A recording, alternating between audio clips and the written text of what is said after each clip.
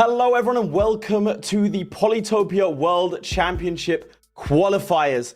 Hello, it's me, Laith, once again. I hosted the 2025 edition. They couldn't get rid of me, and I am joined by my co-host and acquaintance. I know, funny. How you doing today? I'm doing well. How are you? Yeah, ready for some Polytopia. I mean, I'm not going to spoil which tribe it is today. We'll get to that in about 2 minutes, so we'll see. But I'm very excited for this one. You've been bigging up this one for a long time, but it's your first time back after a little break. How have you been dealing with the lack of Polytopia casting in your life? I mean, it's been difficult, but Yeah. I've been managing, some unhealthy coping mechanisms. Polytopia This every one's day. actually real fact here. A lot of Pokemon Go. Too much. Look, we all have our Friends coping and family mechanisms. actually staged an intervention for me. That's not a joke either. That's great, man. Well, now they don't have to be worried anymore because we're back casting some Polytopia. But for the people at home who maybe are tuning in for the first time, why don't you take us through what are we doing here today? Well, this is a tournament divided into 3 stages. This is the first of them. These are the tribe qualifiers right now. So far, 8 of the 12 tribes have had a tribe champion. We make sure that each tribe is represented by the strongest player possible. A little tournament, which we're going to see the 9th edition of right now.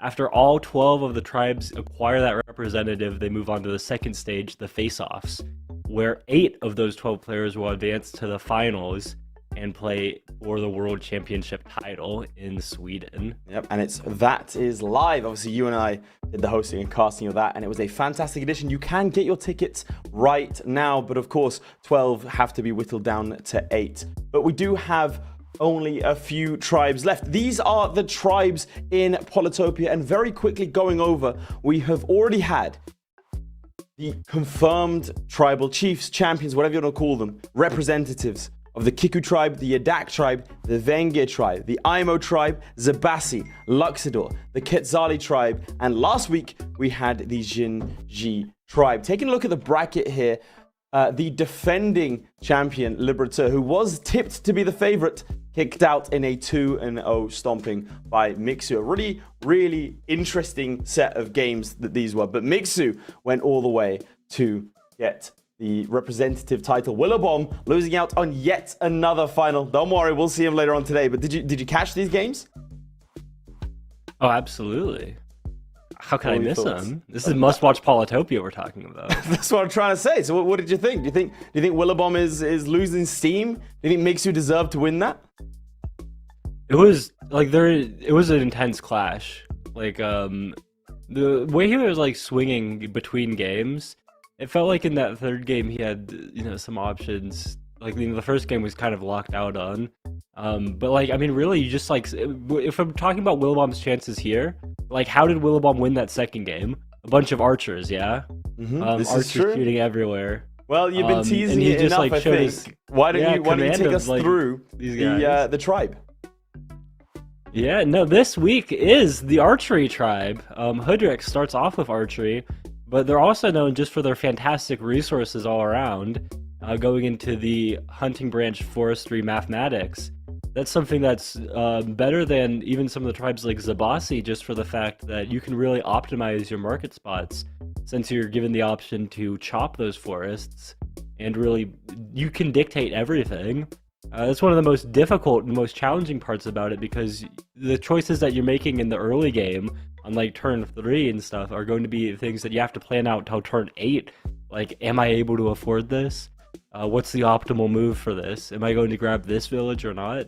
So it makes it very difficult for them to play on occasion. It all depends on what's going on in the map, but they're very challenging, very rewarding tribe.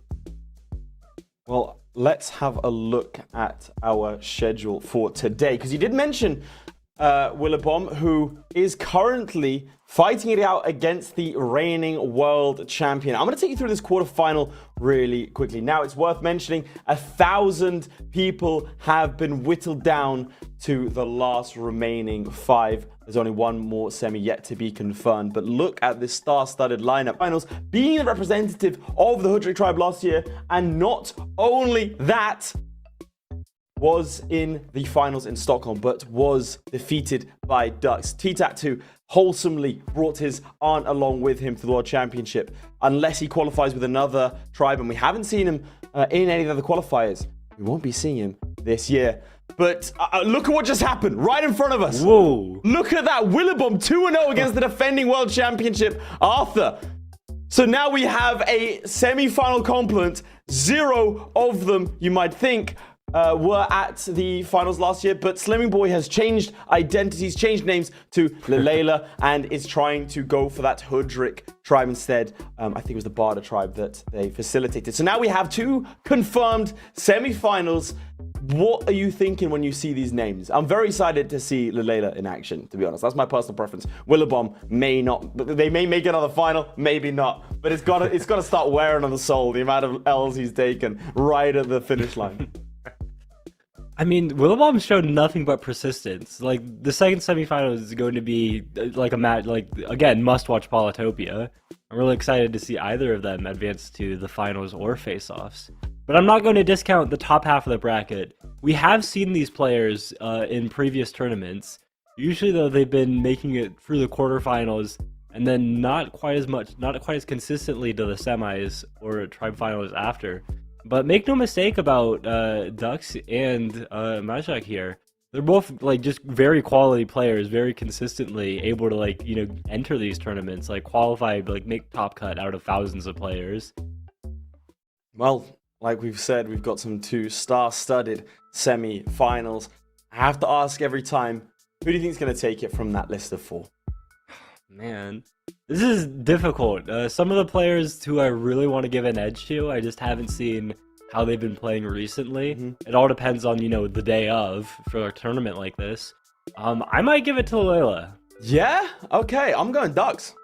I'm going Dux. Dux? Yeah. To be fair, Willibomb, it's got to feel good too knowing the reigning defending champion, right? Oh, absolutely. And Arthur, he has had some good showing, but here's the thing. HOODRICK tribe, your favorite tribe, right? That's what you said. Absolutely. Year on year, like week after week, right? Year on year. These are your guys. How do you think they stack up to other tribes? It's really interesting. If you remember, like last year's qualifiers, where Arthur defeated Heat-Hat in order to become world champion. Well, you know, another round separating him there. But on his route to becoming world champion, he beat them with Imperious. But it was the way those games played out. It was not a clean series, 2-1. So HOODRICK was able to take a game, and it was very like difficult to convert win. Like Arthur was trying to expand, like play quickly, pressure with Rider Roads, and he had just focused on building up the economy, and that's what HOODRICK really excels at. It depends a lot in the tribe-to-tribe matchup, just on who they're going to be playing, everything like that, like how that's going to be working out. I think you're biased.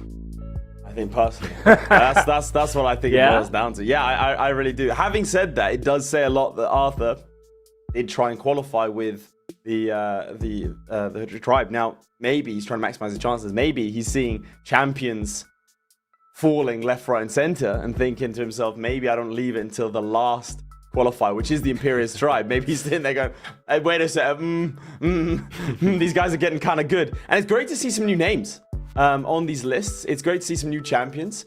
The only shame is, again, on the 20th of September, we are going to whittle down 12 to 8. So 4 of these people that have slogged through thousands of players will have their last piece. I mean, there were some names, I think, in the grand finals that people obviously didn't recognize. There were some names that got left out of the grand final that people were surprised by. But I think we're set up for a really nice, bigger than ever thing in Stockholm. I mean, what did you think of the event last year as well, say? Oh, it was brilliant. It was like the largest production I've ever been part of. Just like feeling the energy of the crowd, like absolutely electric. Yeah, it was all, I mean, like, behind us, whilst we're casting, behind us is the crowd. And there are some great moments of like right in the final, for example, the final game, when people started to realize that Arthur was going to win. You hear, oh, and then you just turn around, there's like a massive group of people, some of them standing up, pyrotechnics going off. So obviously tickets are available if you want to be part of that experience. Would highly recommend. Now, kind of funny, there has been some allegations about you and Justine Linguini and those sorts of things, and we'll discuss those later in the show. We'll have to leave those for later. But how you were saying to me beforehand that you expected these games to go on slightly longer, right? Because of how HOODRICK set up. Yeah, I mean, HOODRICK can be a very quick tribe. They can also be a very long tribe. They want to play economically if they're allowed to. One of these games we get might be a pretty long one. Oh, let's find out. Very close they are, these two. They are off, and I'll hand it to you in a second to take us through the start. Now, let's not forget, these are best of 3 games, which means no matter what happens in this game, we will see these two face off at least one more time. Of course, HOODRICK, starting out with that archery unit, take me through the start and what your initial thoughts are. Yeah, so both players have been going after really the same idea here. Just expanding out with their archer safely. They're not pushing their archers towards the center because they know there's the threat of meeting their opponent, and you don't want to meet your opponent with your squishy archer, which does not do well taking damage. You want to meet them with your warrior, especially a warrior with a defense bonus. But the archer, on the other hand, as we see there, takes damage of no retaliation, whole thing with the range. So Dux's warrior is not getting any village. Both archers are, but I'd feel like Dux a little bit more here. He was able to save a couple of stars early on with that lighthouse, so he was able to upgrade and get that warrior, which is going to be immediately useful in picking up some extra damage there. I feel like it could have even been a mistake to attack with the warrior. Like, once the warrior's at 6 health, you don't really need to go after it any further. But capturing with the archer, and Dux is just one tile short. His own archer not in range. If it were in range, he would be going for that siege. He knows that there's an archer on that village. But Dux does not want to contest, does not want to fight. He doesn't need to push himself in there. He's going to play a little more conservatively here because he really doesn't have anything. And this is another thing which can make it difficult, or like make HOODRICK games go longer. Because the archers, immediately they have the forest defense bonus for all of their units. They also have, of course, the archer units, which are probably the best defenders in the early game. Like we saw there, if you try to push into their territory, you are going to take damage from the archers, and you're not going to deal any retaliation at all. So their armies are just going to stay fine, no matter how many units you push, until you have an actual concrete, I'm going to steal a city from you. Yeah, well, it's interesting you say that, because no we have seen sometimes some players with the HOODRICK tribe, they tend to fall into that mindset of, oh, it's going to be a bit of a longer one. Tends to be not as much pushing because of the archers that you mentioned, and then one player is able to just sort of dive in the back because, frankly, the other one just didn't anticipate that kind of thing happening. So, as you said earlier, like, the games can be quite quick as well, and it sort of depends how they're going to set up to see which one it's going to be. But I think we know. I mean, this is interesting with just the shape of the lake. It feels like both players are really cut off from the rest of the map. I like it. I really like this one. This is my favorite map so far. Yeah. Like, it feels like they would be forced to fight each other. Yes, which is going to be interesting with the archers early. Just like how the villages are set. Yeah, absolutely. Like, they're so far away. You get, say, veteran swordsman from that ruin. How impactful do you think that lone swordsman's going to be? By the time he gets into the game, it's going to be coupled with some giants. So I think what the really big thing here is that it just pushed the archer in range of the village, and now it allows this 1 health warrior to just keep expanding up north, which is what Dux wanted to do anyways. What would have been a more useful ruin, do you think? Like stars, mathematics. We've seen them sort of, I guess they're both 10 stars. Be pivotal for games, obviously. But obviously you can only use what you're given. You're still favoring Dux here? I like Dux's position. I mean, if you just look at the villages that they have, he's got 2 villages already at level 3, despite not being the host player. So he has that 1 turn like initiative loss. He's like down a village right now because of the way he expanded up. He pushed towards the center and it didn't end up working out for him.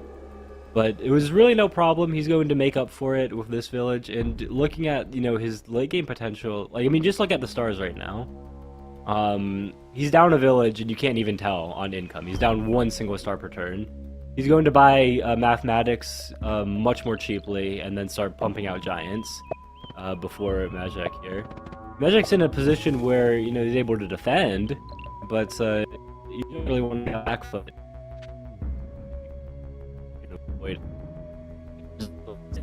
Way more than it does for Majak over in the west. But we'll have to see like what vision, whatever the land looks like up there, for how that goes. But I feel like Dux has the lion's share of this opening. Majak's got some plans. I think the organization pickup was interesting. I mean, it makes a lot of sense, like, you want to grab that, but organization's just one of those techs where it doesn't really matter when you grab it. It's not going to be super expensive early game or late game. It scales really nicely. Mathematics is something you want to pick up as soon as possible. And we're going to see, yeah, Duck setting up his sawmill spots. This huge level 5 sawmill. He does have the market spot over to the east of that as well, eventually. Every game of HOODRICK turns into markets competition. But got another 4 stars right now. He could chop something and go for a workshop over on Lori, or he could go ahead and pick up an upgrade on his capital. And looks like he's going for the workshop right now. Take 2 extra stars per turn instead of just 1. So all very sensible stuff right now in his upgrading. The only thing I'm wondering about is, does Dux have the stars to go ahead and pick up an upgrade on his capital next turn? And I forgot about his Park of Fortune. I assumed that he would use it somewhere else, but no, he's going to use it up there. 5 stars back.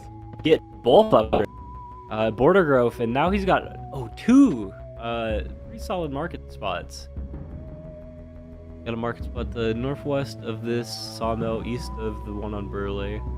And then another market spot on Lori if he puts the sawmill southeast of his capital, and then southwest of the market, maybe. But, I mean, this is the kind of HOODRICK stuff that you're looking at optimizing for. Like, where am I going to put my sawmills? Where am I going to put my markets? And trying to make that work for you the best you can. But 22 stars for Majak here, so we're going to probably see a similar thing, just not quite to scale yet. Yeah. So no giant quite yet for Majak, but the level 3 upgrade, mathematics. We do have going on the capital, and you know, some actual like synergy with where the markets are going to be placed. Just that you can get some border growth on the capital, and then have the markets placed between the sawmills instead of just a single sawmill. So Dux has the better sawmills, but the markets might be worse. Will it matter? Will Dux be able to turn? Dux is going to have to move quickly in order to take advantage of the fact that he's got these better sawmills, better giants, or faster giants rather. Giants are the same quality no matter what turn they come out. No, I disagree. Fundamental, critical misunderstanding of the game there from you. Early giants equals better, and I know this. Yeah, I was trying to trick the players at home. I didn't want them to know all the secrets. But they must be glad to have Leif in the booth to Teasing, bro. What would you do then if you're Majak, right? And you're seeing obviously only what he can see. Let's not forget fog of war is very important here. What are you trying to push towards? What's your like key to victory? I mean, you see the border growth there, and it's a double-edged sword. I mean, one, you're kind of scared of whatever Dux has. You know that there's a giant that's going to be pushing into your city up there in the northwest, or at least northwest of your territory. And you have to figure out some way to defend it. You don't have too many more resources. Even if you get border growth, like you use your Park of Fortune, grab border growth. What else are you really able to do? But it's difficult to defend, but you start pushing out your own giant, you start making catapults, like anything to deal enough damage. You need to immediately save that city. And then once that concern is done, that you're not immediately losing that city, then you start looking at, okay, well you got border growth there, maybe I could start like cloaking that city. Actually setting up cloaks is going to be a whole other thing. Like you need to like clear out the units that are blocking you from actually attacking that city. But there is a path to victory if he's able to defend himself and then able to put up some kind of attack like that. Dux on the other is going to be good for getting the attack going, just with roads, like moving everything in sooner. But also on the path to markets, and I think we're probably going to see markets first, just because didn't grab any units. Like it's also just inconvenient the way the villages are set up to attack like that. So, and Dux doesn't have enough vision for like the security. So when your opponent isn't putting pressure on you like this, you can go ahead and just Yeah, there we go. We're gonna see the catapult get pushed into range to defend. But Dux has no pressure, so he's just going to bank all of his stars and go for like markets as soon as possible. Got 35 stars at the top of the turn. How does he want to use them? My bet's markets, but I've been surprised before, so. Yeah, roads and then grabs a ruin, hoping to grab trade out of that. Grabs it, buys it himself, and he's got enough stars to go ahead and put up 2 level 5 markets. The economy exploding, almost doubling the size of his opponents. And there we go, a rider on the capital, a tasteful little chop over on that east city. Yeah, we're going to see here is like, we get the easy attack, right? Like, you go after that attack, now you got your warrior has a defense bonus, and you didn't take any retaliation damage. The border growth is also going to be useful for, I mean, just look at this catapult where it's positioned. You can't see. You're not really worried about his units like attacking you at all. Dux can't see the catapult. You can't see it. He's not ready. Also, shout out to that 1 health warrior, by the way. That's a long journey to make when you're on your last legs. It's unit's been inverse decimated. It's been pretty bad for him. Okay, so he spotted the giant. What do you think Dux is thinking at a time like this? Sees the giant, goes, okay, well, Gonna give himself another defense bonus. I think he retreated his rider too quickly. Yeah? I think he might have wanted to advance. He could have advanced his swordsman and then sieged with the rider. Interesting. But if he doesn't want to advance with the swordsman, and he doesn't want to put it in range of catapults in the fog or anything, so He does put his giant. Little does he know it's already in range of the catapult. Little does he know. We can't see. It's why fog was so important. He does put his giant in the water. Talk me through that. He does want to advance it. Yeah, he had retreated his rider too fast. He could have sieged here. Yeah. But yeah, that giant, it could be routed through the land and on roads. But, the roads are expensive. He's focused on, spending his stars elsewhere. He has a sawmill and market that he hasn't quite set up yet. At the same time, like, you don't have to spend any stars to move 2 tiles if you just put it in a port. Also, you start working on your naval domination, which is important in a game like this with such a huge lake. And if we're looking at it, counting the water tiles, where is Majak going to contest him? On the 2 water tiles on this village he's just capturing right now? So, he was pretty safe. It just seems like, dump the 7 stars in, you're going to want to start getting on the water eventually anyways. And it's going to be cheaper than, picking up like 3 roads. So, this is, I find interesting that the catapult stayed on the capital. And banking all of those stars. So yeah, Dux is push. He got a tiny bit of vision. He sees what's on the village over there, but he sees the catapults too, and yeah, not interested in going after it. I was interested to see if the warrior was going to capture, or if he was just going to push it west and capture up the swordsman. But this makes a lot of sense. He'll probably just road the swordsman west, so that he can get on that other village up there sooner. Or just put it in a port. Also makes a ton of sense. Gets him a little closer. He'll get to the village at basically the same time. No, he'll get to the village at the same turn. If he spends a couple of roads. I like the emphasis on navy he's got going on over here now. Grabbing fishing, chucking his units in the water. We do generally see that. My stats are lacking here, so it's anecdotal. But we do generally see that the player that gets into the water faster is able to adapt a little better to oncoming traffic, is the best way to describe it. And obviously can use it to their advantage. Yeah. Riding roads Here's to trade. what we were banking all of those stars for last turn. We've got some pretty nice market spots that we've set aside for ourselves. Like, these ones are both taking advantage of multiple sawmills in adjacent to them, instead of just one like Dux's markets. So where we started the turn off like less than half the income, we're bridging that gap and quickly. But Dux has is just moving faster along this same route of development. So nothing wrong with what's going on for other players, just that Dux has started a little bit sooner. And if he's able to turn that advantage into something more, or not is the big question for him right now. Because, I mean, looking at the map, he does have more income. He doesn't have an attack. He's building one on the water, but it is difficult for him to actually... It's a double-edged sword, the fact that Majak doesn't have any port access towards the center of the map. Just, it makes it difficult for him to get established on the water, which will probably make it difficult for him to, you know, make big pushes there. But also, if he just sets up a bunch of catapults and stuff in the back, he can probably pick up spiritualism and block any knights with building forests, and then put up a bunch of catapults in the back, and then suddenly it's a question of, well, you got the water, but how do you push this? It could even be, and I know we dread the word, but stalemate-ish. No, he said it. Stall. He said, right, shut it down. Well, it's that time where I have to tell you exactly what happens. These games are capped at 1 hour at the maximum. If they do go to the hour-long mark, then a judge's decision is taken to see who would win the game if it was played out to its logical conclusion. There you go. You happy now? See what you maybe do?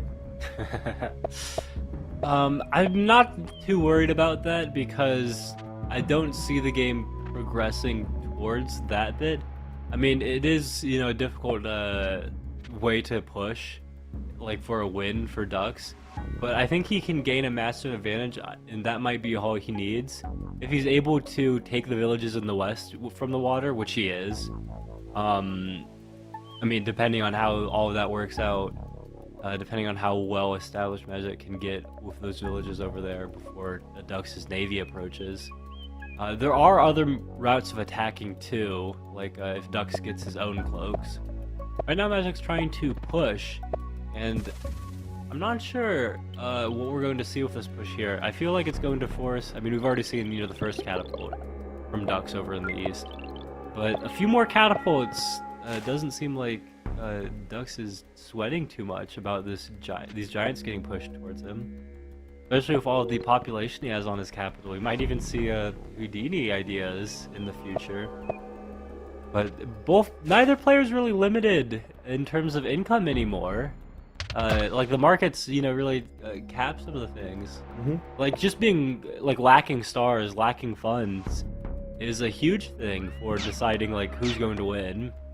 But when both players start, you know, printing off stars like it's Monopoly money, things can start to go long.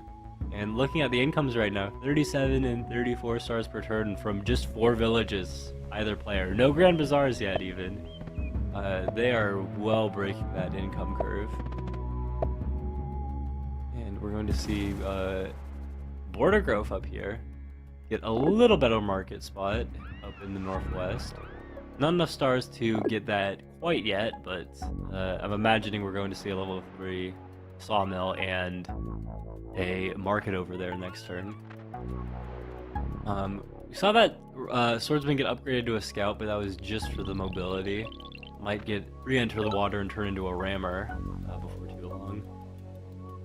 So these catapults are defended. They're behind the zone of control of these 2 giants, acting like a big wall.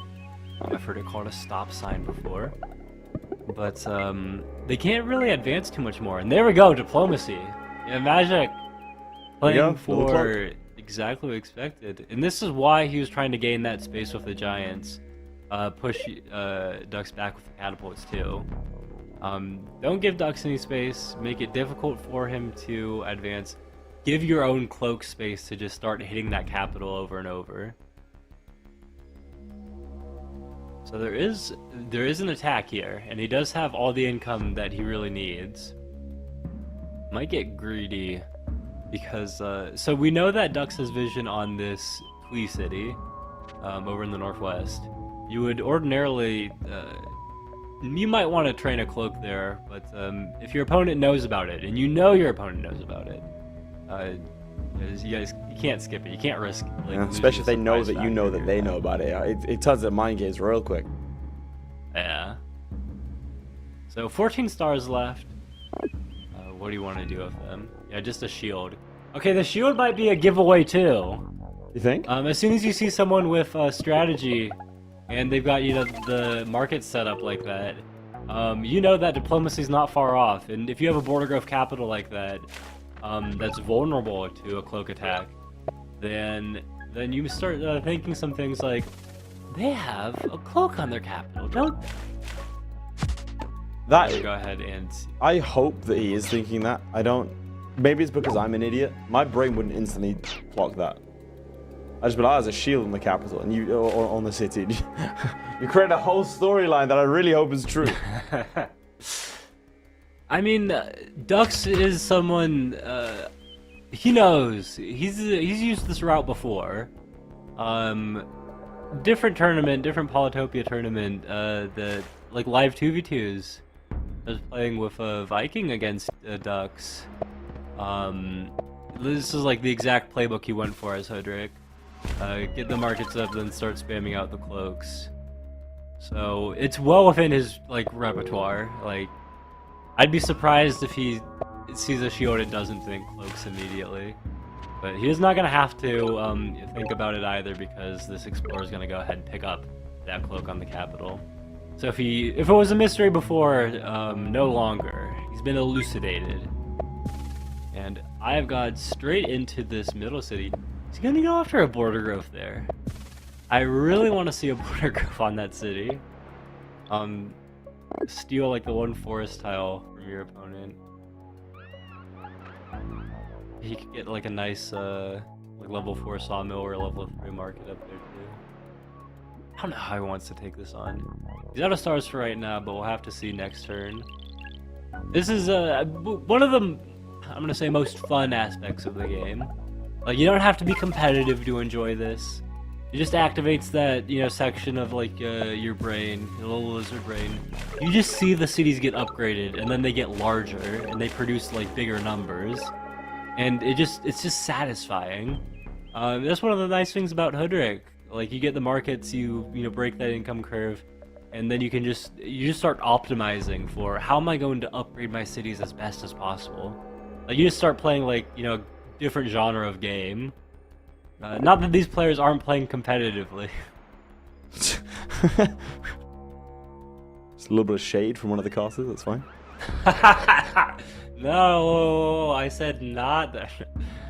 But now that the cloak has been revealed, the question is, and you're getting your giant that was doing so well with the zone of control, it's getting attacked now. The catapults are dealing some damage in the back. You're not doing anything about it. You don't have unending time where you can actually get these cloaks to go off. And you're capped at 5 daggers. If he could get more cloak attacks, maybe I could see something, but I feel like his west is too vulnerable, that he's probably going to collapse over there before his attack on the capital is able to really amount to too much. And also, these catapults are suddenly vulnerable, just from the scouts in the water. Yes, he's going to advance this one, but that catapult can still get taken out by a couple of scouts. How Dux wants to spend his stars remains to be seen. Oh, it feels like, there's even potential if he, I think it makes a lot of sense what Dux did attacking the giant there. But just to highlight a different idea, if he'd used that catapult to go after the defender, and then a couple of scouts, he could have used his rider to kill the catapult, bounce off the catapult, and discover the cloak, preventing it from infiltrating. But he has no way of knowing that the cloak is southeast of the catapult and not south of the giant down there. He might be going after a few roads here to actually even kill that 22 health giant. Yeah, there's the bomber. Got navigation to pick up starfish ages ago. And here comes the Juggernaut. The Juggernaut, some splash. Like, you don't have your catapult anymore. You've got nothing for me to be worried about. So, Border Grove City, you're going to see those daggers pop up on all of the tiles that provide defense bonuses. And there we go, the level 1. You see the border growth here? Beautiful. Beautiful border growth. And chopping because he wants that level 3 market there too. The extra population is no concern to him because he has enough forest to fish. He can even chop and still pick up a giant on Inwa. So no need to keep another forest around and keep lower markets. He's taking a little think here. I think he might be wondering, like, he knows that the cloak is going to be in range. He's got a few catapults. He doesn't have the stars to get another catapult. Would be helpful in taking out those defense boosted daggers. But how he wants to advance up to him. He could even chop a forest. Like the forest double south of Inwa. Pick like a warrior if you wanted. Yeah, he's chopping that forest. Taking up a warrior. Sometimes it just feels good to call it.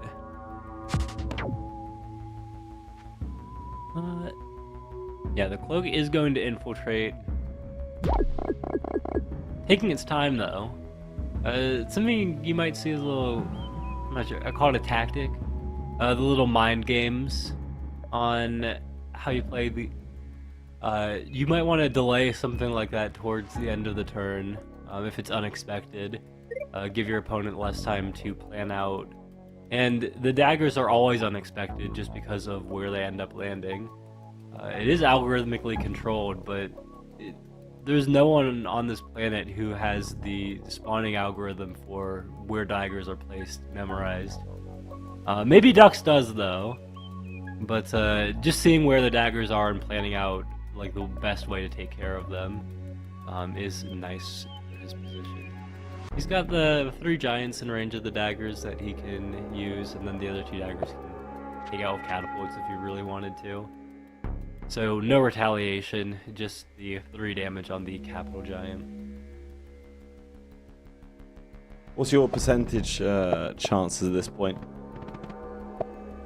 I mean, I'm gonna give it like 90% to Dux.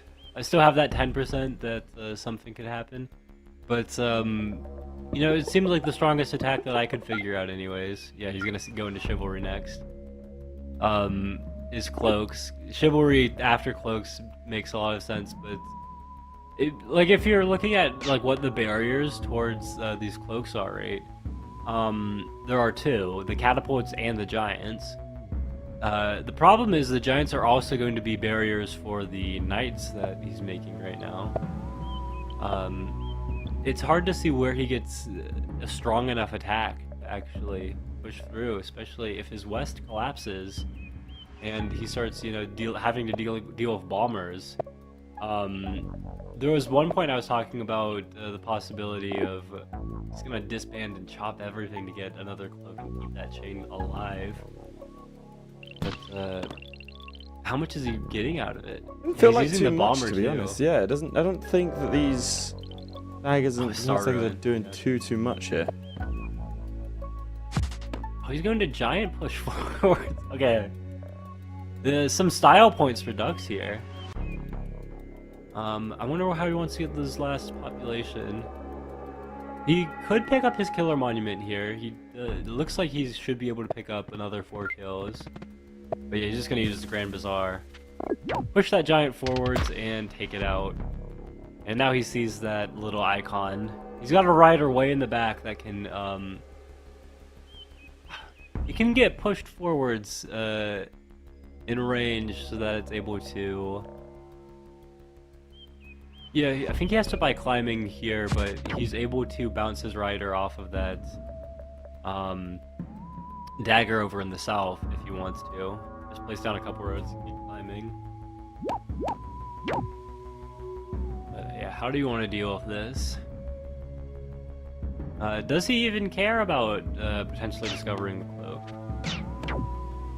He does have to deal with the cloak and daggers. Like, they're not, in my opinion, they're not the most impactful sort of thing in front of him. It does feel almost like a bit more of a stall than it is like an actual offensive. I'm happy to be corrected on that. So yeah. Yeah. If I feel like he needed to push with those catapults. I mean, the only ways that he had to defend against like the giant push from Dux, which I mean, just look at the giant count. Like 1 giant over on our side versus like Duxy Boys Blue, like giant in the water, 5 giants over on the land, no catapults to counter them, disbanded everything for a knight and a cloak.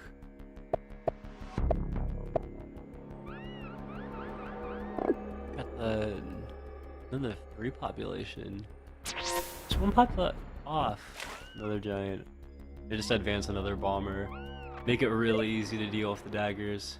And we're seeing absolutely 0 naval. Yeah, that's what I was saying earlier. It's just there's no response. The sea is his, and it's hard to see how you're gonna. It's hard to witness how he's gonna be able to deal with those naval units. Control the water, you control the game, and all this land stuff is all well and good, but the second he starts to seriously push with those boats, it's game over. That's quite fun though. More of them. Yeah, you weren't able to kill all of my daggers last turn. Well, was able to, chose not to. He's gonna get a spite border growth here.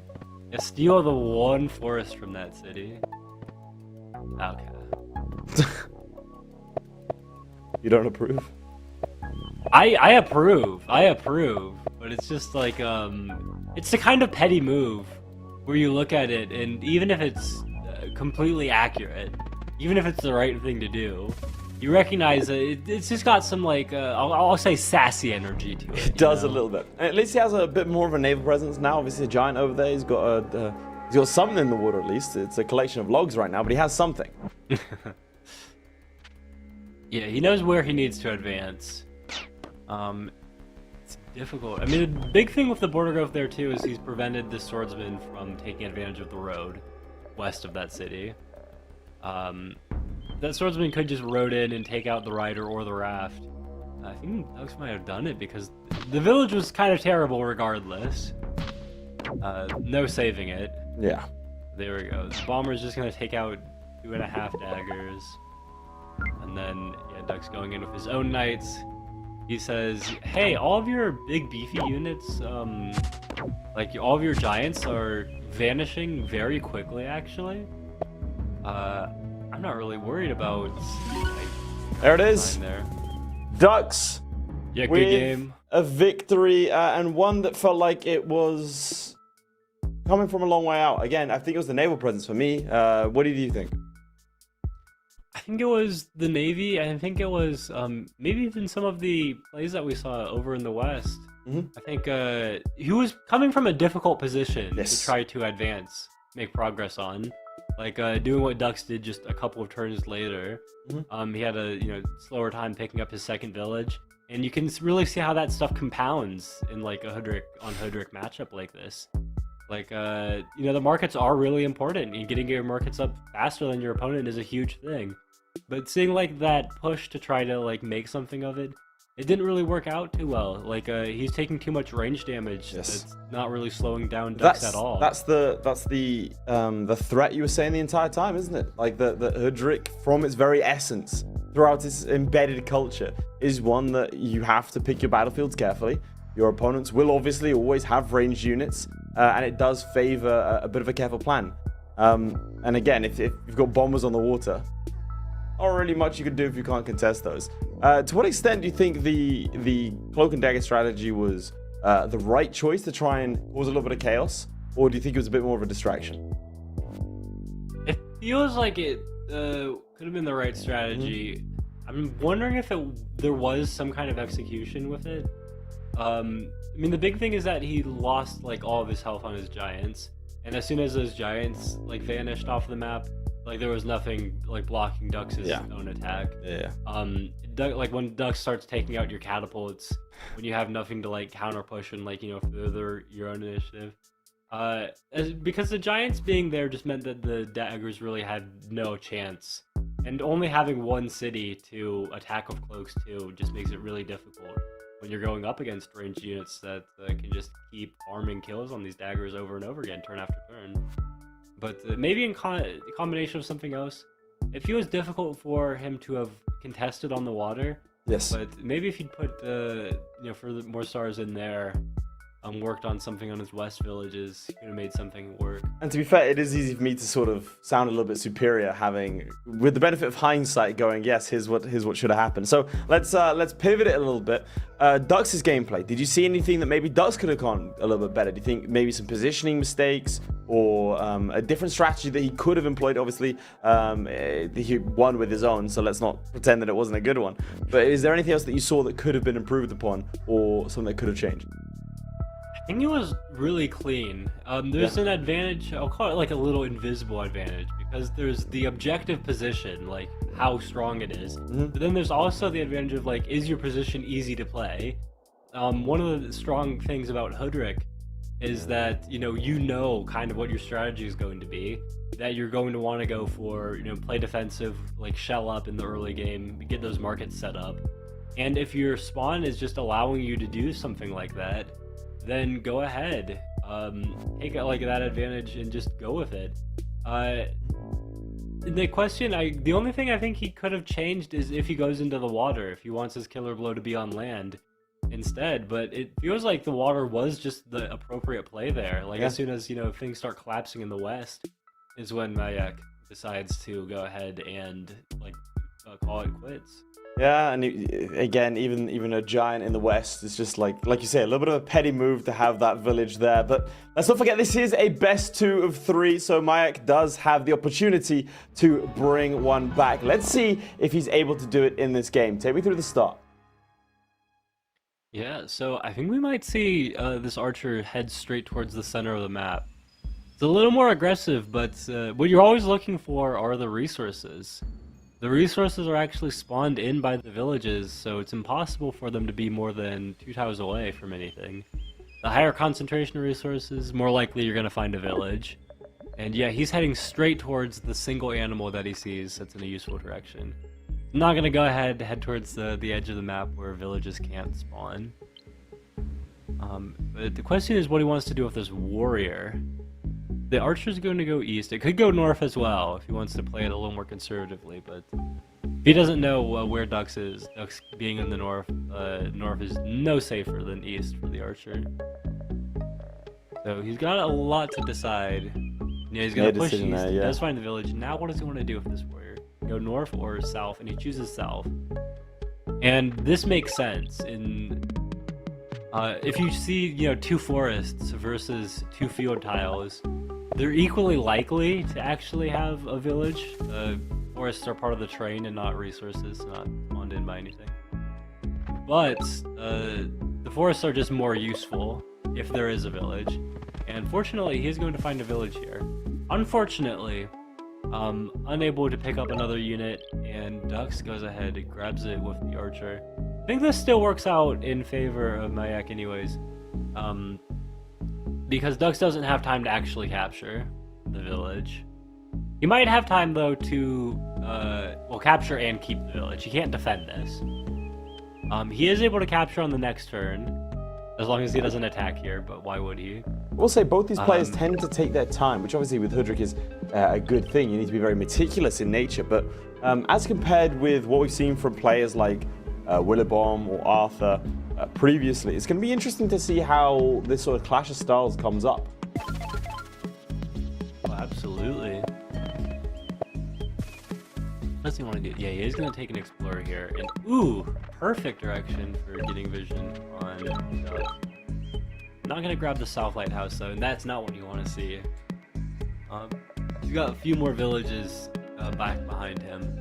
It is going to be awkward to explore like that, but he does know that he's safe to take this village over in the west. He's got to feel confident there. Dux, for his part, is almost certainly going to go ahead, buy forestry, and chop these 2 forests after capturing. And he's going to leave it as a village with a bunch of field tiles and a single fruit. So, a village that neither player really wants to have. There we go, there's the forestry, and do you see the 2 chops immediately? Yeah, immediately. Get 5 stars, could have picked up something else, but wants to get this upgrade. The Explorer feels appropriate since it's going to go ahead and go north. There are just more fog tiles to the north than the southeast. So get great vision on Majak, and it's already feeling tough for Majak again. Like they are going to have Majak's going to have more villages immediately, but the question is, because he's already delayed. Yeah, he's trying to expand. He knows that he doesn't have his future is not in going for the attack. He's trying to expand, but he's cut off by a lake up there. He's got a few more tiles that he's got to run through before he can go ahead and grab stuff. So Dux is going to be down villages immediately, but going to equalize and then surpass Majak's village count with these 2 villages over to his east. Already upgrading further. He doesn't have the kind of anchor of a city that li.lela is, because it's going to be like you're going to be wanting to pick up your techs like mathematics and trade, and the city's going to li.lela is going to increase the cost of those 2 techs by 3 stars each, and only be producing 1 star per turn. And it's not like there's a future where it starts producing more than 1 star per turn either, until you have roads and org. So how do you think you should treat with it? Yeah, I mean, it just makes it like forestry. I think this was the right play for Majak there. You're going to want to upgrade your own capital. You don't have the stars to do that quite yet, but you just get your own capital upgraded. I think you have some small advantage right now, like at this stage of the game, just in the fact that you have more villages. And this early on, more villages just means more units. If you treat this like you would like a game of like HOODRICK Bullet, and you just train only archers, every city only archers, and you just push only archers into Dux, and try to pressure those cities as much as possible. If you're able to get that push, and he only has 2 cities to train units from you, you're training from 3. Maybe you can make something happen. The problem is the cities are just so far away. Like, an archer trained on the capital right now. It was like it's just late. Okay, equalizing the city count. Once Majak grabs that city, it's just uncovered. What does he do here? Dux recognizes that he's weak in the unit department. So trains enough units that he's still able to buy mathematics before capturing this southern city. Oh! Okay, he's going to advance and get that warrior kill there. It's nice to have the defense bonus. Giving up, he doesn't have, if he had more stars to train units, right? If he had a couple more archers he could train, I would support this like 100%. The thing is, he's giving up some easy damage on his own archers here, and he's allowing this 8 health warrior to advance towards his capital. He doesn't really have much else to do. Oh, is he going to chop? Yeah. You can chop and pick up his own warrior, and this is going to... What this does is it blocks... The warrior would have gone east to pressure the archers a little bit more. You could have seen Majak move in with his own archers and attack, like he'd have 2 8 health archers against the 2 4 health archers and a single warrior. He would have only lost like 1 of his archers the turn after, trained some more units. It would have worked out for him. But now with this extra warrior here, it's a very small difference. It's subtle, but world of distinction. Now suddenly Dux is pushing him back. Like he picked up a warrior kill and his own warrior isn't even getting killed in retaliation. Mike, again, taking his time, bit by bit by bit. Again, a single moment, like you're pointing out, can be disastrous. So he's definitely making sure he doesn't want to make any mistakes here. But I want to point out something you said about a month ago, 2 months ago even, which has stuck with me ever since. And I'm not talking about our DMs. You said that it's good to make your opponent think on their time. And that's something that we'll start to see more here, I think. Now that Majak took a long time, Dux had already planned out his moves. You can see him moving very, very quickly, and then suddenly Majak's done. Majak's turn is up again, and Majak has to think on their own time again, allowing Dux to make his own moves. And that time pressure does get to you. It is rare that we see some of these players not get a move done because of the turn timer, but it does mean they have to move a little bit faster, and they are more mistake prone. just saw something really sad there. Oh, The animal being chopped over on that tile southeast of Lego. But it's allowing this giant to come out on Layik this turn instead of the next. They have a Park of Fortune too, which I'm imagining Ducks might just drop on his capital, along with the sawmill over there. Ducks also positioning his units to harass the warrior over in the west. I'm imagining Ducks moves his own warrior west, sees where he goes in the fog, and says, "You wanted that ruin? Not this time." I think Majak was really hoping that Ducks just wouldn't see that. Fortunately, Ducks had the vision. A very good explorer from him on the Layik City earlier on. How do we want to advance here? We have a Park of Fortune that we could use in a variety of ways. The border growth here even, but population growth is a much more sensible play. I was wondering if he would even wanted to take an explorer on Donalon to get the East Lighthouse, and would have already had a giant over on the capital. But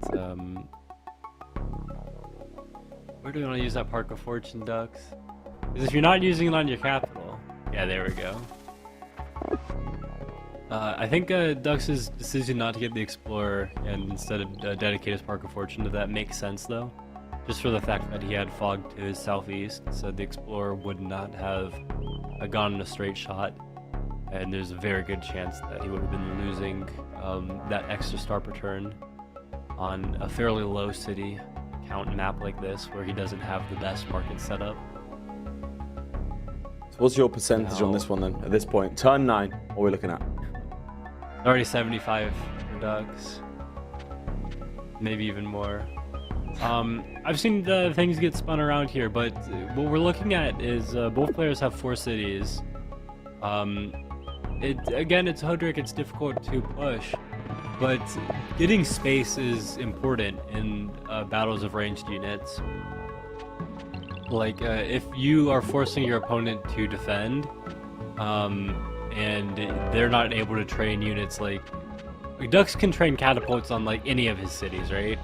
And he doesn't have to fear like an archer coming in to take damage on it. Maybe if Majak bought roads already, he couldn't train an archer on Layik. And a better example, like Ducks, what he's doing right now, training riders up in the front, and he doesn't have to worry about them. But we're not going to see that from Majak. And that's where, you know, controlling space and having the initiative, like being the first player to start attacking the opponent, is really important. But then, you know, the other terms of quality, like just the units that Ducks has access to, like he's got these giants, he's got his riders, gonna start putting them on roads. He's just sieging, like he sees the 2 catapults, he sees the archers, and Ducks does not. Yeah, he's gonna start There we go. Yeah. A quick game, a quick victory, and comparatively a quick semi-final victory for Ducks, who does go to the final. Now, I don't want to say too much, but I did say that I thought Ducks was going to go all the way today. So let's see if I am proven correct. What's your takeaway from this game? Man, like a commanding 2-0 for Ducks going all the way too. A very good like 2-0. He never felt like he was out of control in that game. He pushed like aggressively into the west, like straight to his opponent's capital, and then like just immediately like we saw, you know, the like HOODRICK sabotage that he's got access to, just chopping away all those forests. Like just if that village could support more than 2 units, if it could you know, have workshop income going for him, could have been like very different how that played out if Ducks didn't have access to those extra couple stars in the early game and let it snowball like that. Yeah. But like you know, things just worked out for him, and it was like it just made sense. Like the game was kind of instructing Ducks, like this is how you want to play this, and like what we also saw at the end there with the way he pushed that giant straight into the city. Like he moved boldly, like he knew what he was capable of. Yeah, well, absolutely fantastic. He's capable of the final. Of course, we now have the other semi-final we're going to get to in just a bit, Willibomb versus li.lela, who has not been seen playing in this kind of a tournament since, of course, being in the final and placing second. That is all coming up very, very soon. We're going to take a short break, so grab a quick snack. And after just a couple of minutes, we'll be back for what I think is going to be the best semi-final of the entire season so far.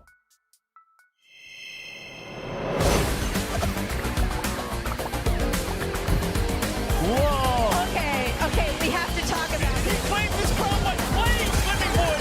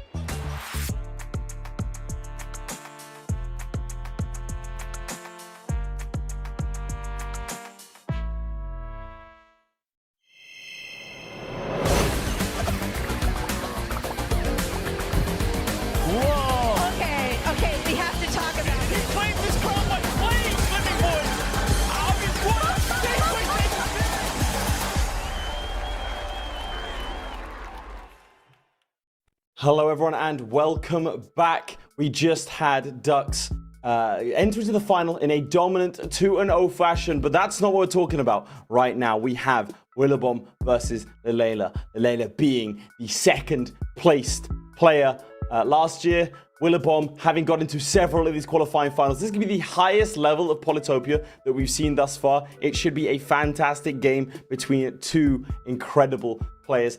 They're getting ready to get started right now. We're going to be going to game any second. Let's not forget it is a best of 3, so we get to see these games at least twice. I know, out of the two of them, which one are you picking? Just eyes shut, pick one. Whoa. Pick one. This is like picking a favorite child. Like, you can have one, you just can't say it, you know? All right, well, instead of picking a favorite then, why don't you take me through their starts? Yeah, I like what I'm seeing for both players here. li.lela doesn't have like quite the resources, but with the early upgrade on the capital, with grabbing that lighthouse, able to go ahead and pick up another warrior sooner. And Willibomb could have picked up a third warrior to expand southeast if he'd wanted to go ahead and grab the lighthouse before stepping on the village. And I feel like that might have been the stronger play too. Just, he didn't know this at the time, of course, but only one animal on this village up north. And Willibomb doesn't have the stars to pick up hunting before capturing either. So it feels like we're getting a lot of indication for, you know, lighthouse start. And gonna delay capture on this village, potentially even, to go ahead and pick up forestry. So yeah, I probably should have routed to get the lighthouse, get the warrior turn earlier. But would have preferred, looks like, if there was another animal up there and then grab the second workshop or even an explorer. No, gonna go ahead and actually capture here. Change what I was saying then. Seemed like maybe some thought to it, but could be reading into the absence of motion a little bit too much. The big difference, though, is that Willibomb is faster on picking up these cities. li.lela is going to have an easier time picking up some of these technologies. Like, hasn't bought forestry yet, but could potentially buy forestry and chop to get mathematics before the second city capture even happens. I doubt it a little bit. I don't think that the 3-star cost, like picking up mathematics for 10 stars is all too bad a deal. Especially, you have to chop pretty aggressively to get mathematics here, so just gonna go after the workshop instead and pick up mathematics for 10 stars before capturing this third village. I feel like the archer wanted to route north with where this village ended up.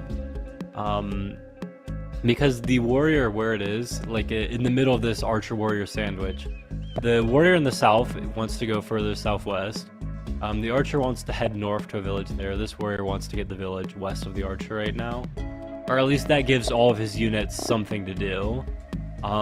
If the archer gets the village to the west of it, then the warrior doesn't really have anywhere to go because it's redundant. It's doubling the function of the warrior that you already have on your village there.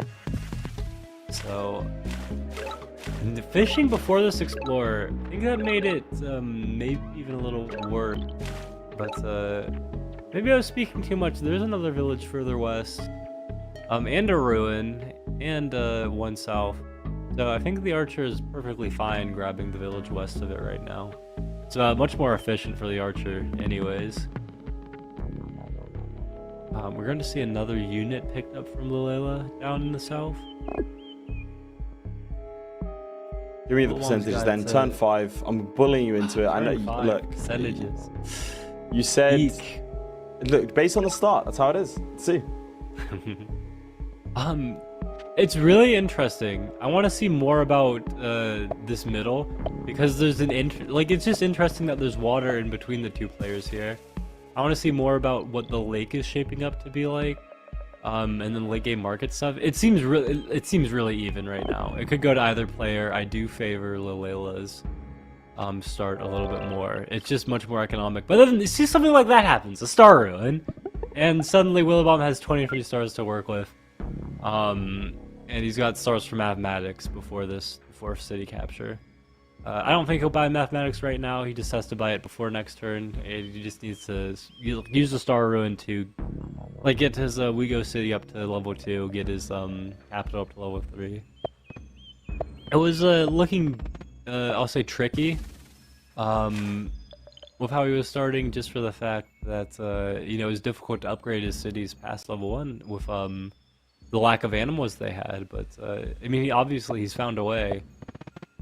Gonna go ahead end the turn at 0 stars if he gets this workshop in the north, which will mean that he has to chop if he wants mathematics before capturing his 4th city. I don't see why he wouldn't chop a couple of forests. He's already got the meeting stars though. I mean, li.lela's start is still just rock solid. It's just a little slow in terms of expansion. You could have seen Willibomb really hurting for that, if not for the fact that he got those star ruins. But, I mean, just a reminder, like, the ruins are there to incentivize exploration around the whole map. You can explore, take ruins from your opponent, and then get something like that, and suddenly, you're in the clear. So grabbing the ruin of this warrior. The other warrior is probably routing to the village, but how does he have the confidence to know there's a village there? Without having moved yet. I would have changed the order of that, but it works out for him anyways. Sees the village there, and I think he wants to buy mathematics now, before capturing. Or I guess if he wants to buy mathematics now, he's gonna have to chop the forest on his capital. I don't think he wants to do that. He may just take an explorer here instead. Willibomb has just crossed that important 2,000 point threshold. So if he takes an explorer now, he'll get traded 7 stars instead of 5 if he were only past 1,000. No, he's just going to bank the 5 stars. Interesting. And wait on the explorer. Is he planning on like fishing before the explorer? Because he sees like the little bit of water between them. Worried that the small lake might be a big lake. But he does lack vision, and as we've seen, that's not a great position to be in when you can't see the map. Can't see the map, slower on getting in the water.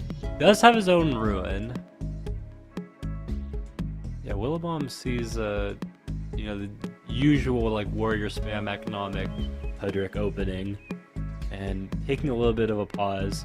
Again, like we were talking about, we've seen Willibomb play fast before, but HOODRICK's a tribe that you are going to pause and figure out, am I able to chop this because I need to figure out where all of my markets are going to go.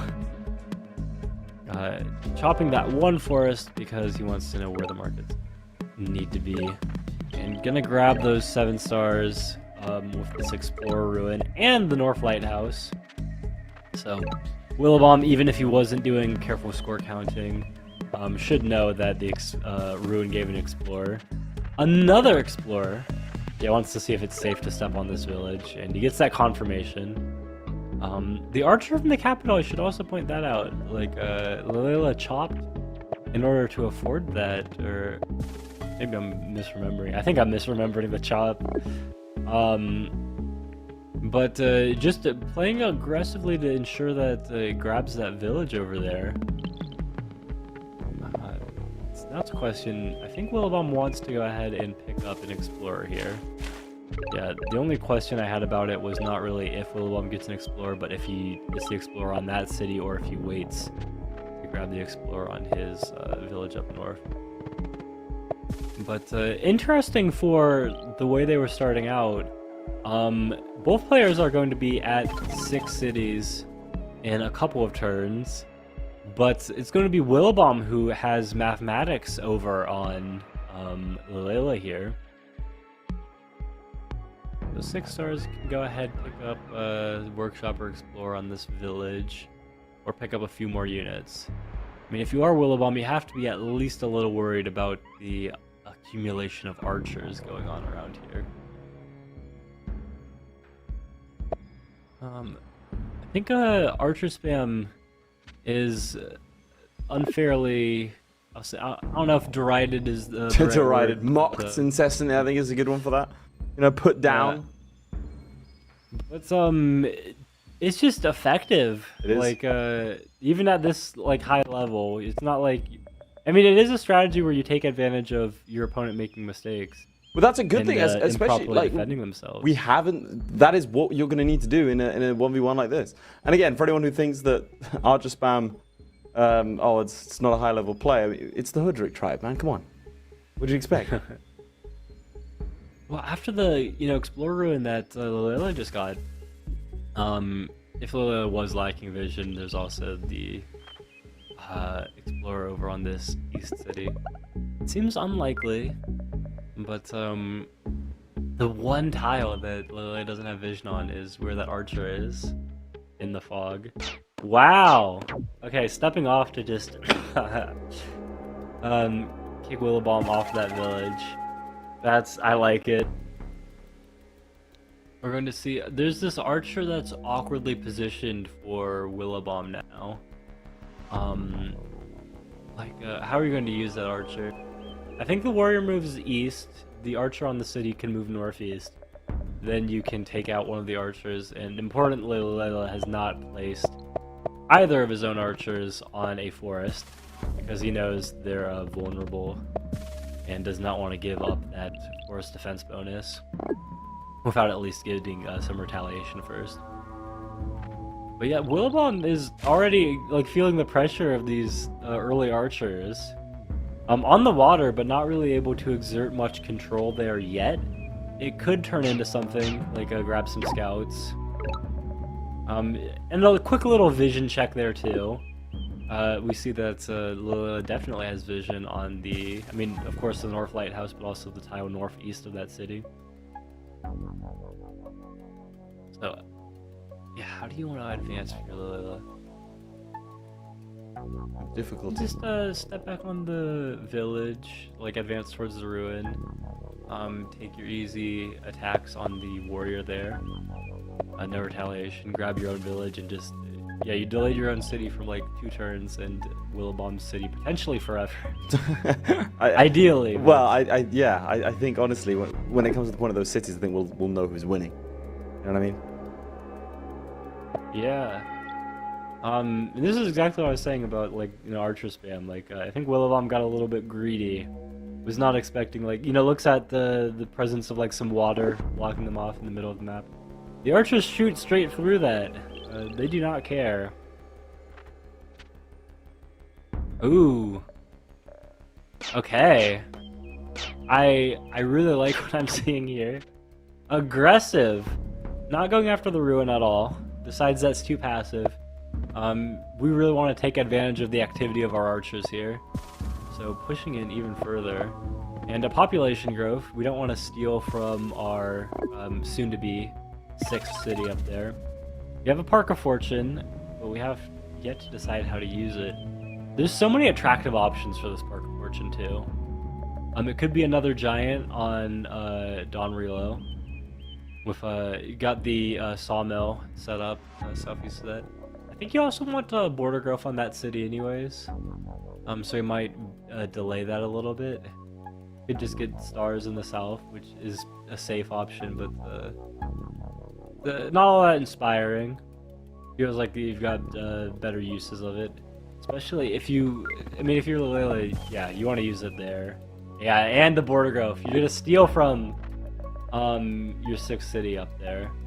But we're going to get a much better sawmill spot in exchange. And the markets are going to go absolutely insane. No other way to put it. Absolutely insane. Interesting chop. The southwest forest instead of the southeast one. It feels like you're just losing a level 2 market. I mean, nothing much lost with a level 2 market. But, interesting. I guess it just overlaps with where you're going to place the older market.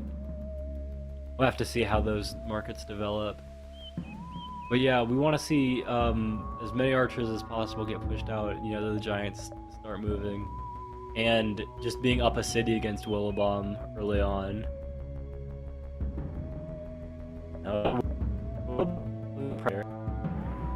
Interesting bits at the start. Does it do something, doesn't it? Whatever, but He's losing on the land, but HOODRICK is a tribe where you're able to defend. In a city right now, he's only going to be losing space. And that's fine if you're able to reclaim that space with making your own giants, you know, disadvantage of your ranged units that you can. But there's no guarantee that he's going to reclaim that. I like this map because it's allowing for a bit more tactical flexibility that we generally get to see in these kinds of games. Like you say, claiming the space, right? Usually there are obvious sort of choke points versus these like larger planes where one player is sort of advancing up, as we do see li.lela begin to take the advantage in terms of kills. And that obviously does build momentum. Absolutely.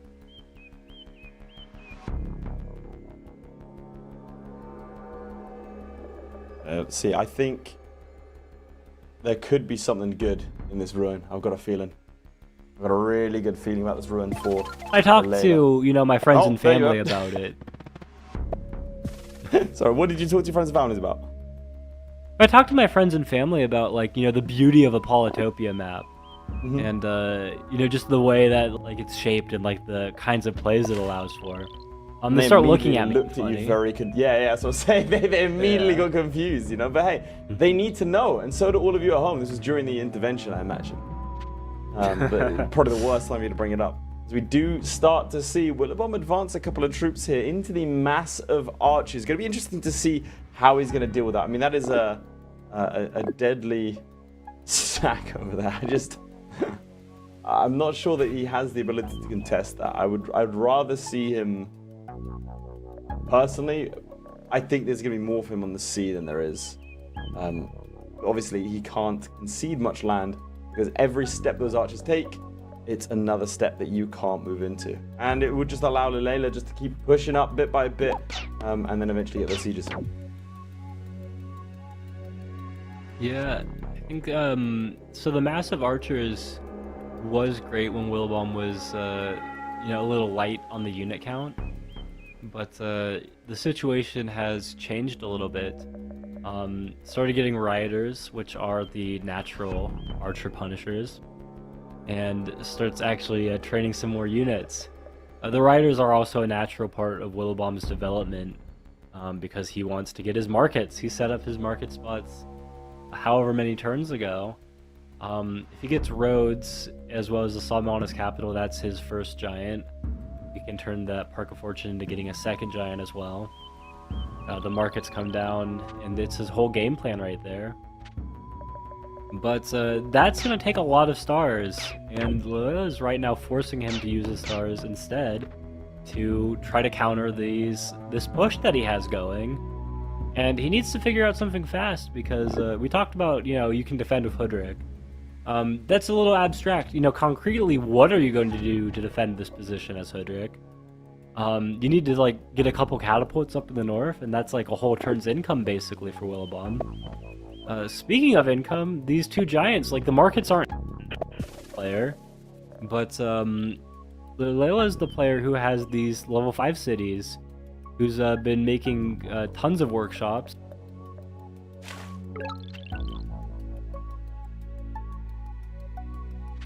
At the end of that sentence was tons of workshops. You got tons of workshops, and you know, the extra 7 stars per turn is definitely favoring him as we make this transition to markets. Get some roads in here. This is where it gets a little bit interesting. Now, once again, worth mentioning that there is an upper limit in terms of time taken. Right now, I believe we are a third of the way through the game. And as it stands, I wouldn't even say there's a clear winner here, but at the same time, we have seen players, when they see their opponent's momentum, they tend to sit back, turtle, play defensive. The hour goes by, and they lose on decision. I'll always maintain it's better to lose in the game than it is in the decision, because at least you can try and flip it. We had a really interesting game, and I think Willibomb was part of that one, actually, ironically. But one of the players in a dominant position for a long time, other players managed to switch it around and get that just decision, as we do see a giant now in, is it Thabur, and one in Ikth. It's actually amusing because li.lela can't see that city. It's the one tile The of one city fog of war. you Yeah. can see, yeah. I mean, it's a really interesting. It feels even-ish. I'm going to say even-ish, just for the fact that it's going to be decided on tactics. Like, again, these are live games. The players have clocks. Willibomb's was ticking down, pretty close to 0, just that last turn. They don't have unlimited time to figure this out, and it's just unlikely, of how complex Polytopia is, that they're going to find perfect moves. So it really depends on just who's the better player.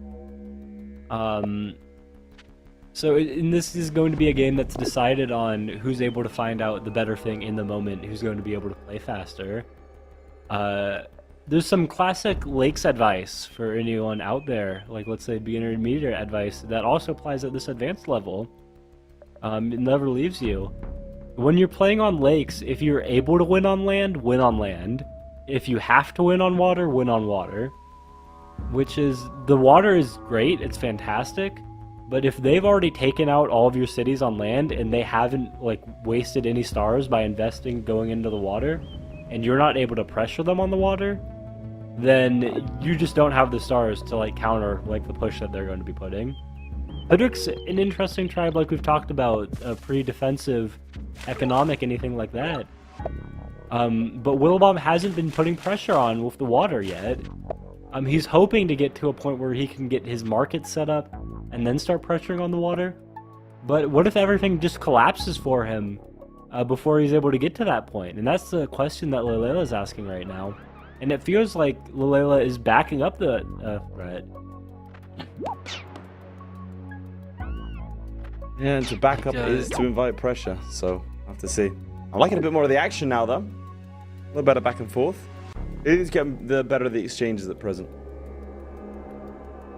li.lela's the one who's pushing, and when you're pushing with this number of archers, you're taking more damage, and you can see this in the kill count. 8 kills li.lela, 6 kills Willibomb. Also in the unit count, 2 more kills and 2 more units. But it's difficult because when that Willibomb, it's easier to defend. Your own giants and such. In catapults, for li.lela to sustain the push, he's got to put more stars into it, and neither player really wants to be putting stars into getting markets set up. And li.lela's just chopped for another 5 stars, so we're gonna see we're gonna see 2 markets down immediately, and yeah, beautiful markets too. We're going to see Oliver get a sawmill soon, just to upgrade the market south of li.lela's capital as well. So li.lela is the first player to markets, but this also indicates maybe not the smoothest things in terms of game plan for li.lela here. Because if you're li.lela, you want to be in a position where you just steal a city from Willibomb in the middle of the map and then call it. If it's progressing towards later and later in the game, the water starts to become a serious concern. And, markets just signal that you're playing. HOODRICK is a great tribe to counter on the water. I would exactly. Now that's what I was going to say. But I would still like to see Willibomb advance a bit more on the water, which is a tricky thing to do when you're trying to both defend against the push. Make sure you still have units there to deter it so you don't get suddenly surprised. Make sure you're doing all the economic development, and then somehow try and find, there we go, his trade. Try and find the spare resources to facilitate a push on the water. Yeah, it's a tough position, and if Willibomb's not making much headway in the water, it just goes to show the pressure that li.lela's putting on him. Ooh, chopping an animal to get that first market up too. Interesting. Yeah, you don't really need that resource. You're looking at it, it's nice, but you're not going to pick up a giant over there. You're not giving up a crazy potential with it. And you want the stars as fast as possible. It is a little too greedy Maybe you're not going to like lose all of your time calculating if I can keep this one animal, when you could instead just go for the crazy market. And Yeah, it's some roads here. really nice here. Hello. A capital siege. Wow, could siege the capital, could siege the southwest city. Does siege the capital. That's some stars denied there from Willibomb. This is like the kind of strategy we like to see from li.lela. These little like, okay, here's a slight gap in there. I'm gonna throw everything forwards, and obviously it's gonna be de-siege, but the economic impact is going to be significant enough to warrant it. It's a good amount of stars. How many stars is that's being denied? A massive workshop failing on me. the capital, it's level 5, so that's 7 stars per turn. 7 stars. So he's denying 7 stars. Yeah. So it's, it is obviously worth it, and that's now something he has to deal with. And he can set up another siege from there. I mean, it's also like what I was talking about with the complexity of the position and what the players are dealing with. That's like just something that Willibomb should have been able to sell. Like you see the markets come down, you know that your opponent has roads and that your cities aren't safe to be open like that. Like the riders are coming in too. But like there's just so much pressure on Willibomb's position. He's really focused on, he tunnel visioned that market and like lost focus on there's a few more stars to be gained by getting a warrior up there. So I don't think he's going to keep his cities open any longer. But that's another difficult thing because, again, like just the lack of space that he has there. Oh, whoa. So yeah, he's definitely would have been overloaded. Like he has no units to take care of this rider on his capital, but with a sawmill and a port connection over in that west city, we should see Giant push the rider off, keeping the east village from li.lela yet again. I think we might see this Giant road in towards that north city though. Depends on how... Oh, just road connections. Oh, a port. Yeah, no, he's already placed the sawmill southwest of his capital. A little blind. But either way, saving the Giant push for the capital and keeping the Giant off of the east village. Another Giant coming down and setting up another nice market spot west of this central city, but just lacking the stars. So the central city might get sieged on the next turn. And it feels like things are really collapsing for Willibomb. He had a really nice defense there, but only the one catapult up in the north, and like a single archer as his ranged units. And those things are, I hate to say this, in position to get tickled. I hate that you said that as well. We can agree then. I'm glad. But yeah, li.lela can just... Oh. Yeah, that's yeah, the archer and swordsman combo there. Might have to disband that or by climbing, but feels like a siege on that Gothon city is inevitable now. So how are we gonna... We got 27 stars, and he's doing something really nice that we've talked about before. Give your, like, if you notice that Willibomb's having some clock pressure, just save all of the unit stuff, like the stuff that he needs to react to and spend the most time thinking about towards the end of the turn. Don't give him time to think. Another siege. We might road in these archers. Take care of the Giant up there. I'm not sure what he wants to do over in the east. He could just pull his own Giant to safety. He's gonna go after the weaker Giant. Yeah, and this is difficult. Do you just, bounce your 1 health rider? Yeah. Keep it nice and safe-ish. And then you just move this Giant back. So it's still controlling the village, but out of range of the catapult. You don't go after damage here in range of the catapult. Surely not, right? You couldn't.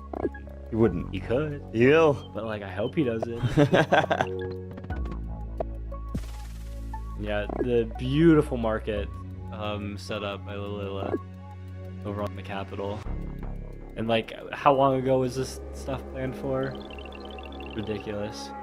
I think he can, because what he's counting on is that Willibomb needs to use that catapult to unsiege the central city.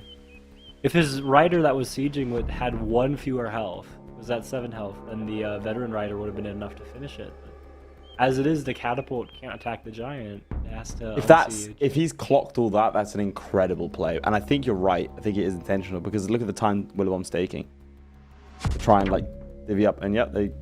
Oh. Okay. He went after the archer instead. So he's planning a giant push. He could have moved his own giants around and done a Houdini too. For the 8 health rider, I think it would have been very overkill. But I would have appreciated it. Yeah, why aren't these players playing for us, huh? Instead of winning for the chance to go to Stockholm and play live. Do what we say. For context as well, everyone, the players can't hear us, because I saw some comments on this on the previous stream. And they were saying, wow, mainly because Polystrategist Darren was very, very good at predicting the next moves, to the point where people thought that he was feeding the players information, which was an amazing conspiracy theory, and one that I wholeheartedly support without any evidence. But the streams have a 20-minute delay, so the players cannot gain any information by watching the stream. It's not quite as responsive, that they aren't able to listen to us in any capacity. They get no advantage by listening to us. If they did, they probably wouldn't listen to me. No, Lades, you're okay. You said smart things, yes, though. thank you. Finally, someone stood up for me. I appreciate that. No one stood up for you? Never. It's never happened. That's ridiculous. Well, speaking of standing up for himself, now we're going to have to see how Willibomb deals with li.lela's push as a catapult fires on the giant. Let's see, what's the giant count? Let's see. How many is that? Got 3 there, 4 versus... 5 giants, now not 5 giants. Now not. I think, yeah, the big idea is to get rid of that giant that's doing the zone of control, so that you can send all these roads up around the edge and take care of that catapult. I hope that one of these riders is close to veteran status. Okay, no vet status, but the siege of the 1 health rider anyways. And you can see, Willibomb's making all these giants, but things are collapsing, and you don't have the units to take care of, like, the 1 catapult that li.lela's made up there. Yeah, no, these two health riders are unfortunately not enough to finish off the 9 health giant here. But you could just step on the village of a 2 health rider and force his hand. Is it more if I would have the 2 health rider just die and like bait the giant so that you conserve a little more health? Or force their... No, you keep the 6 health rider, you just heal. I disagree. Oh? Yeah. I think you're right, but I'm going to disagree nonetheless. I think you're getting too cocky. Does feel like bit by bit. There is like, in terms of li.lela's playstyle, it is this kind of inexorable, slow, grinding push. Is the best way to describe it. Like if you're Willibomb, this is kind of it's a little bit mentally taxing to have this is the 3rd siege now that Willibomb will have to clear out. Yeah, and I mean, like, it might not feel like much, but if you look at their incomes, like Willibomb's already lower anyways, and just compounding that, like, you're just playing to your advantage. Like, hey, I have more income than you. I'm just gonna make sure that I have way more income than you, actually. So, what's the play? Clear with the 5 health archer. Keep it active instead of moving to the north tile, but I feel it's a little unsafe there too. I don't think it's a big target. I think the priority is to get all your ranged units to deal damage to Willibomb's giants right now, if you're li.lela. So yeah, Free Spirit and Chivalry. The same thing. This is disbanding the 9 health giant. Okay, so maybe you were right about Sure. yeah, putting... I'm not even gonna say maybe you were right. Leif, you were right. I did it. I did it. I always get excited when we see Yeah, what knights if- in these games. There's always a possibility that they can do something big. There are very few units in this game that are like individual game changers, you know what I mean? But knights feel like one of the only units that if there is a gap, they can change everything in an instant, in one move. Yeah. And it's definitely cause for concern for li.lela. li.lela's got 3 minutes on the clock to figure this out. You might have already wanted to use like the whole 3 minutes.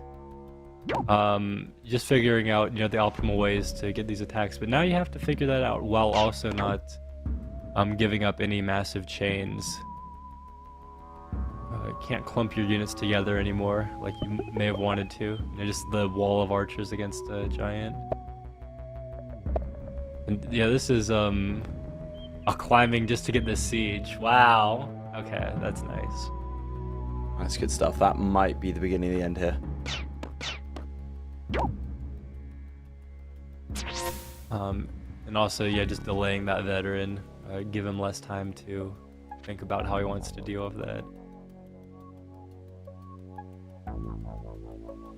But a couple of sieges, and he has a couple of units. He has his archer and he has his rider up that can deal with those sieges. But then what does he have after that? He has a giant that can attack the veteran or the other full health giant. The giant that can do nothing, and the knight. So he just has to zone of control like that, and this one archer should hold it.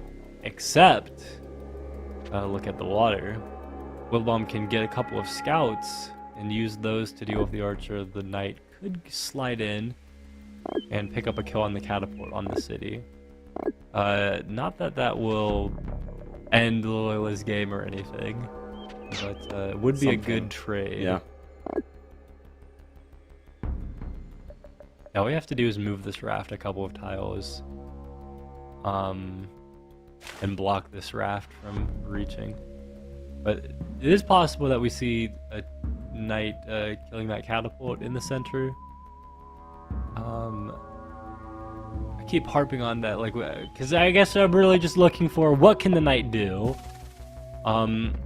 Sometimes the knight is most effective not as what it does, but what it threatens, right?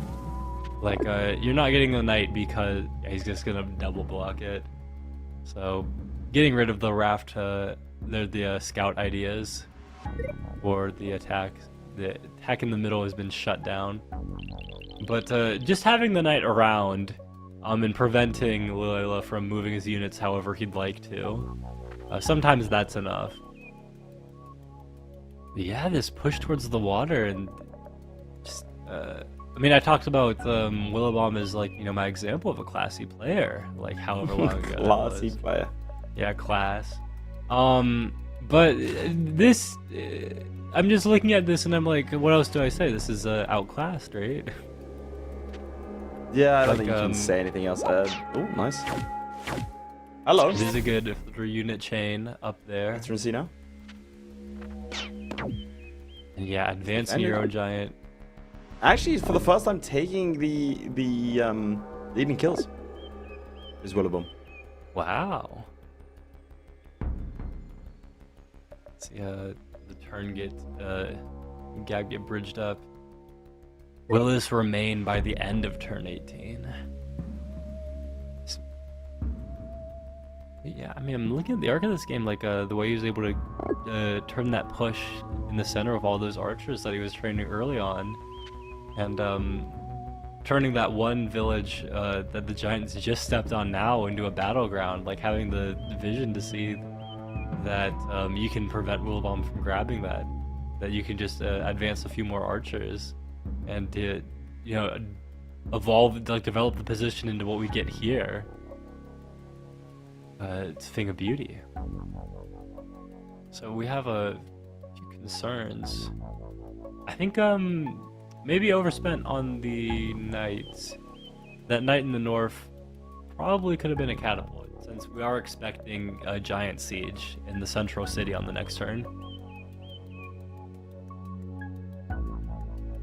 And you're also worried about the safety. I mean, you're worried about the safety of the knight just as much as the safety of a catapult. Effectively, they're going to take 2 attacks from a rider or archer, or 1 attack from a catapult or giant. So,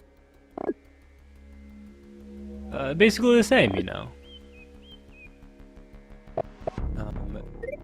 Yeah, the other problem is that South City can get sieged now.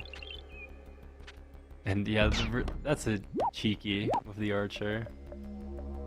But yeah, veteran swordsman on the walled city in the south has to take some retaliation on that archer. Could have gone sailing instead to avoid that, but chooses not to. And I don't blame him. Our stars are more useful, so we're going to get this push and put it in range of the giant over in the northeast. There it is. And we are 2/3 of the way through the game again in 20 minutes time. If the game is still ongoing, if we don't have a clear winner, then we will have ourselves a judge's decision to decide who wins. With 2 sieges though, we might not make it all that way.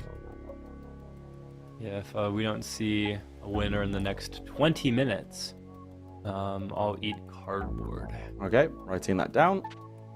Asking the players to stall. Live on stream. So you did? The daring conspiracy was true. I don't admit to anything. We can cut that. Okay. We'll remove it in the edit. The live edit. Right. Okay, let's see what Willibomb We got does. another 20-minute delay. Willibomb has to respond with something big to keep this one together. Yeah, we do see the catapults clumped together a little bit. And these I think he has to attack in the order the giant goes first and then the rider. I agree. After, if he the wants to knights are clear going to be the only giant off hope the he city. has. Like in terms of beyond this siege is what I'm saying. I'm even assuming that he can get the siege, but he has to chain a couple of catapults in the back and then just see what he can do from there. Yeah, we saw something. So Lily, I think, potentially had enough to clear the giant off the city, but wouldn't have been able to put his own giant on that village up in the northeast, and would have given up the chain to 2 of his own catapults. Potentially. No, how does he do that? Sure. But, goes ahead, just waits for the next turn, says, you can capture the city, you can chop all the forest, I will kill your giant, and then just keep pushing through you. And yeah, the knight is useful for what it threatens in li.lela's case as well. So we need some way to clear this giant off of our middle city. And we have 3 knights and a 31 health giant, an archer. Plenty of units to do it, but we're not going to be using these units to their fullest. And this is also why I was wondering, maybe we swap the knight on the north city with a catapult. But there we go, not actually deciding to... Oh! I thought he was... going after that because he was missing Eye of God or something, but he seems to have it. Stars instead of a wall, too. Ooh. Destroying his monuments in the middle city. To place an improved market. He plans on keeping the city for a while. Willibomb's economy, despite the 2 sieges... Willibomb's economy, despite the 2 sieges, not enough to carry him to victory. Resigns the game. li.lela going 1-0. The first outing since we've seen him coming second since that loss to Arthur. And he, well, doesn't continue any sort of losing streak. Reminding everyone once again who he is. What do you think of that game? I mean, it felt to me... I don't want to say one-sided. Willibomb had his moments, but it didn't ever feel like li.lela gave any any sort of space at all. Was constantly pressuring. What do you think? I thought it was just beautiful. Like, there's ways that you can pressure an opponent at like a certain level. Like, you can like toy around with someone who just like doesn't know what they're doing and like okay. But this is like what you start doing, like. You start toying around with someone who like does know what they're doing and just like making it like suffocating them, and it's just like you're like looking at it. I mean, there's nothing else you can say, really. Like, Well- devastating. Like, he had some plays that he could make on the water that just never materialized Yeah. into anything. Well, because he was constantly felt like having he to had a defend chance. against li.lela's push. Never was again. Leo never went onto the water, and I think flies in the face. Okay, you ready for this? This is artistic. Flies in the face of the conventional wisdom in the same way that li.lela has a mildly unconventional style of play. See? What do you think of that? That was good, huh? That's good. Don't nod blankly at me. I thought that was poetry. Anyway, what I'm trying to say is that by finding that advantage and continually push in a similar way to we've seen Willibomb do it in the past, li.lela made sure that Willibomb didn't actually have that kind of, again, ability to push onto the water. But if you are Willibomb, right, and you had some sort of weird mind trick to see all this play out, you get to play again in the exact same way and maybe tweak a couple of things. What are you thinking that should have been prioritized? I think there are some things in the exploration that could have been changed early on. Just like some technique stuff. And then I think you need to prioritize some of the stars around your own land a little bit more. Like getting defense set up early. Like when I was talking about the first bit of the game, I was saying like, wow, it looks like li.lela's going for this lighthouse early on, like planning to go ahead pick up mathematics like really cheaply before like the third city. li.lela's like, I don't need mathematics before third city. I need a ton of archers to kill Willibomb with. Willibomb got mathematics like early on, like before his fourth village with the star rune that he picked up. Imagine if he changed the order a little bit, like picked up some more units first. And then like played more aggressively, like was able to pick up the village in the northeast because he's able to better punish li.lela's push there.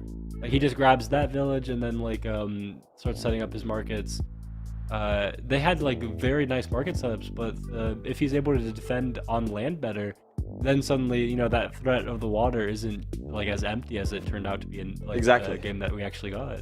Exactly, holding his own advantages and then trying to push in that case. Now we've been here quite a few times, right? We've casted a lot of these games, but I think it's worth saying again and sort of quantifying a bit more the psyche of someone who is going into a series and now has to win 2 in a row. Again, this is best of 3. Willibomb, we've seen, has time and time again been able to do the reverse sweep, has been on the opposite end of things, does have that kind of versatility. So going into this next match, if anyone can claw one back and potentially get another after that to go all the way to the final, it will be Willibomb. But Willibomb has been in a couple of finals, has always failed at that final hurdle. Maybe it's starting to drag on him, especially against an opponent as skilled as li.lela. But maybe you'll prove me wrong. Let's find out. Take me through the start.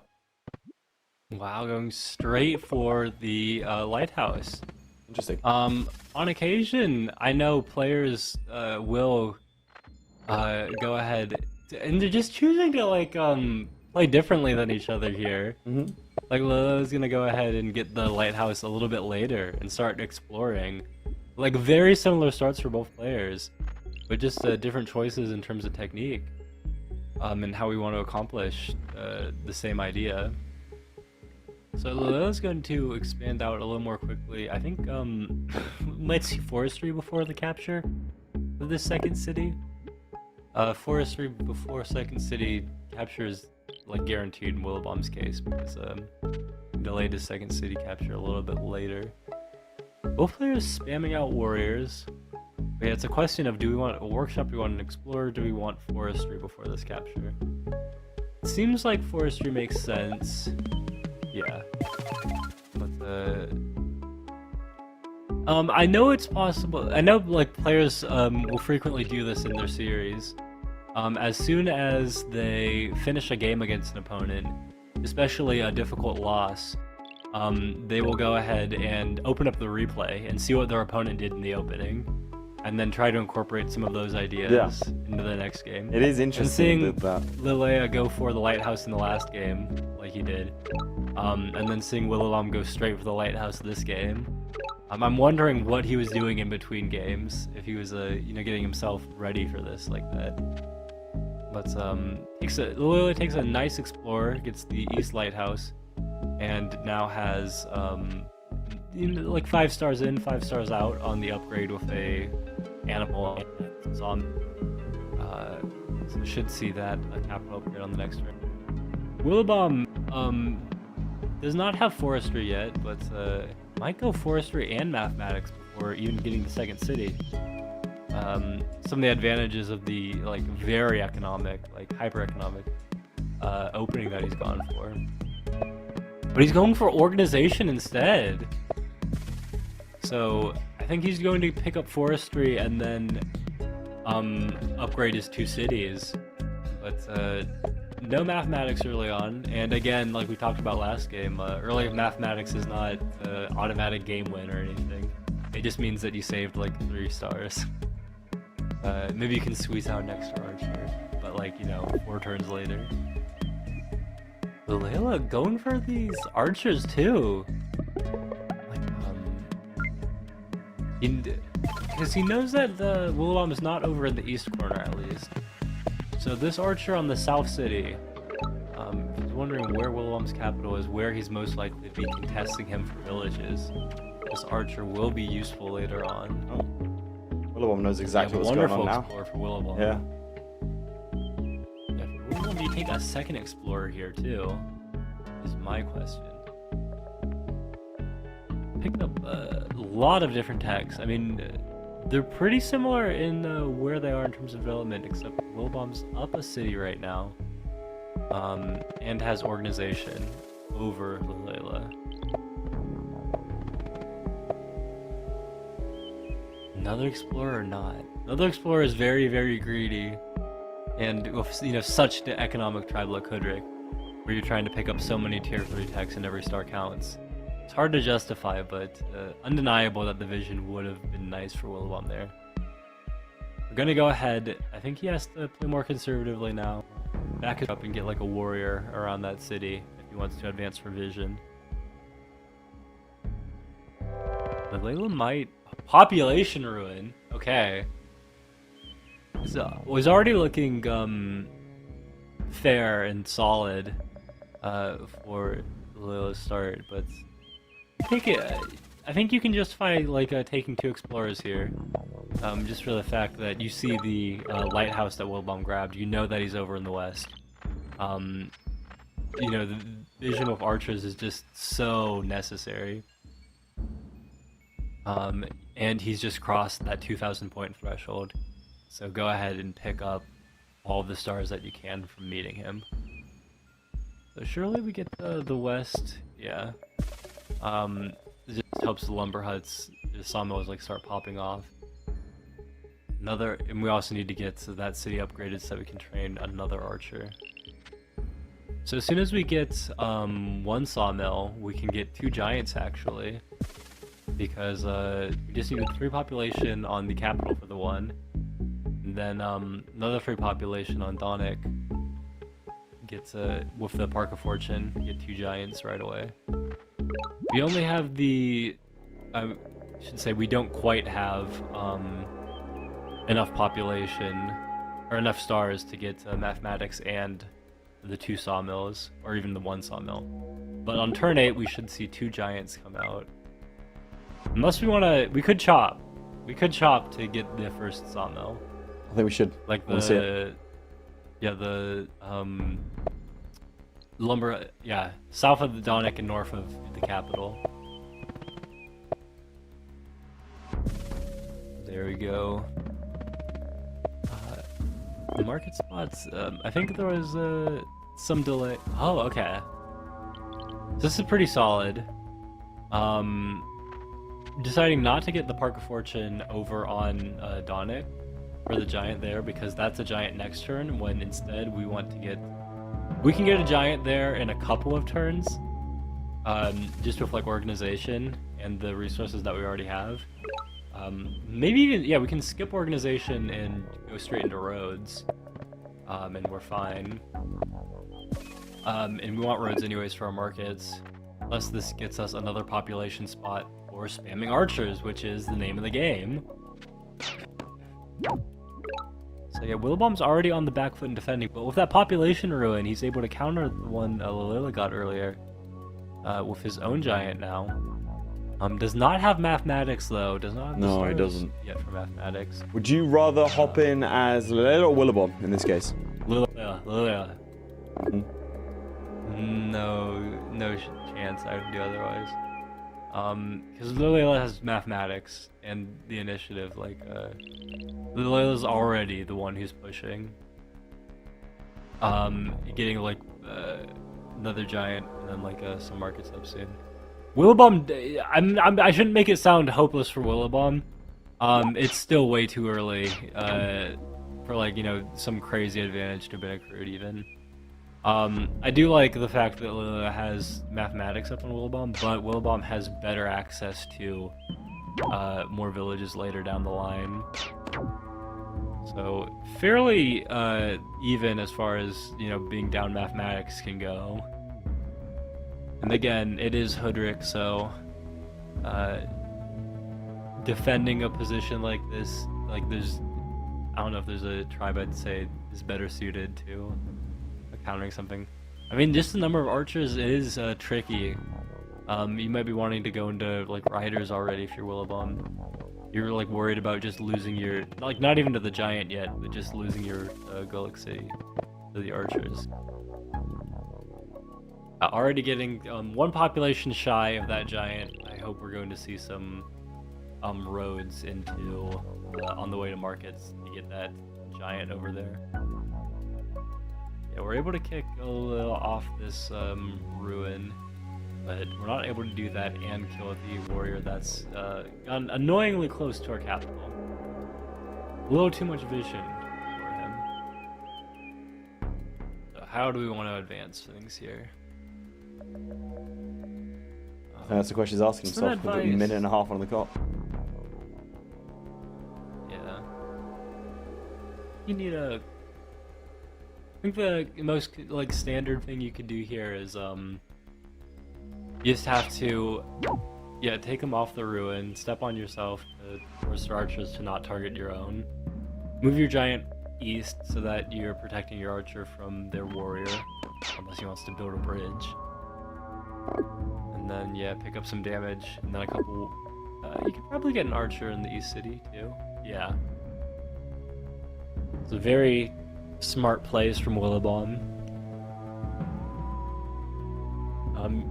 These aren't the kinds of plays that you calculate like what your opponent's response is either. It's just like maximizing like what you're capable of on the turn. li.lela, for his part, I think he just goes after the warrior on the ruin, and he can also step on the village, take up some archers. Now, this is also a question of technique and like how he wants to accomplish this. Yeah, I think he wants to use his warrior to finish off the guy on the ruin. I was figuring he could get a little more aggressive than he did there, because he would have been able to kill the 8 health archer and then use a full health archer. But instead he's just going to go after the siege. Accomplishes basically the same thing. This village that li.lela is standing on over in the east is unfortunately terrible. Like difficult to upgrade, does not fit into his game plan of, you know, picking up roads and such. Yeah, I wouldn't blame him if he just skipped it. Like, this other village is better for him. He's not gonna slow down his expansion. He can pick up that with like riders on roads later anyways. And yeah, riding right away. Of course, we've talked about roads. We'll get him a giant on Donic and put him on the pathway to getting his own market set up. But also just good for the units. Countering Willibomb's archer push here. You're forcing the archers to move forwards to keep you off of that village in the center of the map. And then you're punishing them for being forwards with the riders. It is nice. I'm just sad about that ruin, sitting there unclaimed, neither side able to get to it. I mean, it's just, you know, keep the tension, keep the conflict. Yeah, they're doing it for the narrative. It's great. I love when they follow the script. I hate when they don't follow this slip. It's horrible. It's not really like a love. Oh. So, you got 16 stars here. Roads cost 10. Could place down a couple of roads already, but he really wants to be training more units. So roads don't seem like they're in the budget for this turn, but they will be making an appearance on the next one. For now, feels like his push might have been might be slowing down a little bit. It has definitely stalled out, as we've said. It's tricky to kind of maintain momentum pushing forwards like that. I mean, he just needs to take a turn, like take a step back, you know, get a bunch of riders, and then when he has roads to support them, he's not going to let Willibomb advance forwards.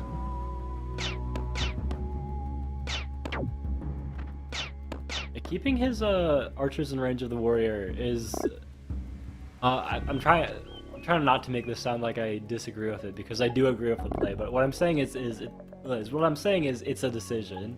Sounds like you disagree with the play. No, but like because there is an alternative of you just retreating your archers backwards, because like look at the way that he's taking damage here. But this signals that he's willing to play like a more aggressive game, and that he thinks that he's going to that's how he's gonna like find his advantage, is in forcing these trades. And even if it's not the best trade for him like this turn right now, he's like, I'm gonna buy roads, and you're going to like feel sad because I'm gonna kill all of your archers. You're gonna be like, why did I advance them all forwards? I shouldn't have done that.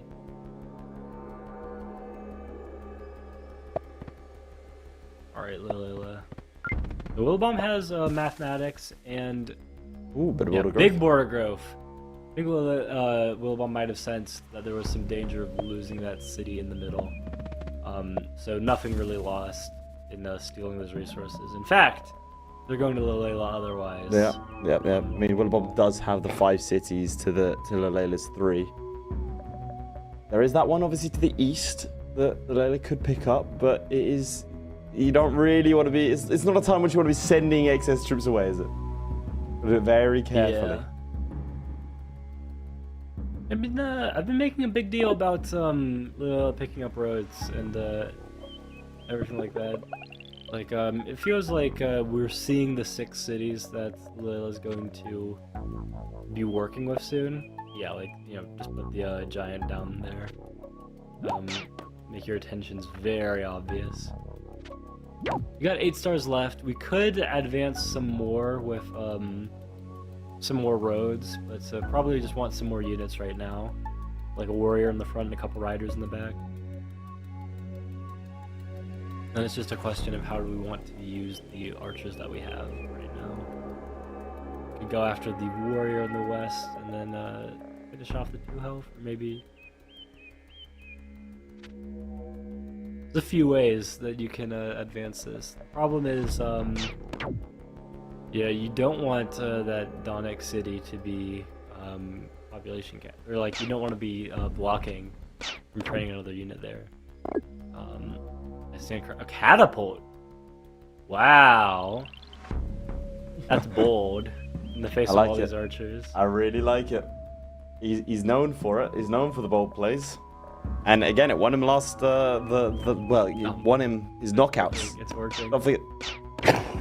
Oh. It's working. Like, I'm dying here, I'm sorry. It's been poisoned. But, yeah. I wonder which player did it. And I know it was one of the players. But, no, the giant advanced, like, directly. Like, we've been talking about the road. Upgrading that Donic city for a while now, but it's just going to work. Like, get pushed into range to shoot that giant down there. You're worried about the giant there, like taking the city from you, or you've been you're li.lela, you're looking at that city and you're like, yeah, I've been wanting to capture this for a while. I feel like I feel like you don't capture the city either. I feel like you push the catapult down south here. And then you take as much range damage as you can, and then you attack with your a giant even.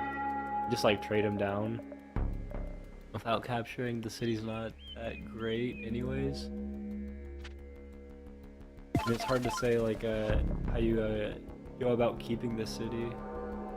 But he's sacrificing the giant like wholesale just to keep the city here. Which I'm gonna correct what I just said. Not because he captured the city, but because what I was suggesting was an abysmally awful play. Okay, understood. That's how you really feel. But he's gonna take an explorer here. There's no way you take a workshop. What? Well, there is a way. Okay, so the reason this confuses me, right, is I thought he had two options for his stars that turn. Because he trained units everywhere he was able to train units. So I'm not going to fault him for not putting his stars into more units. Like that's what he wants to do, but he can't do it. He's maxed that out. All good, all good. But the other thing he can do, drop 2 roads, step on that village over in the east with his rider. He's already connecting it up to get towards his Grand Bazaar. But this is the city, he's upgrading a city for a workshop. Like more income, the city that's going to get sieged. This is curious to me, right? Is this like some kind of bait? Like, do you think it's a bad idea for Willibomb to siege here? He's like asking Willibomb to siege? I'm not really sure. You think he could be Willibomb bait? just not going to siege? Willibomb, like, man, they both feel more cagey than the last game. They both seem more considered. They're both wary of the other one, I think. I think that might be playing into it a bit. Like cats pawing at each other. A little bit, yeah. A little bit. A great way to put it. But now, the claws have come out. And there goes the giant in a bit. What? No, actually. So did the li.lela like calculate that there's no way to optimize for the giant to actually siege? With 1 health left? Or Yeah, was okay. Willbomb's attack order just not there? And because if he did calculate that, then all of my confusion about that workshop like disappears. Yeah, that's insane. That's really brilliant too. Well, it feels like there's an opportunity here with that giant still on 1 health. Let's see what he does with it. Does he want to go into chivalry and just disband it? It feels like a little premature without markets up. But premature but possible. Yeah. Yeah, keep him off the ruin again. What's that? Your own giant. What are you gonna do? He just moves east. He's moving it back. Throws an archer in. Okay. Yeah, another rider on the capital, not Donic. Or I'm looking at the wrong player's stars. You can get riders on both cities.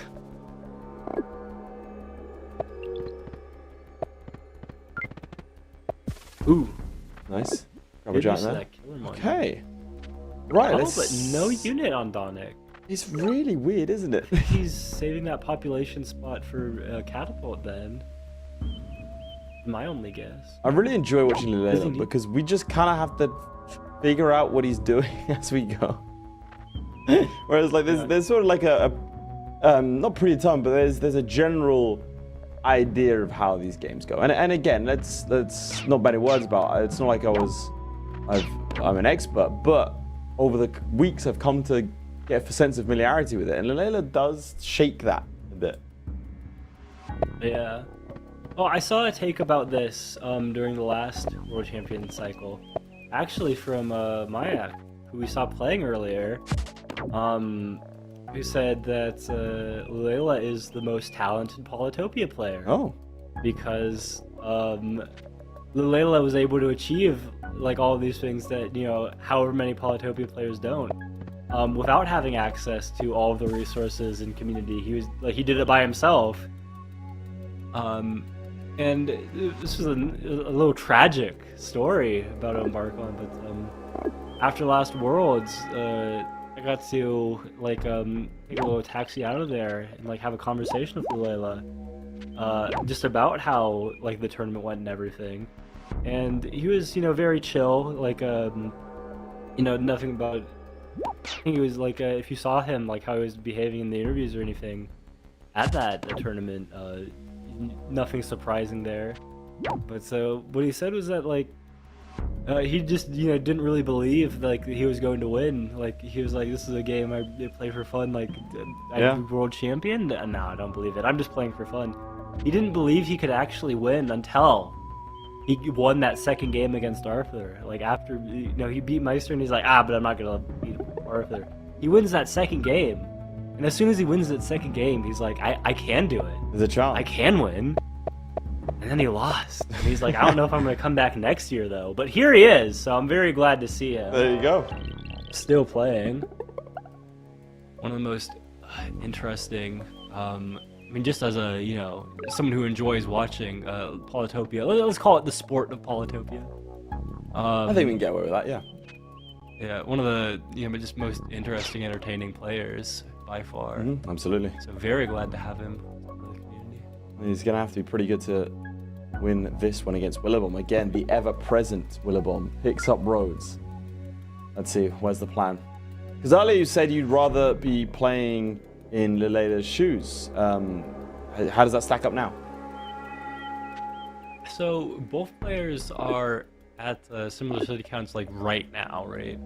But li.lela's got one city still kind of in the bank, but you gotta start making it work for you. li.lela's got the markets up first. Ooh, so Willibomb's not capturing that 6th city right away. He's instead going to go ahead and save for what I'm assuming markets. He just bought road last, but wants trade before capturing that city. Doesn't really see much use in going for anything else. I mean, it's interesting. Like li.lela's been the one pushing, but those archers have really vanished. The riders make it difficult for Willibomb to advance his own archers too far forwards, but he's got a bunch of these giants body blocking. And yeah, we need to see some archers, so glad to see those pop up. I was also wondering about the potential for catapults. Because li.lela's, I think for the first time, in the defensive position, a little bit on the back foot even. The question for Willibomb is how do you advance? Because like we've talked about, it is more difficult to attack an opponent than it is to defend, especially with ranged units. The gameplay that we've seen so far. But so we did see li.lela pick up markets first, but Willibomb might be doing markets better, and with a couple more cities over in the east, which have better potential for markets as well, might see potential for Willibomb to be advantaged in the late game and difficult for li.lela to make progress. I think just for the fact that he doesn't have to spend stars upgrading his markets and whatever else. I'm just gonna say it like this. Imagine if li.lela had a knight right now, right? The pathway to how we're going to advance this position is pretty clear. I mean, Willibomb for his part can just retreat his warriors, but you can't retreat too far before you start taking more damage than you bargained for on the giants. There we go. Very good fishing pole. Spent a lot of time on that decision, but seems like it's an appropriate one. I agree. Yeah, definitely an explorer here. Get that Eye of God, hopefully. And there's that last lighthouse. So where do we want to use this monument, Willibomb? If you got, level 2 city you could upgrade, take some stars back, and then pick up a workshop somewhere else. Probably pick up another giant too. All you, bud. He's got 20 seconds left to figure this out. 15, so. 14. That's kind of what I'm saying. It is a little bit more cagey on his end. Yeah, li.lela's clock has been pretty low too. Like starting this next turn with only 2 minutes, starting a couple turns ago with like minute 17, I think I saw. But again, those extra 30 seconds just to claw back a little bit of time. Just so then, okay, cool, I'm going to be doing this, I'm going to grab this. It is useful. I guess to Explorer, see what they can discover. Is he going to get that bomb lighthouse? No. Yeah, just the path that it took, going around the water, like southwest first, loses a little bit of steam. But this is the idea. We're going to get ourselves established in the water and start connecting our cities. We've got 6 cities. They're all connected, so we have a Grand Bazaar monument to use. With the Explorer, we also have... Whoa! That's a cool bridge. All right. I'm liking it. Where's he go from here? The giant is zone of controlling him right now. So right now it's just the... Ooh. Where's this giant get pushed? I didn't see the last place it got attacked. Under the bridge, moves forward Just after advance that straight as to well. the city. Oh, this is nice. What an interesting push. Because I suppose, yeah, all the other units are in the south, right? He might have caught him unawares I never here. feel safe. Never feel safe against li.lela. He's taking advantage of the fact that all the units are down south. After that push, I think kind of settled a little bit, and there we go. li.lela starts a little bit of a push. He's running out of time, and this is a tricky move that needs to be planned. But let's see, probably gonna pass the turn any second now. I'm gonna have to see Willibomb now. Gonna have to scramble to deal with this. And again, it was like you're saying last game, it's better to do these kinds of things quickly and right at the end of your turn, such that your opponent has very little time to react. And now we see Willibomb still not quite sure how to react to this, taking his time before taking his turn, which thus bleeds further into his time. And how do you think he should deal with this incursion in the north?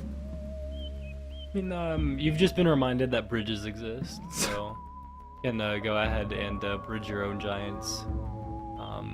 The brew, pick up those tiles like south and southeast, the catapult on the north for sure.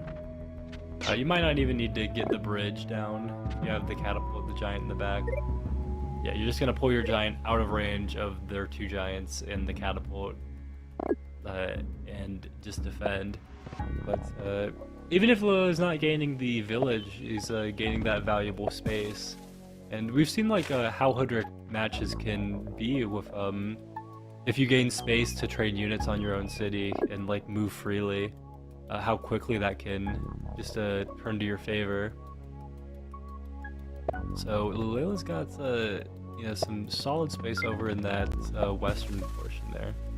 Yeah, steal that 1 fruit and the upward tile for border growth there. Nice use of the killer monument from Willibomb. But there's 2 fronts. There's the water over in the east, which both players are advancing on pretty similar timetables, I'd say. But remains to be seen who's going to take full advantage there. It is going to be a 7-city to 7-city game, so I think this is the one that's this is the game that has the most danger of heading to judges panel. Yes. Have a little look. We are phenomenally, by the way, as you said that. At the moment you said that, we hit the halfway mark. Yeah. Nice little siege there.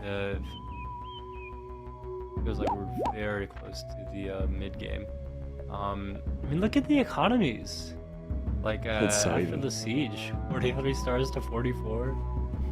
We're gonna see li.lela capture, then have 7 cities against 7 cities. Just like how their markets are going, very similar as well. But, just because there's not really places in the cities for li.lela to get to markets. Willibomb hasn't set up 2 markets around there that feels like he could, but we'll have to wait and see. Wait for those markets to pop up. I feel like Willibomb should have advantage. Just in terms of like economy, but li.lela has a little bit of initiative from how the early game worked out. We're going to see a couple of chops and we can see a disband. It might be giving the game away too much, but yeah, no disband of the 4 health rider. We'll turn that into an 8 health rider. We're just gonna heal.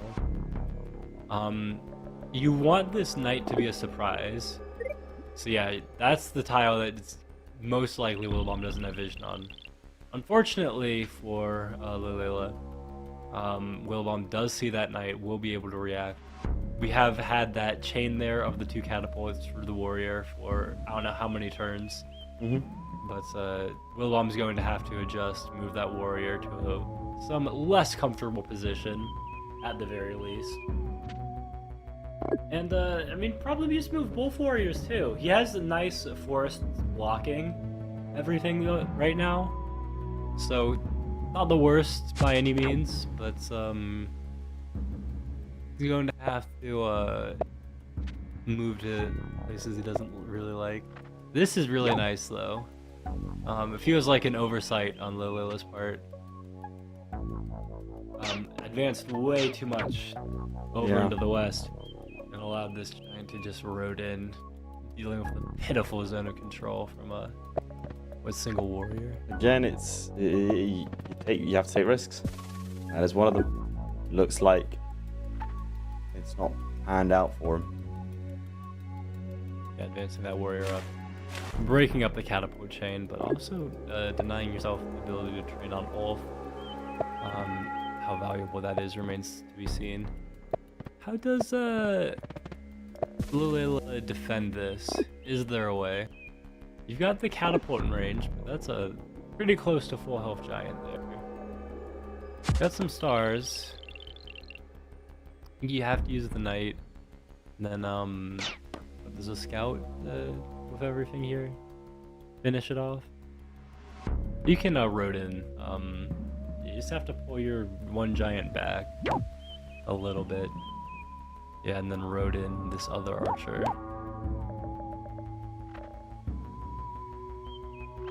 But yeah, fortunate. I think this might even be better for li.lela. You lose like 4 stars on the siege, but he lost it. You had to use your knight too, but your knight really wasn't doing much else, and that's very replaceable. Still has the edge the in giant terms of kills, by the way. 4 kills to 17. Yeah. So the knight wasn't able to be a surprise. Wasn't able to open up anything with you know, some big chain on the catapults. And chivalry in general saved the city. Hooray! So, yeah. But counterpoint is the odds that you probably would have been putting into the water otherwise. And your east is very difficult to defend. I'm not seeing the killer blow for li.lela here.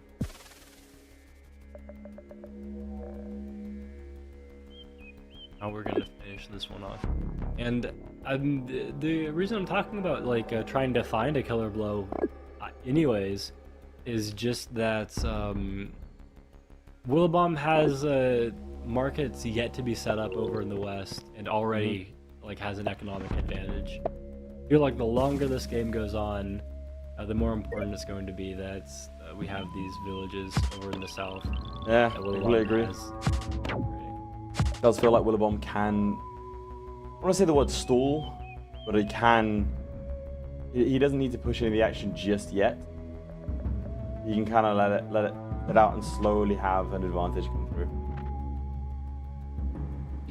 He's determined to win. Like, believe it or not, he's been making it to these qualifiers not just for the love of the game, but because he wants to win one of them. And I know he makes it seem like it's really easy because like he shows up every week and he's there playing. Yeah. But it is actually quite a bit of effort to make it through any of the qualifiers, or at least you want to bring your A game, and Willibomb's been trying for quite a while, showing off like he's serious about this, turning what looked like a tough situation, like on initiative early on, into something really nice here. Wow, that's a pretty aggressive placement of the archer, but He's really asking the question, like, what is this giant going to do if not back up? What units are going to go after this archer anyways? What is li.lela's path to victory if one was to be found, right? What's he relying on? So the wall in the East City, didn't mention it, but very nice. That feels like the start. Like you like shut down Willibomb from stealing those cities in the water. You need to get control of the water too, because imagine that, like, the situation on land is bad enough. Imagine if Willibomb starts rolling up with some bombers that are in range of like Donic and Olwa, and that you can't really deal with. Okay, I'm really interested to see that because yeah, the giant has just been placed in range of the catapult. I thought for sure the Donic archer would have gone a couple tiles south in order to, we call it neutering the catapults when you shoot them, taking them down to 1 health, because their damage output is greatly reduced. But doesn't go after the catapult either, so a full health catapult going to attack this giant here. Sailing. But yeah, li.lela's path is going to be trying to do the most on the water. Yeah, I agree with that. Like, doesn't have org though either. Willibomb's organization pickup from way back at the start of the game, useful now in getting defenders on the water. Yeah, but it feels tough, like, you know, down 11 stars of income. And, like, Willibomb has another market yet. Yeah. Like a level 1 city, too. Star Ruin, too. Okay, why not? Yeah, just to add it in. 64 stars. If he gets 100, he can redeem just an instant win. How it works, right? Then you get some monument for it.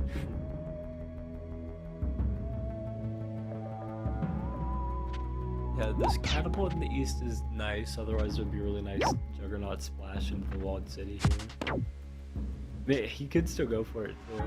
Like, I don't think he should. He could.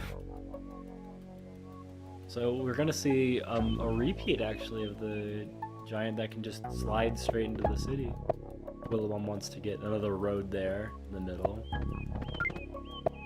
This catapult can take some damage on the giant. It's got a defense bonus, but never nice to take a hit from a catapult. Very nice. Upgrading from level 1 to giant all in the same turn. And like not even using half your stars to do it. Willibomb's economy is just exploding in a way like... Is there a way to come back from this? Especially now that you're seeing like the shields come out. Yeah, it's going to be a tricky one. We knew this game was going to be cagey. But it does feel like Willibomb's starting to slowly shore up his position. And without li.lela being able to quickly hop into cities and try and cause a little bit of chaos, functionally, it's going to be a lot harder for him to get anything going. And look at the star difference, man. Look at that. It's just a massive income gap. Yeah, what could he do? If you go back in time and decide that knights weren't the play. Okay, cool. How can he do that? Well, first he's got to get a time machine. Okay. I'm pretty sure that would be against the rules, though, to, you know, use information from the future. But, well, I think it's an airbed exclusion. Like, it's not against the rules. There's no rule against using a time machine to gain an advantage against your opponent.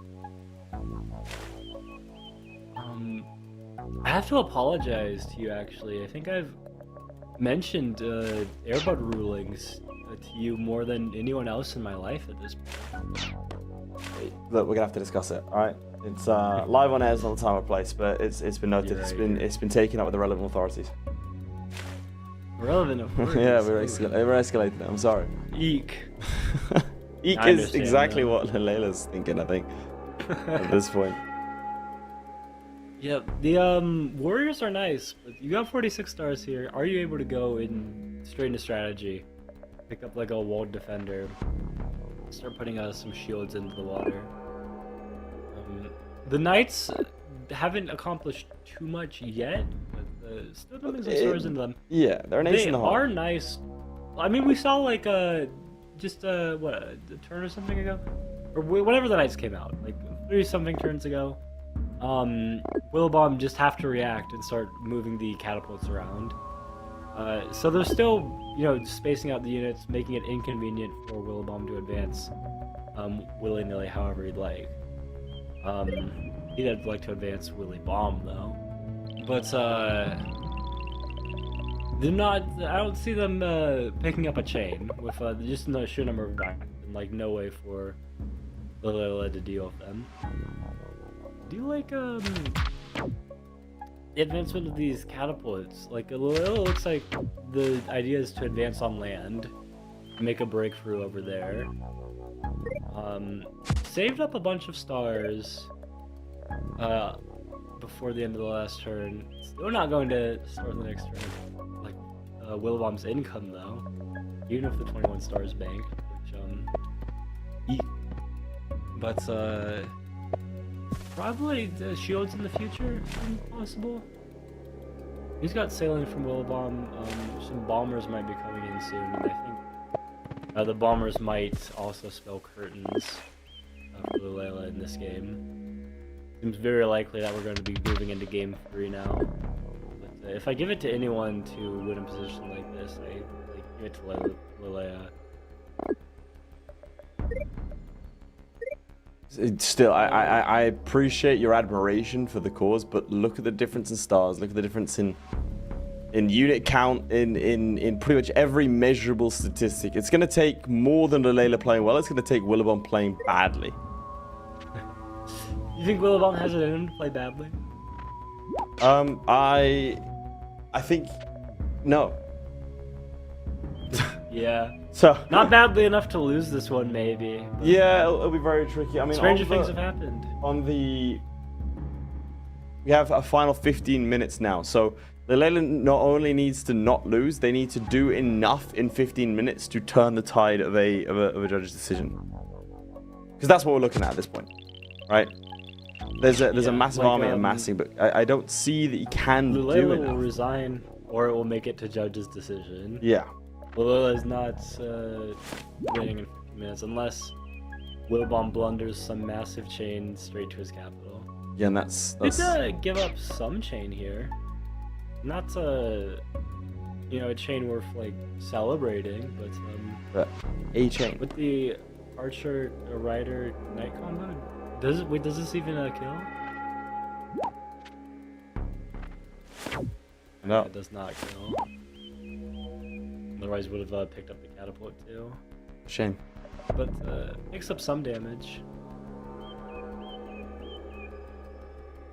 Makes it in that one giant was body blocking the catapult, stopping earlier chains, and allowing him to train units on that city because imagine the same thing, but you see where that market is. There's not a forest. No forest means the knight is not blocked. You can slide right through there, and a couple archers and the knight would have gone through the defender on the city. Picked up the catapult as well. Kept the giant nice and healthy. So we are making some progress on land. Are we surviving on the water though? And even if we're surviving, we're certainly not thriving on the water. But yeah, Willibomb's got some very obvious bomber ideas on this next turn. Put it like that. Got a defender's raft and a warrior raft that are begging to become bombers. Yeah, and moving a catapult one tile is not going to be the one. Ramming? Okay. Solid. I feel like we're going to see a couple of bombers, and then the giant will siege the walled city. And we pick up some splash damage on all the rammers. But, also zone. Good move in just like this too. Oh, the rammers, perfect, fantastic. They didn't seem to do too much. Yeah, he's gonna siege with the defender instead. Advance a new potential bomber. Ooh, keeping this bomber. Does he turn the defender into one? Yes, that's a very nice bomber. I think we might be seeing resignation at this. Yeah. You're not saving that walled city in the east. It was bad enough before, but it's only getting worse. And finally takes the edge in terms of kills.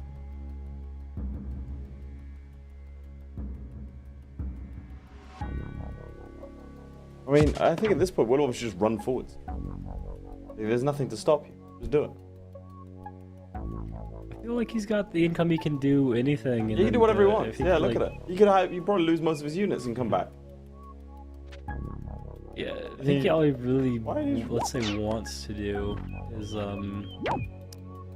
just pick up like a knight on the next turn. I mean, like, there's no knights this turn, but again, I think he can be a bit reckless here. And just, go for it. Why not? I mean, he's already down. Like, he lost game 1. He wants to advance to the finals.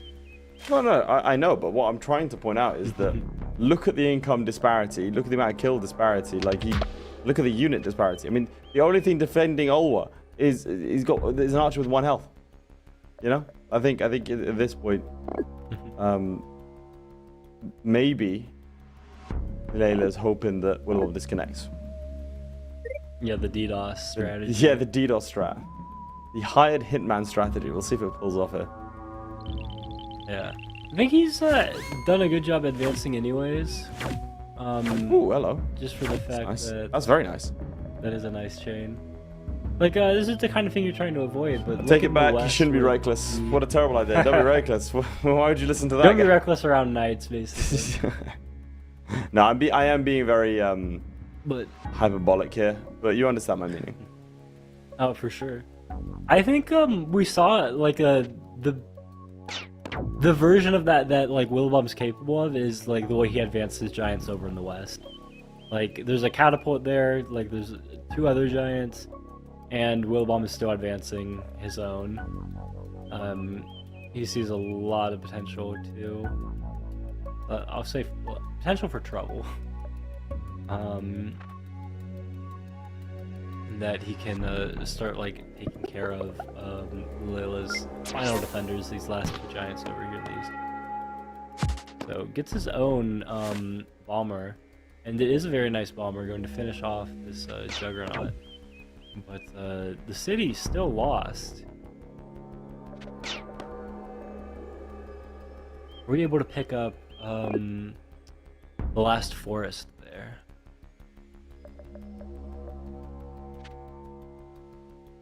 Yay or nay? Are we gonna chop at li.lela? 30 seconds left on the clock. 10 stars. Yeah, knight on the capital is not safe with the rider where it is.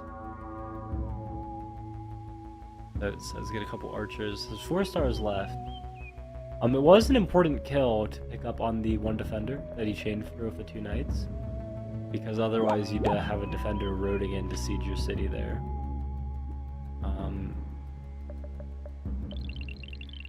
And then you've got this annoying knight that can promote down in the south, and also that you're not really in range with anything except your bomber to take care of. So you're just gonna use the bomber. Okay. Let's do it. He's got the stars to a couple of bombers. A modest amount. He turned this bomber, he can't even use it. There's no target, he killed everything that was in range of it. I think, they invented the word excessive to describe this. But I guess it's not excessive if li.lela's not resigning. Also not chopping that forest. Is he planning on taking the city back? Or is it just the time's got to him? I'm not sure. Yeah, I feel like what we're looking for is some kind of killer blow here. And it's gonna have to come in the next 9 minutes. Yeah.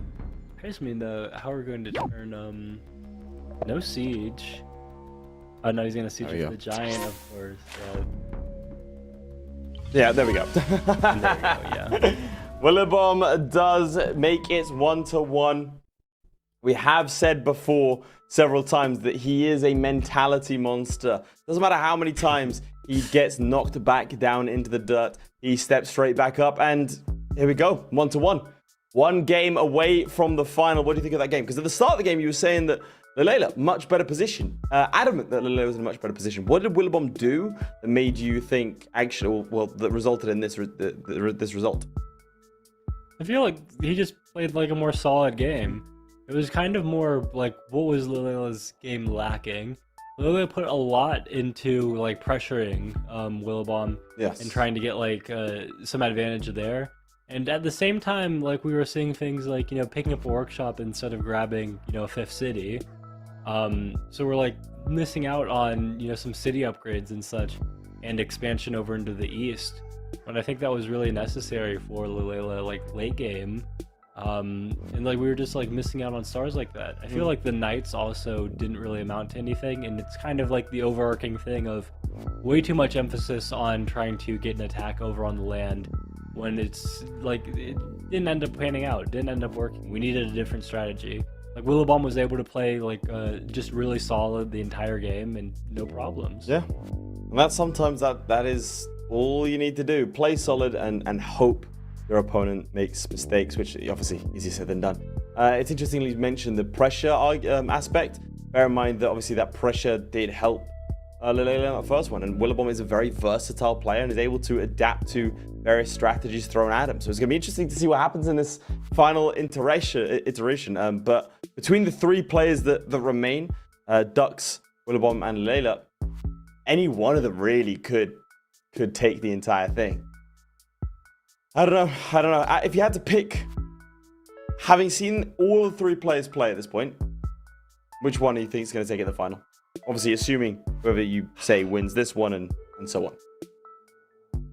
So I think that I've seen the most from Willibomb li.lela for sure. Yeah.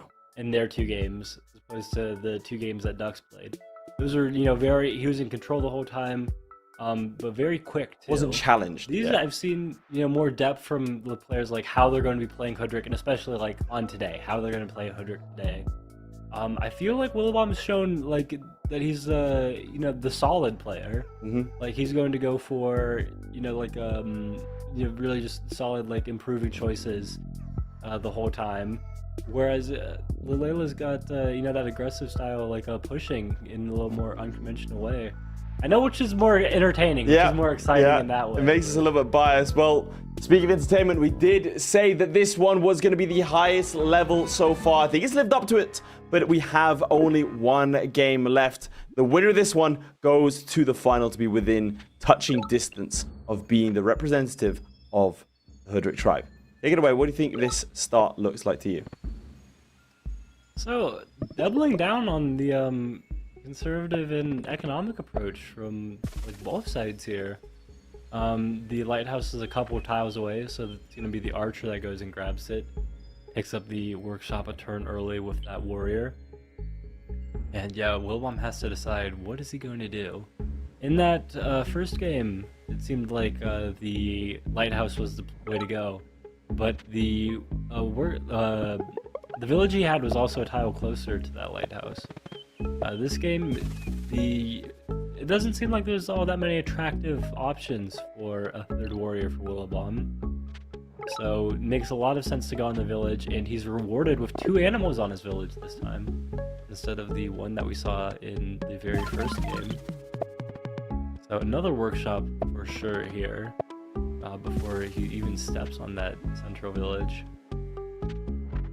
This is, okay, I was wondering where that archer for li.lela was going to go.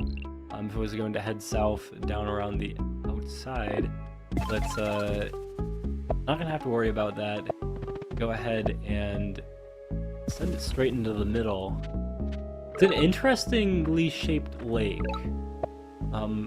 This explorer is going to pick up a lighthouse. We probably would have rathered it go meet his opponent and pick up a more useful vision, more vision that's more pertinent to the fighting that's about to go on. South Forestry just get picked up. We can see a chop happen here to upgrade this Huawei city. And chopping the north one. The alternative was harvesting the animal, chopping the east forest, the Liberhut up north. But deciding to go ahead and grab it like this. And this is the kind of explorer that Willibomb was probably hoping for. It's very nice. Goes all the way, carving Wow. a par. And then, yeah, the 5 stars he gets from meeting him to upgrade the capital too. Pick up another archer. Okay, that's kind of disgusting. But Willibomb fires back. Doesn't even have forestry yet though. Of all these villages, it's I guess the price you pay for not picking up the early lighthouse. So li.lela does not know where that explorer went. Knows it didn't go to his lighthouse at least. But Willibomb does have an explorer on that middle city. Okay. Very aggressive archer spam. I like it. from li.lela. I like it. Worked out in game 1. It feels like it should work out here as well. But it's a much more solid position for Willibomb again, and we've seen how he works through those solid positions. The advantage I'd give him in this, yeah, he's already planned out his markets. It looks like he's planning out a market northeast of Berwick, southwest of Wake, and then the markets east and south of those 2 cities. And we've got like a level 5 sawmill in level 8 market on Olden. So yeah, Willibomb's got a great start, and this Wake City is not really in any danger, not really in any quick danger anyways, of something bad happening here, of getting lost. Like the archers will be able to take this 3rd city from Willibomb, but likely not push further beyond that. And yeah, the warrior is going to go ahead and like bring the archers closer into the fight. So li.lela will pick up this 3rd city in a couple of turns, like the ruin as well. But there is a little bit of a problem here. For li.lela, just the fact that look at the city count, like 4 villages against 3. And this 3rd village isn't even a 3rd village, it's a I'm eventually going to be getting a 3rd village. Mathematics before this city capture. Yeah, need to keep that forest alive on that Don city in order to go ahead and pick up that succulent level 8 market. We're gonna go for another archer instead of... There's potential for sawmill to get a workshop. The other archer is going to be necessary just for keeping that village around. Keep li.lela off that village towards the middle. And I feel like I like Willibomb's position here much more. Yeah. Like, I already allowed myself to start thinking about what am I going to say about Ducks versus Willibomb? But can't start doing that now. Not on turn 7. And as we've seen, li.lela does not give up. Very, very reluctant to yield the losing position. No need to either when so much of the map is unexplored. Like, haven't seen what's going on in the south at all. And even if we're delayed in picking up this central city, it seems like we still force it. Okay. Some nice damage on the archer up there. Asking, what are you going to do? Like, we might force you to choose between grabbing the village and... Yeah, the warrior is really nice here. Because if you're Willibomb, you're just saying that you're backing yourself to push it with the giant on the next turn, so it'll be in range of the village. You got some nice defense bonus. But li.lela saying I can delay getting the ruin for 1 more turn, no problem. And you can push that warrior. I will capture this city. You have no archers in range. So li.lela is grabbing the city. We'll be able to pick up a cheaper mathematics, but also just down in initiative. And we've seen how big the space advantage or disadvantage can be. Oh, a border growth! Wow. I like it. Yeah, steal the space from I that like middle it. city. Yeah, so the number of archers trained was very good, but giving up a defense bonus for this warrior. We've got the archers in range for li.lela to go ahead and take them off, but it's going to be difficult defending this. We get our own giant to counter Willibomb's giant, but Willibomb gets the space for him to like make a catapult in this middle city. And then suddenly you're dealing with, you know, archers catapult giant against your giant. li.lela's got the archers too, but you can't keep training all the archers and have stars to get your mathematics giant in the middle of the map. Oh, doesn't have the archers to kick Willibomb off the ruin either. No. Hallucinating some archers, maybe. But 23 stars here. Like, you pick up mathematics and start working on that. I mean, the other thing about the mathematics pickup is just look at the resources around. You know, for lack of better words, or not for lack of better words, actually, I think I just want to say this. They're trash. The resources are trash. In mathematics and organization picked up the same turn. Yeah, we need organization in order to get the giant in the central city. And it's this level 1 city that we're relying on getting upgraded all the way to level 5 right now. For our first giant. Not our capital, with the lighthouse populations. Because the resources just aren't there for it. And Willibomb's already working on markets. In the Star Ruin! Nice. Star Ruin! Nice. Okay. Nice. Yeah, he's gonna sit down and think a little bit longer now what to do with those things. Ridiculous. I mean, he's got 2 of his sawmills that he wants set up, and then they're both level 3. He can get 2 level 6 towers. He can get his guys set up, and then with those markets, snowball into markets everywhere else too. Gotta be a little bit careful, at least, about what he does with his giants here. I think, I mean, before he starts thinking about markets, he's got 17 stars right now. He already has riding.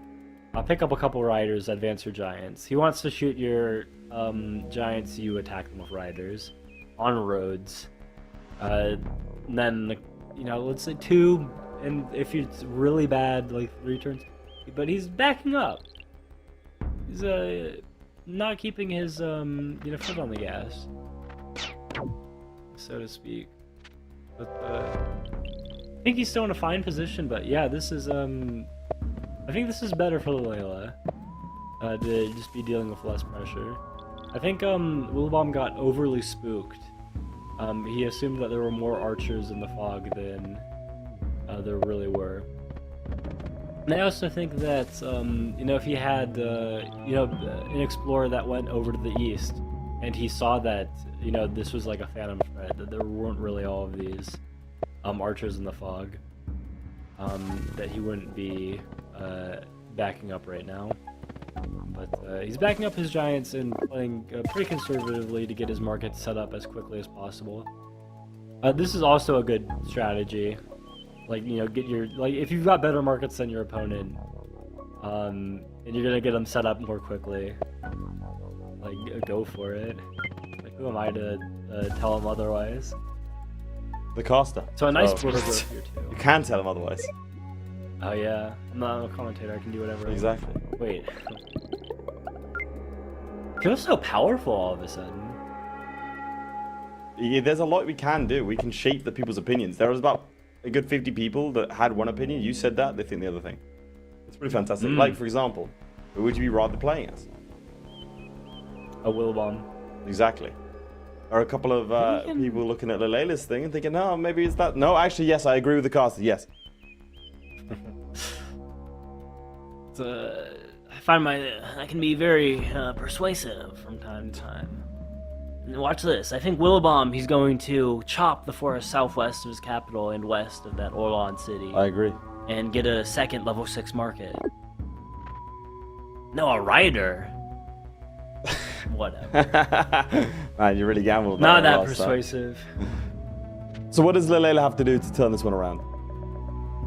Well, the good thing for him is that he doesn't have to worry immediately about his central city getting stolen. He wasn't super worried about it anyways because he had the resources to push a giant there. What he would have been worried about after that was, you know, if the Willibomb follows up and like has catapults and stuff, and then starts chipping down the giant that he gets in the middle.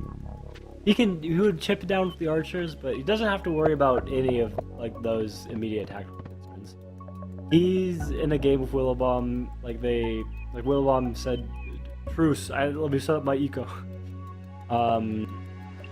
And li.lela said, I didn't know that I was agreeing to a truce, but I can't really do anything about it anyways.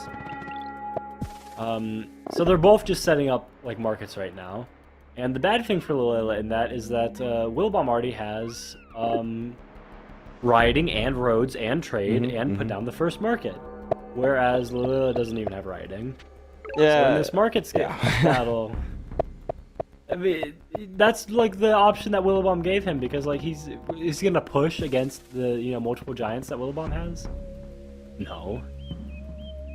He's just gonna give like Willibomb this level 8 sawmill, or sorry, level 8 market. We could see level 8 market, level 3 market. We could see a catapult from Berwick. I'd rather see the markets get upgraded, but he's just gonna go for another giant. Okay. We're gonna have to wait a whole 1 turn to see this level 3 market up in the North City. But yeah, over double the income of li.lela here. It's going to be a tricky walk back for the second ranked player.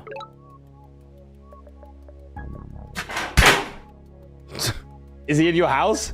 Did he get you? Yeah. Yeah, he's coming after me. That's why he's taking so long on his turn. He paused the warrior. He didn't appreciate some of the things I've said about him. I guess that's why I'm not so powerful as a caster. I'm as I say. For better or for worse.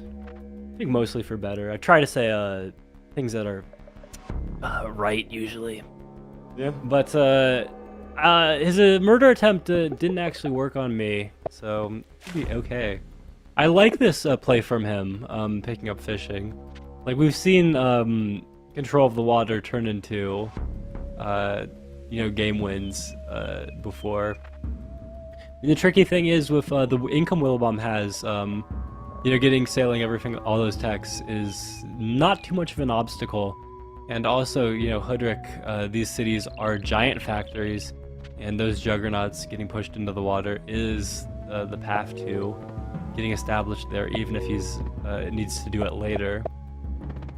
So there we go, the level 8 market, and probably, this level 3 market getting set up as well up Such north. an income disparity, that, honestly.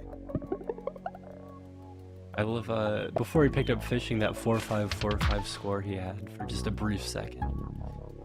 Just kind of nice.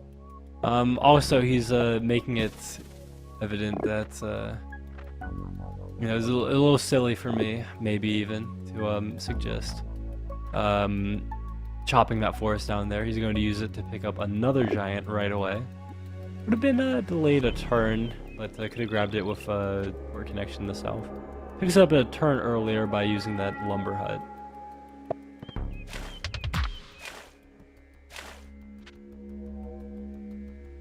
So we got fishing, and fishing is foregoing like the markets just entirely. He sees those 2 towers over there, and he knows like late game not winning on the markets. Let me just get a few bombers and like try to suppress him from entering the water in the first place. But he's going to be in time for that. It is a little bit of a desperate move, but it is, you know, a move. It's something that feasibly transitions into winning the game. Yeah, he's putting it with the catapults too. Willibomb's been feeling pretty comfortable, like not training anything. I mean, the problem is like how solid his position is. Like all 4 of the villages like just so close together. Like the units from all of those cities. He's got split attack and the pretty close. Stay nice and safe. A very big East Lighthouse pickup, and finally gets that vision that he was denied for so long over into the capital. So now Willibomb can stoop into a bit of a think about what he does with his remaining 31 stars here. And it's His just best, I put up imagine. more ports. Just get into the water, dominate. You could see a cool bridge play here the next turn for picking up that village.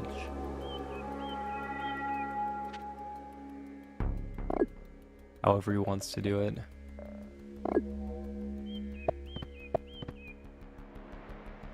It's, How can Willibomb's- li.lela make up this income disparity, by the way?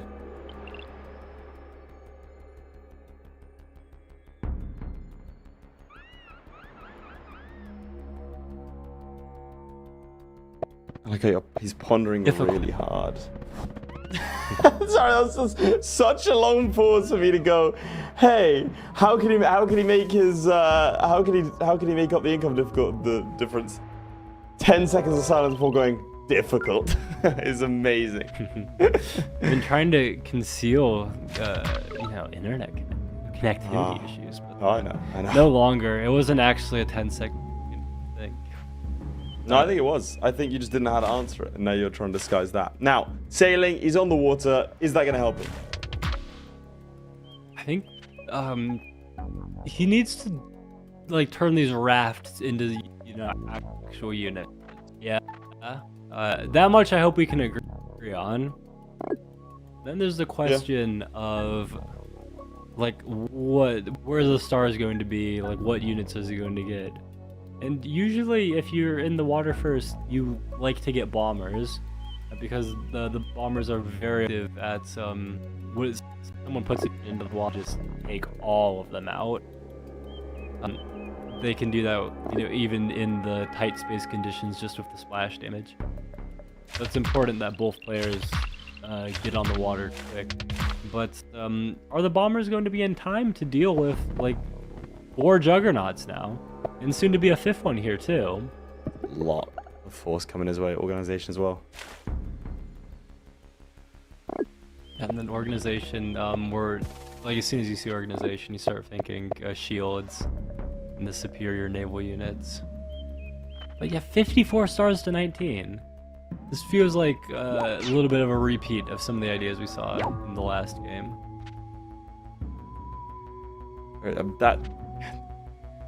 That's a lot. I think it's more than last game. 54 to 19. Like the is absolute such- difference is worse, and the relative Yeah. difference is way worse. Yeah. And the shields start coming out. Well, everything can. You can do whatever. You probably buy li.lela cities. He wants to just Like go just for it. become a Pirate real estate bombers. mogul. Yeah. Change the wins the genre game. of the game. It's midstream. It's his only way to win. He picks up navigation. Let's see if he's gonna get the bombers in here. That's so much force coming his way. He's having a good think. Think about what he can do. Like, yeah. And like Splash you damage. love the splash damage on everything, but what happens on the next turn? You've surrounded yourself with the enemy. Let's find out. To be fair, the enemy can also do just... Well, that's a lot of splash damage itself. Oh boy. I'm intrigued as to why he's picked up... Well, he's picked up navigation, so I would expect to see a bomber this turn, right? He's got 16 stars set aside for it, and he's got the one conspicuously unupgraded raft over there. Yeah, that's what I'm thinking. Surely, right? I mean, anything is possible. definitely having to think about how to use the stars. I mean, what else could he possibly do?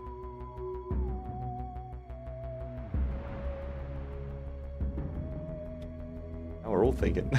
He's just gonna chop something, you know, pick up another star. That's what I mean. Going after a warrior or something. There's a specific amount of stars he wants in his mind. That's a bolt. Yeah. Okay, so no bomber right now.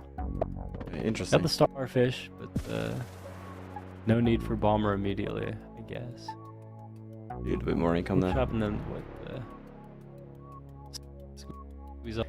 I don't know if we're bridging the income gap.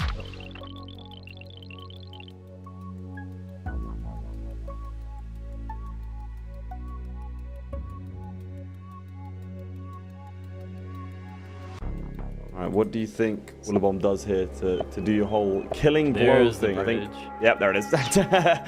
There! That's how he does it. Yeah, I mean, he's got, look how many units he has on land that are just so nice and chainable, yeah.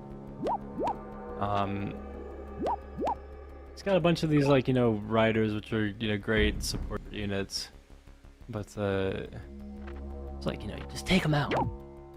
Just take them out all at once. You've got the stars, you can go for chivalry. But, chivalry still feels a little bit, premature here. I mean, like, if you're interested in, like, optimizing for, I need to finish this game as soon as humanly possible, then you're gonna go for chivalry here and try to pressure with that. But, just in terms of, like, you know, Willibomb's been trying to play solidly. He's going to, advance his position in the water here. And we see him do just that with Occultism and ramming. Or ramming and Occultism, rather.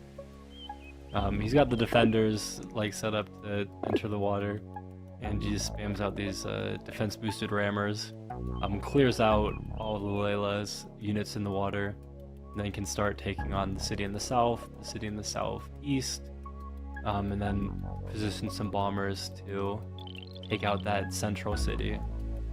And we see like li.lela's the Juggernaut, what it got the like 12 damage.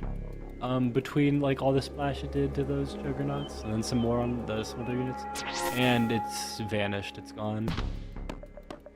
Navigation is useful for this, but you know, it's Juggernaut with a defense bonus. Suddenly, like the Juggernaut attack, the bomber attack is feeling pretty puny. So we're retreating our own Juggernaut. Let's try to get protect our own bomber. The bomber catapult combo feels nice, but feels also so vulnerable. Like we only have the one raft. I feel Willibomb can pick up his own bomber here. Then he doesn't really have to advance into range of these catapults. Deals with the bomber immediately, and like heal his own juggernauts. And then gets the other defender can be from a scout. Yeah, exactly. Yeah, this is... Yeah, he's going to advance even further because he knows. Like, I mean, he's basically just like I can, like, why wouldn't I? Exactly, that's my I could point. win the game in 1 turn, or I could win the game in 5 turns. Yeah, well, there it is. Brilliant timing on that comment, by the way. Fantastic time on that comment. We have ourselves a winner. We have ourselves a final. Willibomb will go to another final. Will it be his time? I don't know. What are your thoughts on that game? That game was nice. I mean, if you're Willibomb, like looking at the way he's got all of his villages set up, like this is everything you were hoping for. Yeah. Like as a HOODRICK player, 100%. These are your stacked up markets, like working with each other. And he just played a really solid game, like the entire time. Like if you're looking at the direction of play, the big decisions he made were, how am I going to deal with this initial? He like did all of that, like the way the units were fighting, like handled that very well.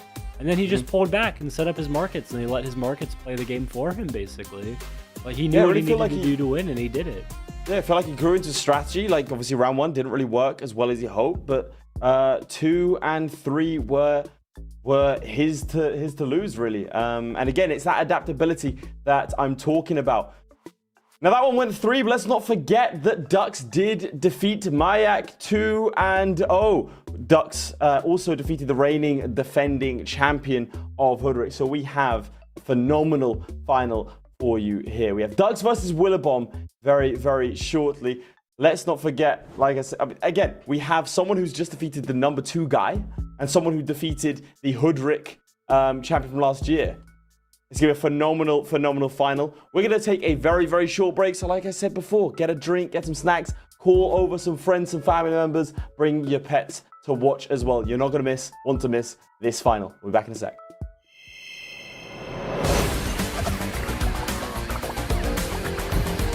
Whoa! Okay, we have to talk about He this. claimed his crown like flames, Swimming Boys! I'll be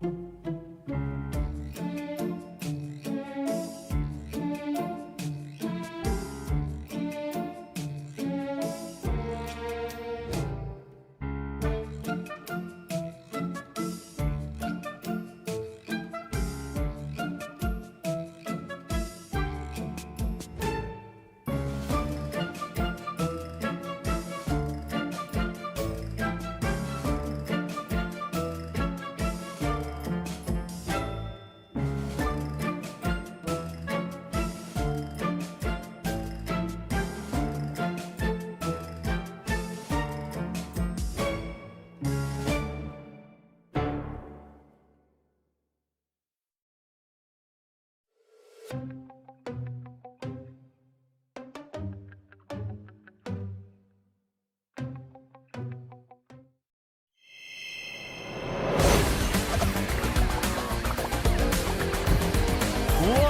Okay, okay, we have to talk about He it. claims his crown like flames, Slipping Boys! I'll be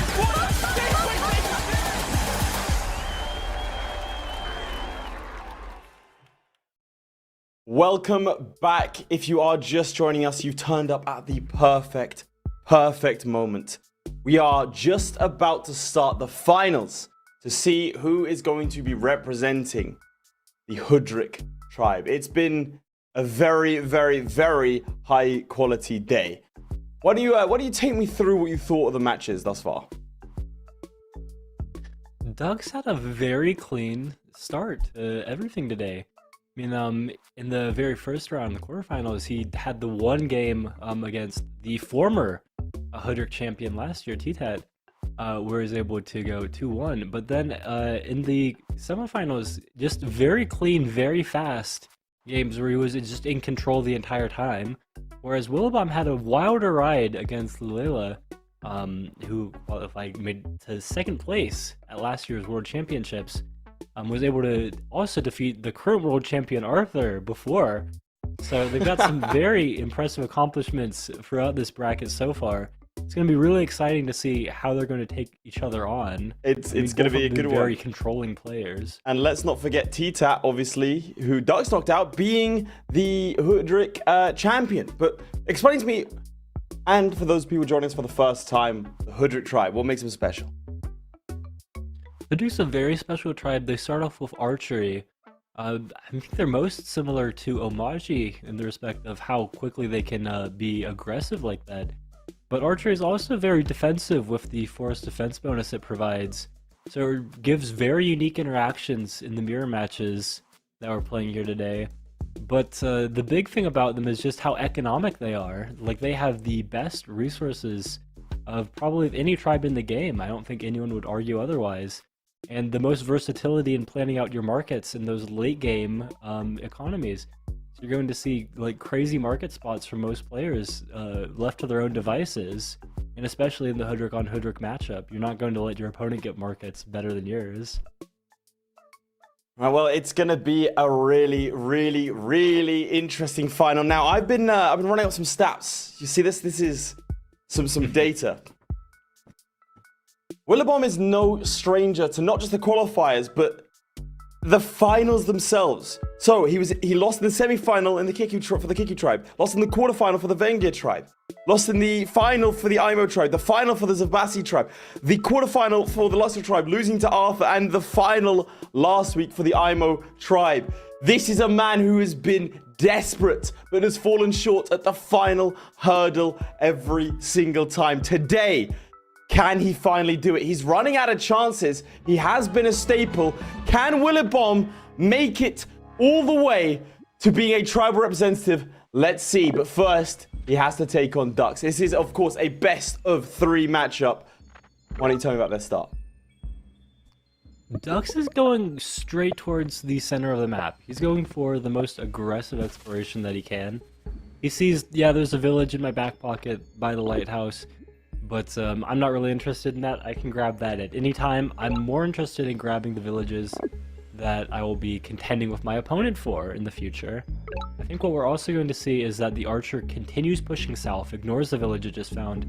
The warrior he just trained will go to the village, and then after capturing this village up north, another warrior trained to go to that west village. No, double west. So a little bit of an inefficient route from that archer. But probably getting, maybe let's say, a little scared about the potential Willibomb being down in the south corner and extending too far without any support for that archer. Willibomb, on the other hand, played a very economic start. He had the lighthouse right next to him. So get that workshop, upgrade his capital a turn early, and now he's just grabbing these villages. And this just like the very last game that he played with li.lela. He has a very solid start. You want to see your villages close together and in these like grid-like formations, because that's going to be what gives you the most versatility and like opportunity to get the highest level markets that you can, have those overlapping sawmills between villages. So it's up to them. Another thing, point of joy, had a little conversation with Willibomb and Justino Linguini yesterday about HOODRICK.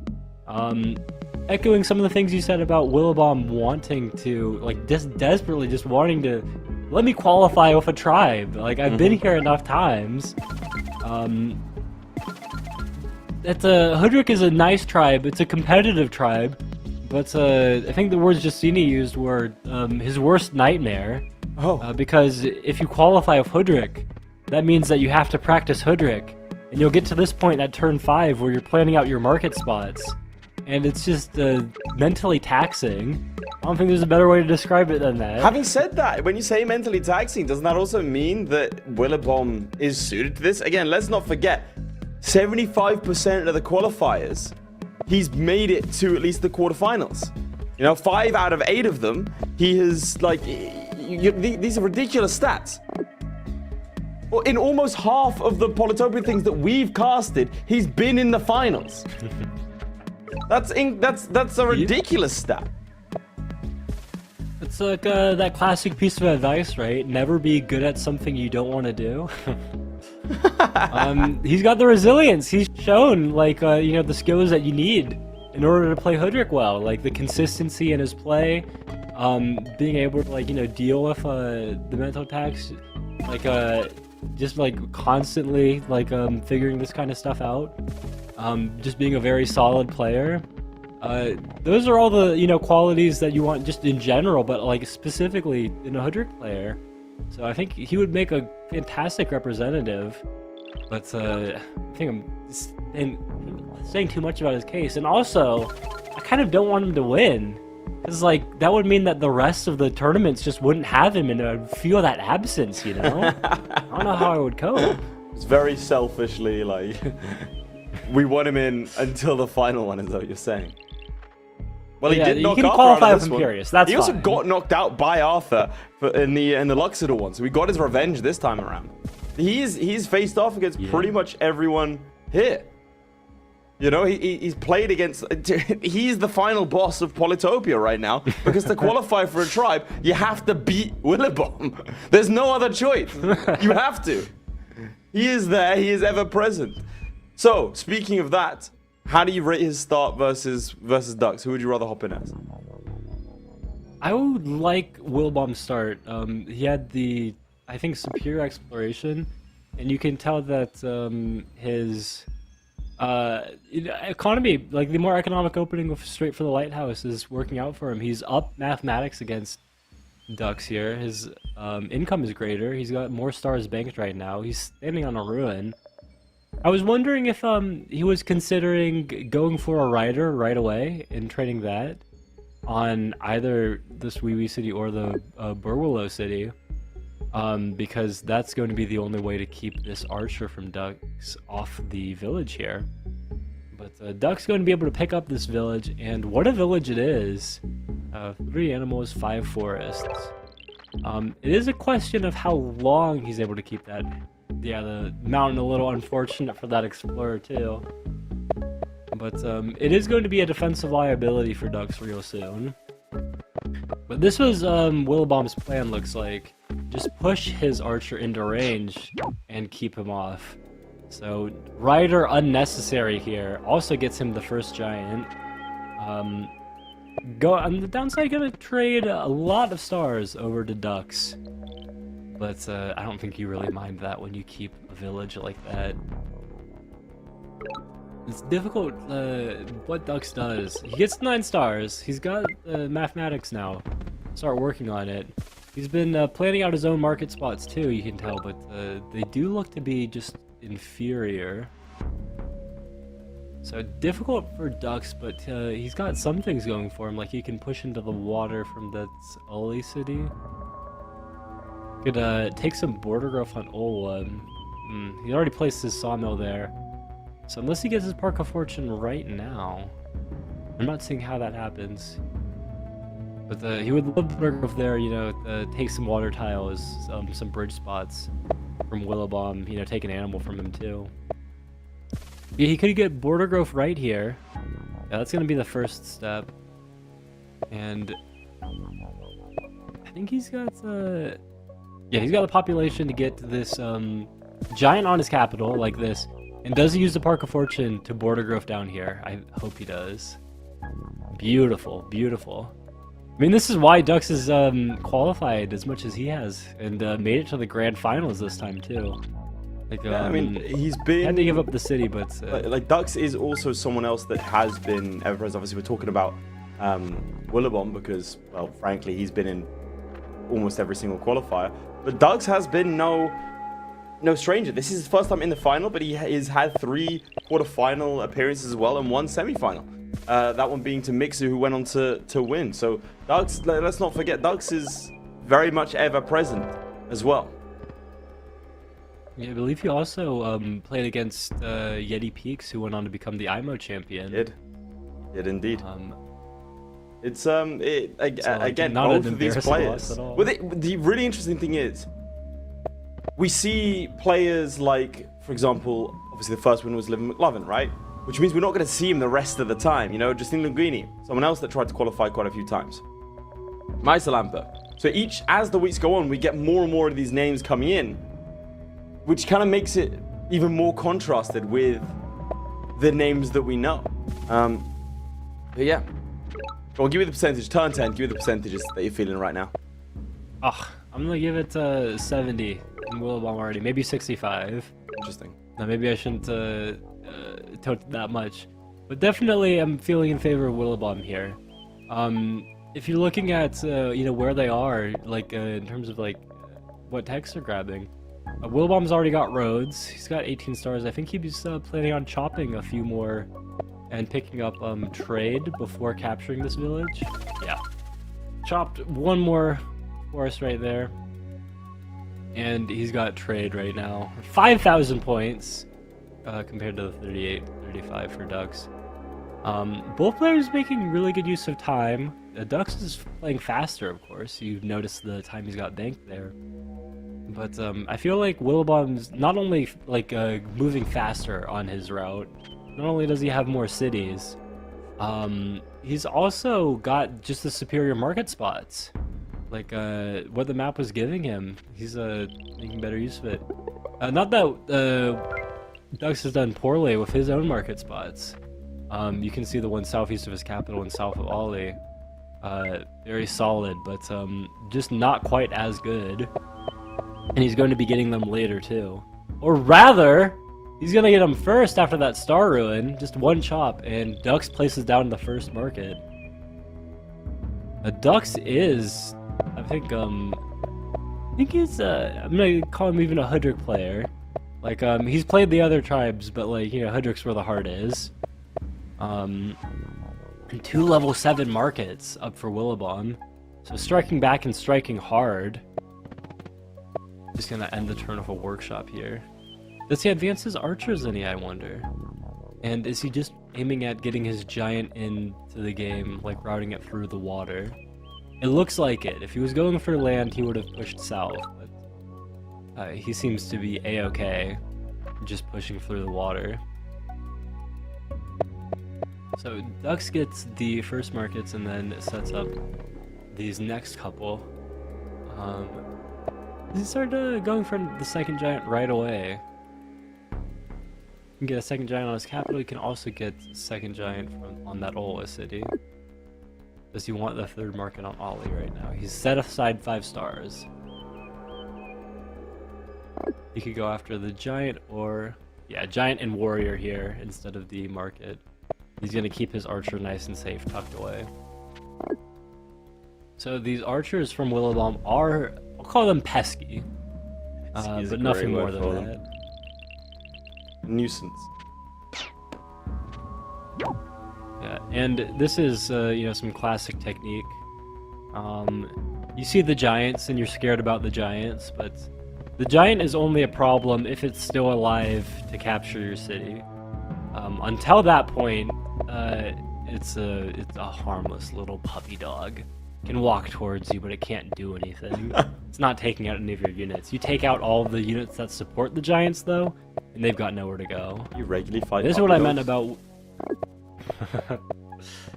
I'm usually not fighting. I say usually. I'm never fighting puppy dogs. Usually not fighting is a crazy sentence to say, but okay, we carry on. Move on, move on. But I'm never fighting puppy dogs, but I am fighting giants, and I mean, if I were to fight a puppy dog, be the same.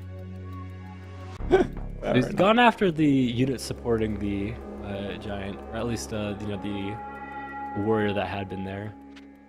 And Ducks can go ahead. Okay. Interested. He's pulling in the warrior. He doesn't want to move his own warrior that close. Makes it too easy for Willibomb to counter it. So it just goes after this, where he takes a couple points of damage on the warrior. And he uses his giant to kill the other one that advanced a little too far in, evening up the kill count. And these archers, again, like I said, pesky, but nothing more than that. Because they took like 4 points of damage on the giant, like traded evenly. And all the, you know, soft units like the riders, archers, everything that Ducks has been building up here, they're able to deal with these archers where they are, so they're not going to pull up any more damage on the giant. But some roads over here are going to keep Ducks off another village. And I feel like this was a problem for him all the way back in his game against Yeti Peaks as IMO as well, where he stepped on a village only to get sniped off of it. This has already happened, of course, in this game with the city that Ducks had to sabotage with Border Grove, which could have been avoided if the archer didn't make that pit stop west to picking up Olwa sooner. But don't know what the economic situation would have been like had he continued down that path. But Willibomb's going to use his north archer instead of placing another road down in the south. So he's got other plans. These 30 stars are destined for something other than another road down there, and it looks like it's these two catapults right now. Yes, the question is how are we going to deal with the giants, and Willibomb has an answer, some catapults. Wow, he is dominating in the water now too. Or at least starting to. So could have spent those 7 stars on a port in the middle, but I think he'd rather use 9 stars to grab the fish and port west. A port northwest of that city would be insulting to the giant. He wants that thing to be as active as possible, even if it takes another turn to get there. I think he could have gotten away with 2 ports there, one northwest and one west. And then like rode the giant east of that city in. It's not like he's lacking on income either. 59 stars per turn on turn 13. And grabbing a wall too. Yeah, no, lock him out of the whole game. Ducks has got to be feeling pressure now. You're looking at the city count, 4 cities against 7. You take the border growth, you steal the port spots, and you steal the ability to, you know, make bridges over there as well. Who knows if bridge will or will not come out? But maybe he makes another port here. No, he wants to road in his giant here. The plan is to road in the giant and siege the city. So we're gonna have to see a couple roads here. The rider bounces out. The giant slides in. There it is. Gonna go ahead and block. I was getting excited because I thought it'd be proven wrong. I lived for it. You might not live much. Wait, that sounds like a threat. My bad. 57 stars to 37, though. Yeah. I also feel very worried. I mean, okay, we just saw the come down. He's not anywhere near on kills. He hasn't connected everything for his Grand Bazaar. He needed to get that kill over in the west so that he can get this population here.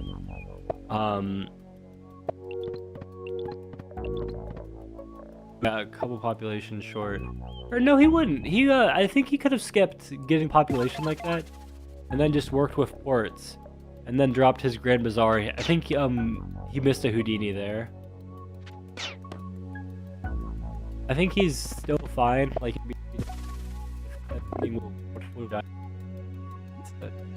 he did. Oh, actually wow. losing my mind. No, yeah. Okay, Very- Dux realizes the game's Very, very. there's the Yeah. Tunnel West. Yeah. I was just usually I'm not used to people resigning mid-action. You know what I mean? Usually it's like, oh, okay, Yeah. turn for turn, not that. But there it is, Willibomb, one step closer. What do you think of that game? I think it was really tough for Dux, like you know, the way he'd opened with his exploration. Yeah. Like it was also, you know, just difficult, like when you see like your opponent's got like that gridded up spawn that supports, like, you know, markets being developed by however many sawmills. But I mean, the big thing, like the arc really is that Dux lost multiple cities from having just like that improper support, not being able to like step on a village and hold it, and then like when the warrior came in, like he just didn't have any units to clear it, and that happened twice. So then he made you know, a good play that he's going to go ahead and, you know, work at, if I can take this village with my giant now. He made it. It was a strong play, but Willibomb was able to push it back. He used that Eye of God monument, and he just defended properly. And Dux realized, like, he's like, I've got places to be. Willibomb's got places to be. We need to move on. He's like, listen, there's like 3 more chances to qualify. There's like other tribes. Like, I'm not really worried about my chances. Well, let's not write him off that quick. I mean, it's 1-0, Willibomb to Dux, and let's not forget, Willibomb has not been able to break the mental barrier of winning a final.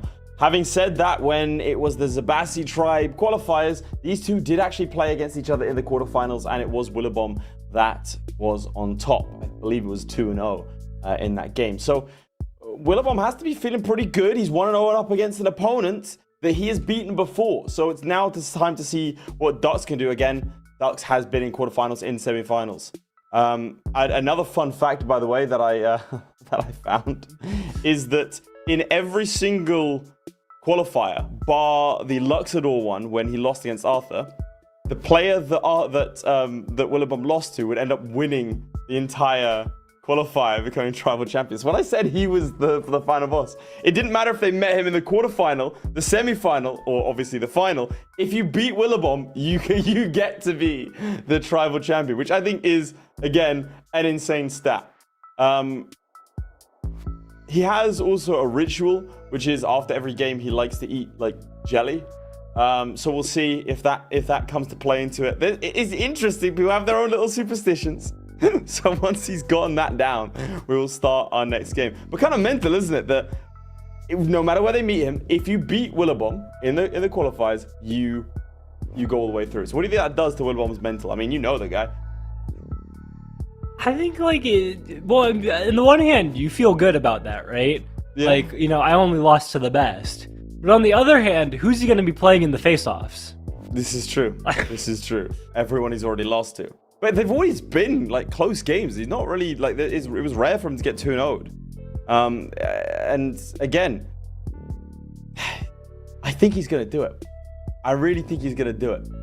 I think it's his time. Are we in agreement? I think we might be. I think for the first time, we may be in agreement. I think Willibomb is going to be the guy to take it all the way. And we're talking about the HOODRICK tribe. You're saying it's one that, okay, it requires a lot of setup, it's very taxing to train them as players them.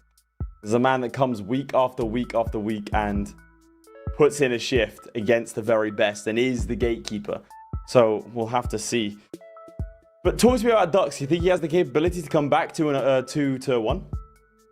Absolutely. Reverse sweep? I mean, no, like, we saw how Dux commanded those first couple of games, yeah? Like, and it was not that Majak was playing, like, some, like, you know, inferior game or anything. He just, like, when he has an advantage, he holds Dux, it. Yeah. So it all depends on, like, you know, what Dux has to work with. Mm-hmm. This game was, you know, he didn't... So some of the things, like, that worked for him in that first set like, advancing the archer a little bit further, like he didn't play for and didn't work out too well for him. Absolutely. But maybe he can do that this time. Exactly. It is, of course, a best of 3. Will this be the final game of the series, or will we have one more match between these two titans of the qualifiers? It's Willibomb, it's Dux, it's the start. Take me through it. So what we're seeing is, like, Dux looks at just the sheer number of animals down here, and he's like, ooh, ooh. This is an exact quote, by the way, so if you thought it sounded silly, I'm sorry, blame him, not me. But the trouble is, he's gonna step on here, and who does he see? Also, this is a common idea with how you open with HOODRICK, especially if you're close to the center and you're worried about meeting your opponent. You want to keep your warrior and your archer closer together if you can. Like maybe he pushed his warrior east instead of north and explored northeast instead of double north. If he'd commit himself like that, then he's a lot less worried about losing this village right now. Because imagine if this archer's in range, and then he kicks him off the village, the unit's stolen. So there's different ideas for how to play, like balancing rapid expansion with, being able to contest your opponent in the early game. Seems like it should be working out for Dux. He has to grab the archer on his capital right away, because he's going to get sieged on the next turn. He has to grab another archer here instead of upgrading. No forestry either, but he will keep the city, and it is a very nice city that he's keeping.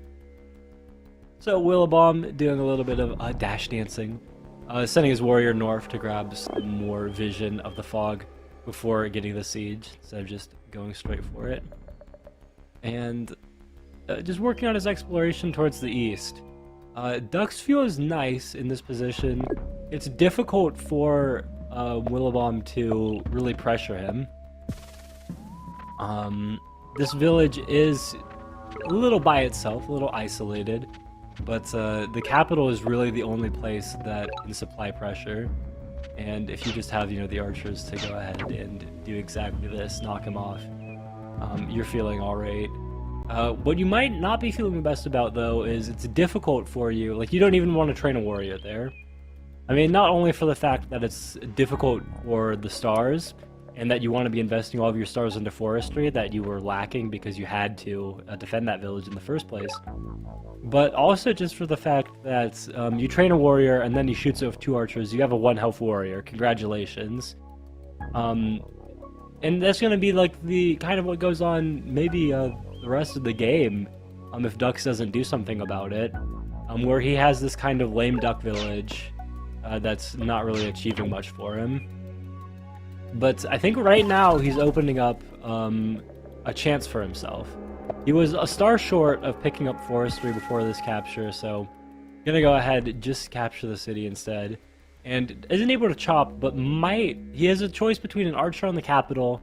He could also go for an archer on his second city or a warrior there. Archer there, I like this play, because the archer is basically overloaded. It's not very much of an overload, but he's just not able to, like, he already had an archer that he could target, so he's not getting anything extra from having this additional archer on the city, and he's going to be able to supply that pressure. And there we go, keeping his archer out of range of Willibomb's. Willibomb, he retreated his archer just so that it wouldn't die. To the archers that Dux had assembled. But get some easy damage here. I'm not sure how easy, though. We're taking a look at... I think there is more or less trading, but they're trading down evenly, which is good for the position that Dux had been in, because he's also regaining that space. Like, he can actually train units on his city there as well. So well played from Dux. Kind of jerking Willibomb around. But Willibomb, fishing and forestry up against Dux. He doesn't have that, grid-like layout of villages for the, crazy souped-up market spots, but he does have some very solid potential going to the late game. Over in the eastern villages especially. Question of how he wants to manage that. Dux is going to have, he's going to equalize the village count immediately. How does he want to deal with this?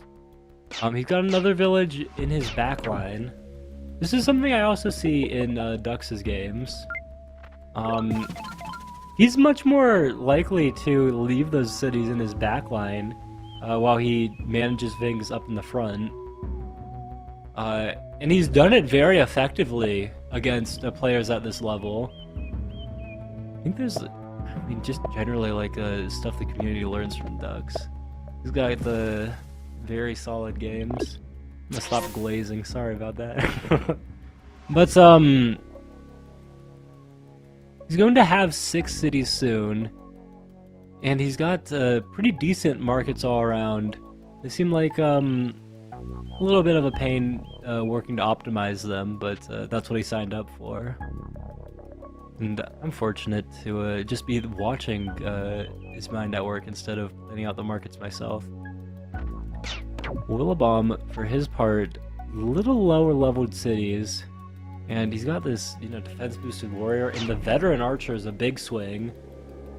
His capital is actually in danger now. I mean, like, no matter what he does, like, he's allowing the possibility of siege on the next turn. Not that I imagine Dux would go after a siege here when he has so many archer kills he can go after instead. Willibomb takes a nice explorer to get that northern lighthouse. And then he's got some mystery operations going down in the south. Clandestine operations, like that. Yeah. Probably figuring out how best to defend against the push going around his capital. This is reminding me more of Dux's games against Majak than his games later on. Or against Willibomb's games against li.lela. I think this might spin in Willibomb's, in Dux's favor. He's gotta spam enough names, we'll get it right eventually. So what's your percentage chance now at this point? What are the odds saying? I'm about to place a large bet on one of these people. I really like Dux here. Like, Willbomb's just chopped his future away. And if there's, okay, it depends a lot on if there's a village over in the west here that this warrior uncovers. And I got a good feeling that there is a village over there. This warrior is unfortunately the natural target for Willibomb here. But if it weren't, that would be another veteran, or potential for veteran on the next turn, and a devastating siege to the capital. But fairly certain that we're going to see that warrior get killed. So yeah, 6 villages, Dux, and keeping all his forests. You know, the mathematics potential in giants. It's a very sad explorer, but it does get him that lighthouse, so he doesn't have to waste any tempo with his warrior grabbing it. Actually, yeah, was that the entire idea behind the lighthouse? Because I don't think it could have gone any other way. Or if he was hoping that it would go further east, I'm not entirely sure.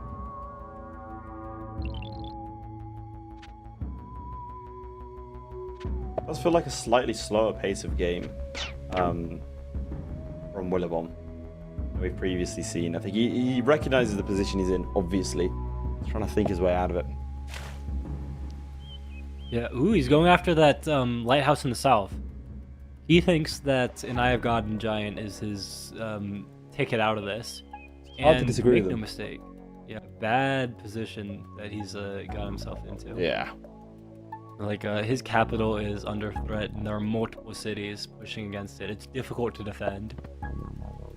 He had control of the space earlier of the archers. This feels like a repeat of some of the ideas in the first game he had with li.lela, where he generally undertrained units, and then the archers pressured him too much.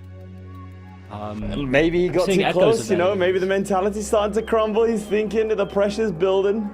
He gets just one, he has to do just one more win. Maybe he just can't do it. Maybe Dux is fired up with some revenge. Maybe he needs to be an underdog. Who knows? think it's good for Ducks anyways. You know, his cred on the street, which is what they're really playing for anyways. Yeah, we've got this. Yeah, the rider too. Okay, keep the pressure going. No, this is foot on the gas. Like, the capital is crumbling.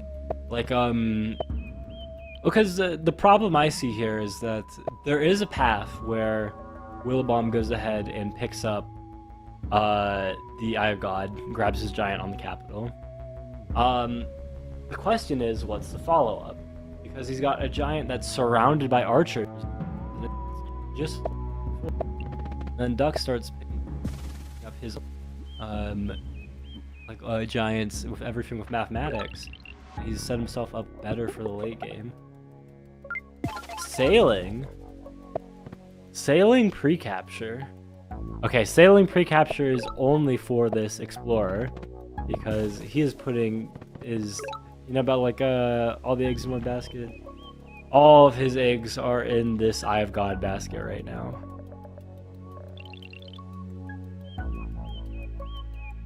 I believe in him. He's got something. Well. Yeah, he only has 10 stars per turn. He does not have the income to unsiege with 2 ports here. He does have the income to get the giant though, because he has the East Lighthouse that he can grab just by walking with his warrior. It's not game over just yet, and obviously Ducks does need to be careful to make sure that. I mean, he'll know a giant's coming. There's no two ways about that. Yeah, you don't get to the grand finals of the tournament, and then your opponent just allows you to siege without training any unit. Yeah. With no plan, and the amount of population that he's been going after there. But he knows the giant's coming, and because of that, he knows that, hey, I should train some more archers and just shoot it when it shows up. There you go. So some archers in the front cities. Here we go.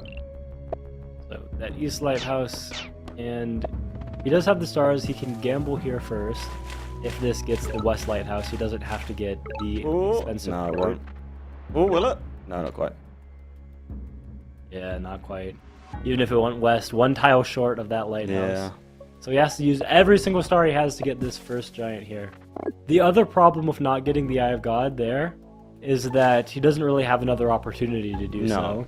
No, he doesn't. And if he had that second monument, right, he would be able to get 2 giants right now.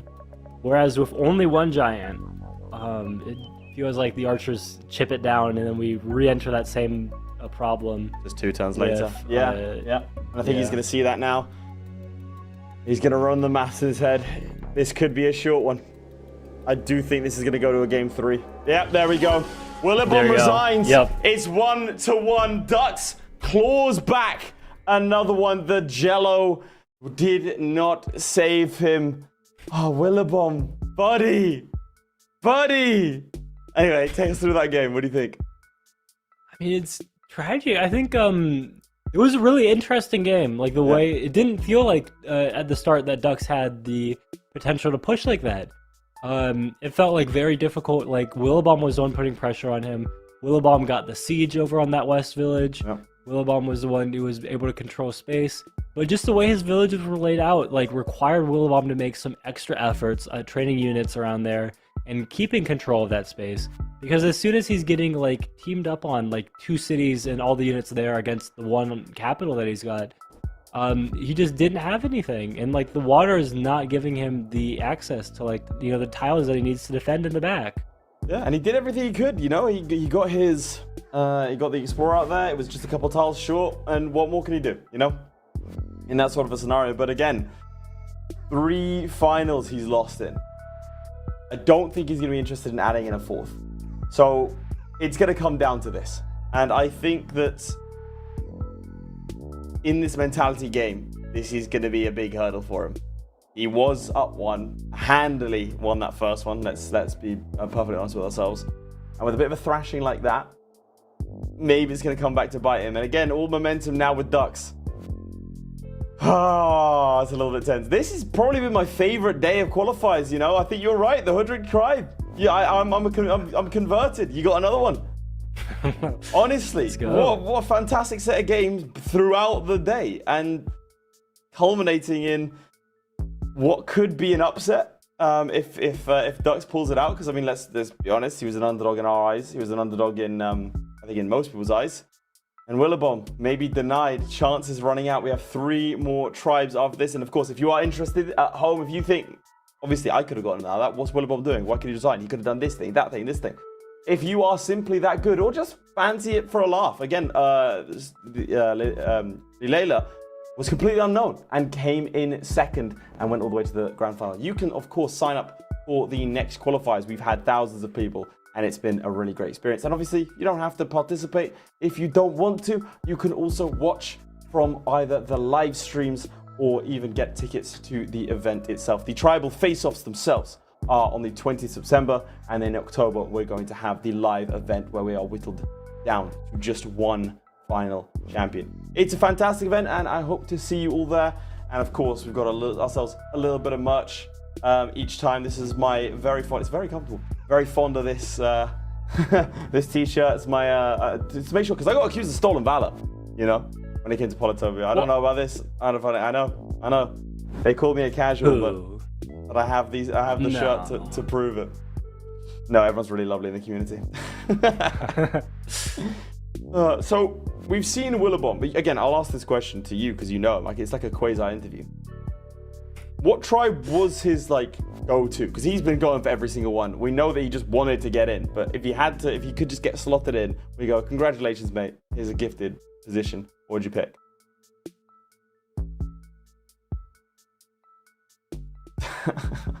I think Willibomb got him.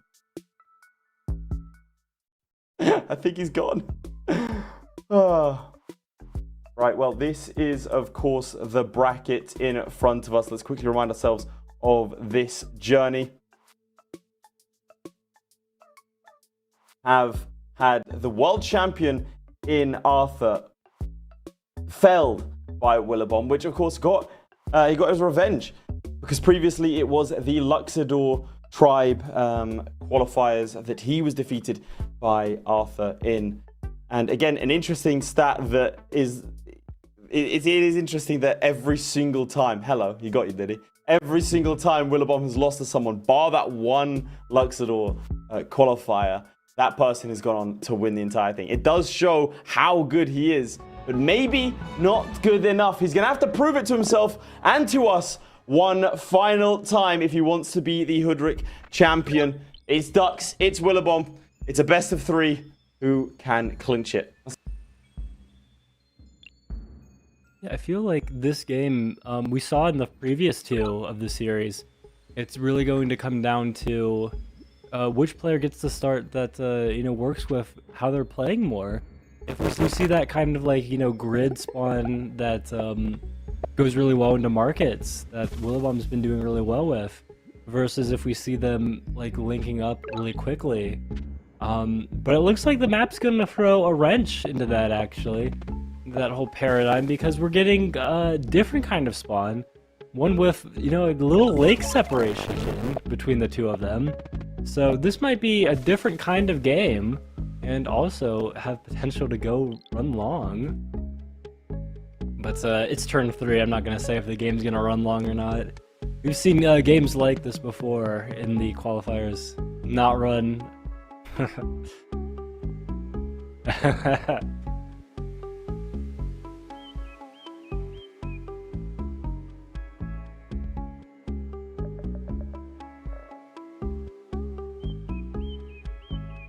We saw Willibomb versus Yeti or Viking.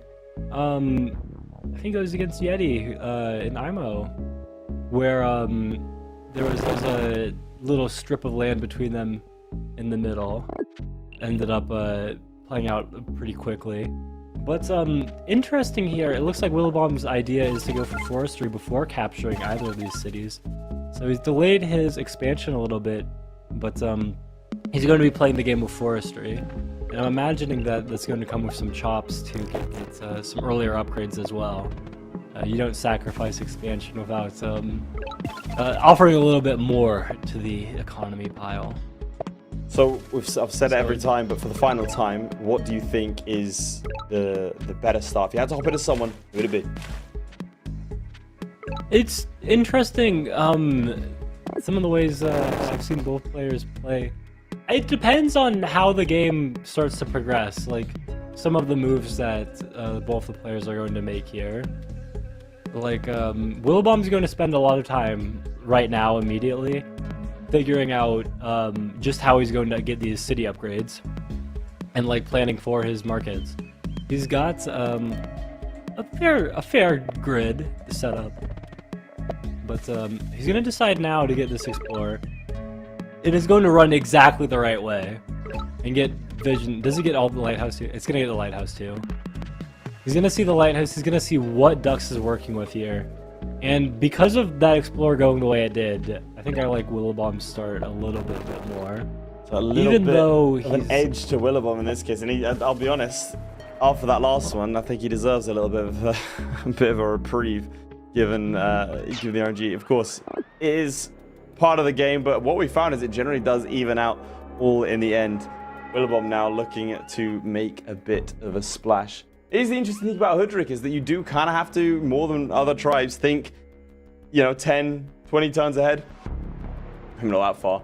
But the idea being, you are going to have to set the foundations in these early stages for success. And both players have to do it, and they have to do it constantly, and it can be really, really, really, as he said, mentally taxing. They've been playing this now for a good couple of hours, and going 1-1 in the final is a tricky one, to say the least. I mean, if you're Willibomb, just imagine the pressure. 4th grand finals right now. Running out of opportunities too. And that's when you can start inviting mistakes. It all depends on, how he responds to that pressure. But I think it's an interesting and asymmetrical position. I think they both have different advantages. The advantages that Willibomb has are a little bit of initiative, and that he can probably control space around that central village a bit better. He got a better explorer as well, more vision on his opponent. But Dux has a better start. If the game goes to, starts depending on what happens in the water, then we like, Dux just has better access to the water. Depends on how he's able to. It's this city in the middle right now, Weagle. It is a vulnerability for him. It's a liability, even. But depending on how quickly we can advance to middle and end game here, might make all the difference. And Dux seems to know what his play is here. It's a very interesting spiritualism ruin. I don't imagine he'll find that too useful. But it seems like he wants to be chopping some of this forest and not planting more right now, but yeah, I think he would have taken the star ruin that Willibomb got if he had the choice. But yeah, Dux seems to understand that his play is going for into the water. He's already out of the ports. He's pushing into the northeast. Just trying to expand. Willibomb's already got the sawmills. He's got the giant already on turn 7. I think he's able to bring up another giant on this Loic city in not too long. Would require some border growth. But Willibomb's playing a little aggressively with where his archers are going.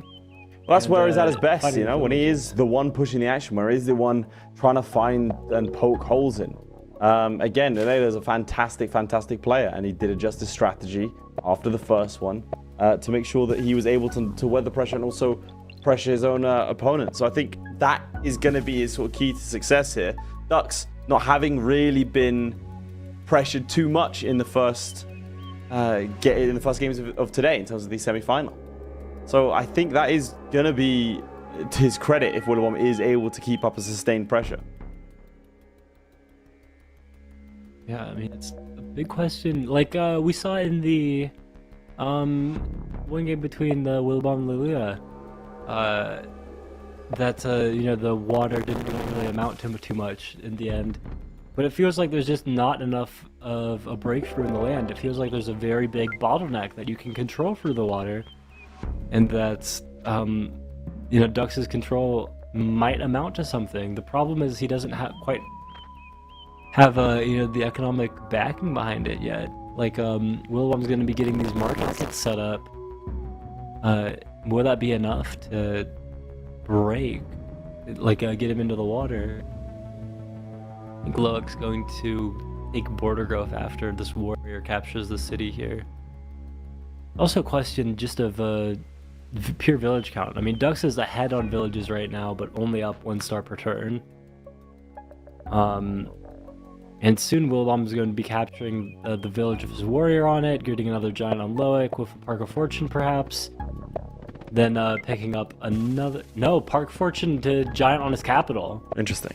I think Willibomb's looking at getting his own ports and trying to contest the water. I like that. I really like that for him. I think we have a really good idea. Obviously, we saw earlier in the day, Dux just wasn't counted on the water in his first games and ended up obviously winning. It's a dangerous thing when you allow someone that much momentum because, of course, you are limited of how many units you get to the water by your ports. If your opponent is able to get rid of your units as quickly as you can physically put them in the water, well, then there's not really going to be a naval contest, even if they have, even if you have superior economy. So we'll have to see. Who do you think is going to be more successful on the water, though? I think Dux is probably better placed for it initially, no? Yeah, Dux has also evened up the giant count with his own on the capital here.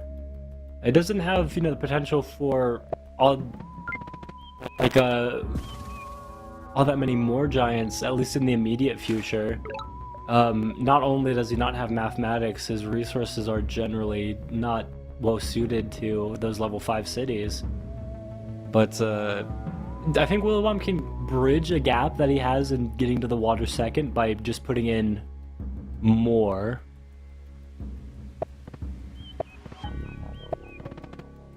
Alright, we see Inley now. Upper level. Alright, and now Willibomb's turn. 6-star difference. A little bit of score. Again, I don't know if I'm saying that Willibomb's in a better place. That doesn't guarantee success, as we've seen, but Rider Roads, what can you do with it? Found a new town. What do you think his strategy should be? I mean, after Rider Roads, he's definitely looking at markets. He's got the markets set up, like you can already tell where they're going, like southwest of that thin city, north of his capital, north of Loic as well. Then in these cities over in the east, he's got more markets to set up. But right now he only has roads. He doesn't have everything he needs for that yet. I think he might... No, he would need to have bought fishing this turn. There was a chance that he could have stolen the village over in the west with his giant warrior together. But not going into the water yet. I feel like it's a dangerous game the longer he waits on getting in the water. He also, I think, needs to grab border growth on that Loic city. And there we go. Dux picks up mathematics, bridging the technology gap. 2 cities ahead. Willibomb will pick up the slack there, but not immediately. He's not for another few turns at least. And Dux is not only ahead on cities right now, should be ahead on cities the whole game. Since Willibomb only has the 2 in the east to pick up. Willibomb's only chance to pick up, to close that gap is to steal the city that Dux has. Is a least well protected one over in the west. I think Dux has a really nice wall that he can place down there too. You don't always get to see a good wall, but you love it when you can.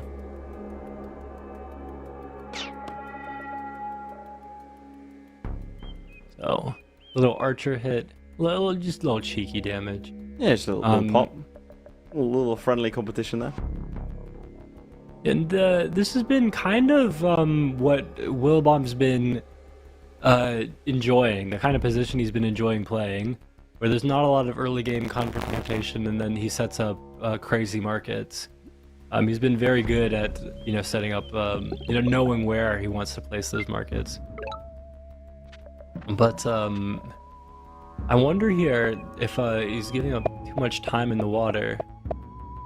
And it feels like, you know, if ever there's a tribe, and Dux is in a position where he doesn't have the best response, at least in terms of, can't produce all that many giants of his own to counter. So a big juggernaut push from Willibomb might bridge this water gap, and of course, there we go, sailing. So that's going to be the first step.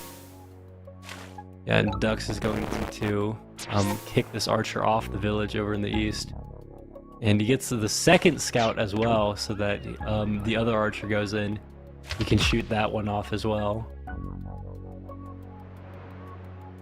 So yeah, even though Willibomb made the more aggressive play to get on the village as soon as possible, I think Willibomb keeps the village though if he uses 2 roads.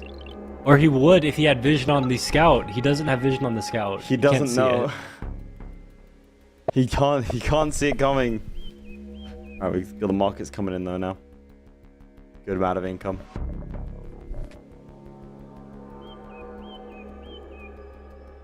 Eight units to 5, 7 cities to 4, 2 kills to 1.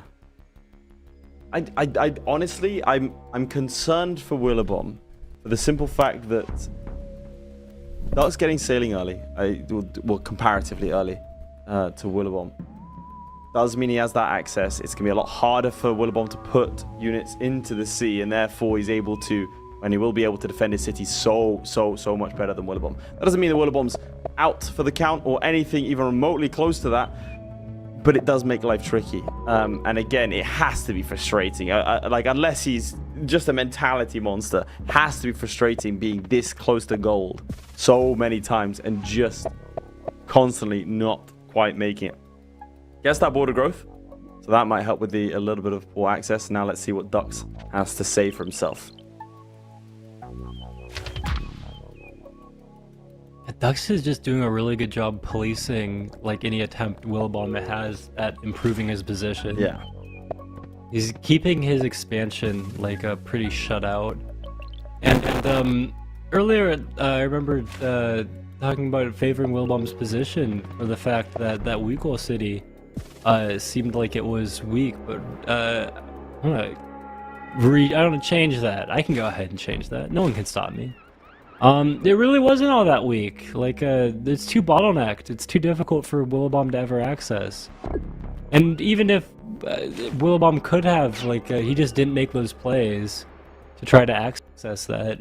And so what are we left with when we don't have the weakness of that city? I mean, a catapult aimed directly at Willibomb's capital, a juggernaut heading towards there. And these giants that feel like they can't do anything.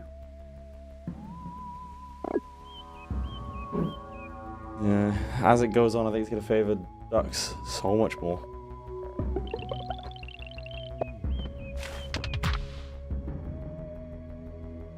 Alright, the first giant enters the water. Well, on Willibomb's side at least. And we'll have a look at what he can achieve with this limited action. He's facing down an archer, a catapult, a scout, and of course the other juggernaut. It's a really interesting map. What do you think of it?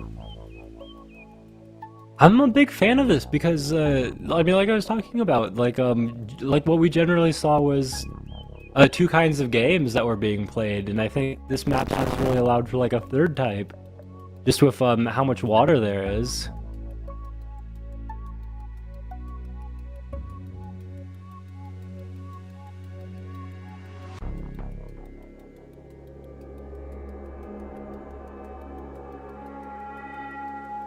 Right. A warrior now on Loic. Finn gets its own archer. And I think... I always like the archer spam with HOODRICK. You've convinced me. I think it's the play. Some people may call it baseless, dishonorable, and not skill-based. But I frankly disagree. I think anyone who disagrees with me is automatically wrong. And now here comes Dux, whittling away at that juggernaut quite heavily, getting archers of his own and starting to threaten a landing in this southern continent here. Again, as I've been saying all day, I'm going to sound like a broken record. My casting career is in jeopardy because I'm repeating myself too much, but if you control the water, it's such an inherent advantage, both at the start with the scouts and later on when you can get yourself some bombers. It just makes so much more of a difference. So we'll see if Willibomb is able to overcome that, but it will mean that he's a bit more self-contained and will be inherently on the defensive. That doesn't count him out. Willibomb is a fantastic player in his own right, but it means that Dux does have the versatility and strategic opportunities to try and exploit defenses, go forward, come back, and so on and so forth, and can defend his cities so much better. He has to make sure, though, that he is maintaining that advantage. If he allows Willibomb into the water, it's going to make his life so much harder. So to not be distracted is paramount for him. Would you not say? I mean, just in terms of like how he's achieving that, like shutting him out of the water, the way he attacked the giant with his catapult and then just pushed it to safety, the Juggernaut splash at Archer here would have done something to him if not for that giant push. It's so tasteful the way he's just like completely shutting him out and not giving him a chance. Like he recognizes where his win is and he's playing for it. And also I feel very concerned for Willibomb. Well, I shouldn't. He just needs a couple more population for a giant on his capital. But yeah, the way he's advanced these Juggernauts, he can reposition the one so that it water too. The one on the mountain can go to that poorest, wettest of his capital. But he's allowing this Juggernaut, these Duxes, to enter his territory. Shut him out with the Archer push up. No, Willibomb knows what he's doing. He's got a nice defense. So Dux's main thing is just going to be about keeping this Juggernaut out of the water. I think what it looks to me like Willibomb's strategy is try and get an economic advantage, sit, turtle up a little bit, let the game play out, let those advantages happen over time. Nice little lighthouse there. And see how he gets on. And I gotta say something incredible here. If you just looked at the incomes, you wouldn't notice that one player has trade and markets and the other doesn't. Like, Dux did pick up mathematics earlier. I'm wondering if trade is in the cards for him. I mean, at 8 cities, it's a little expensive for him, but there is an advantage for Willibomb just in terms of, I mean, sheer income, of course, but also how cheap all of his techs are. It's very easy for him to keep improving his position. Okay, big pickup from Dux here. Navigation with control of the water like this. Just shut Willibomb out of the water. You might not need the kind of stars and technologies offered by trade. Especially if he's only like down 7 stars a turn right now. You can get you know, some well-positioned bombers here. Just wreak absolute havoc on Willibomb's position. But yeah, Willibomb's getting more giants, and he's not going to stop getting more giants either. If he can just dump those into the water, he's got a pretty solid position he's playing for as well.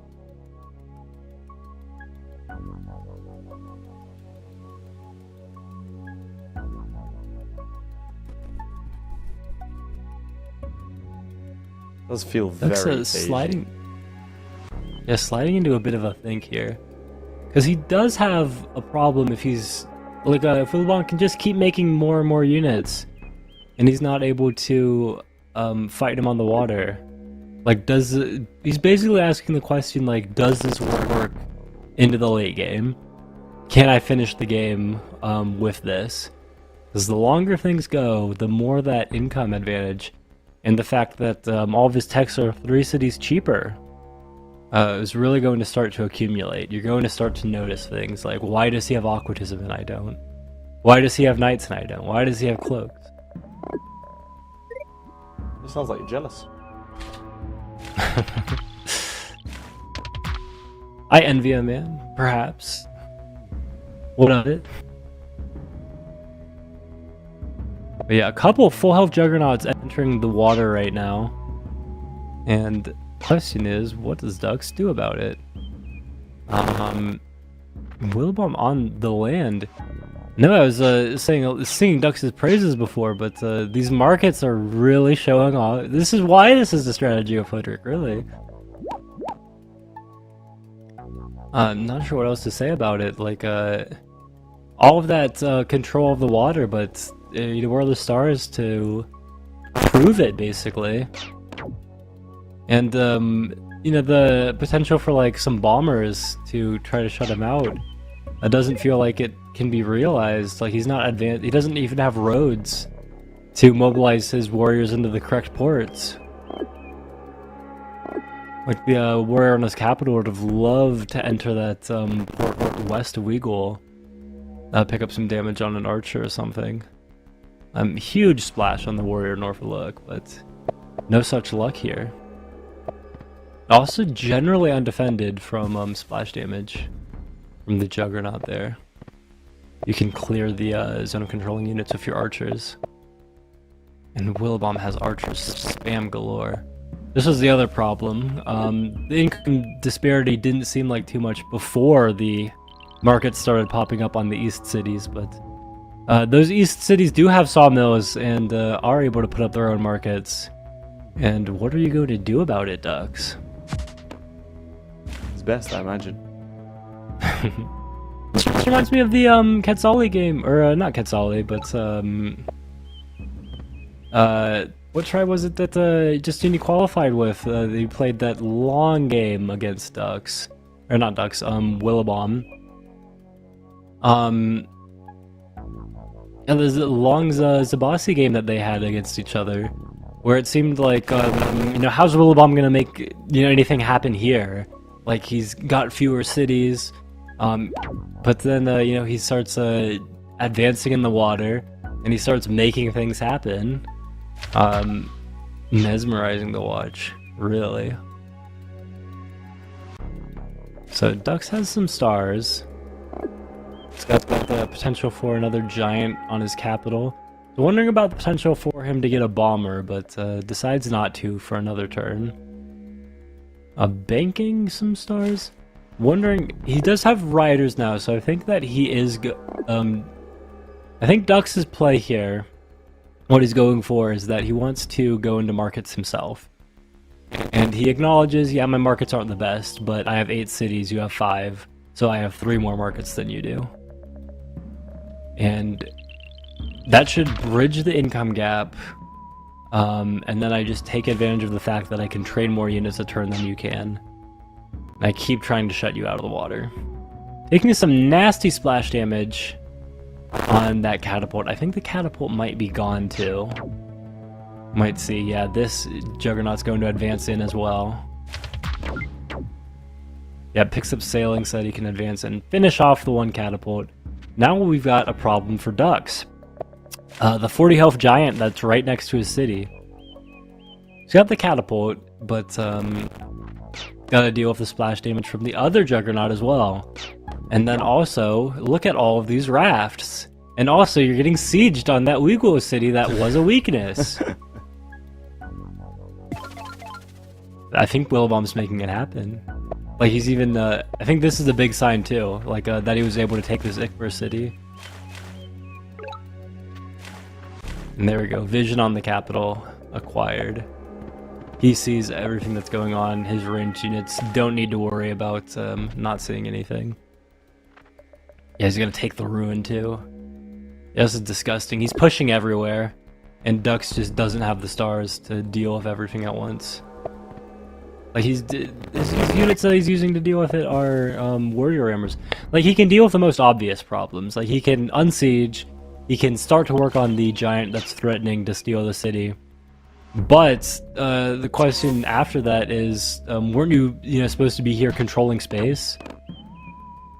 And the bomber is doing a nice job. It's not that it's doing nothing, but the question is it doing enough?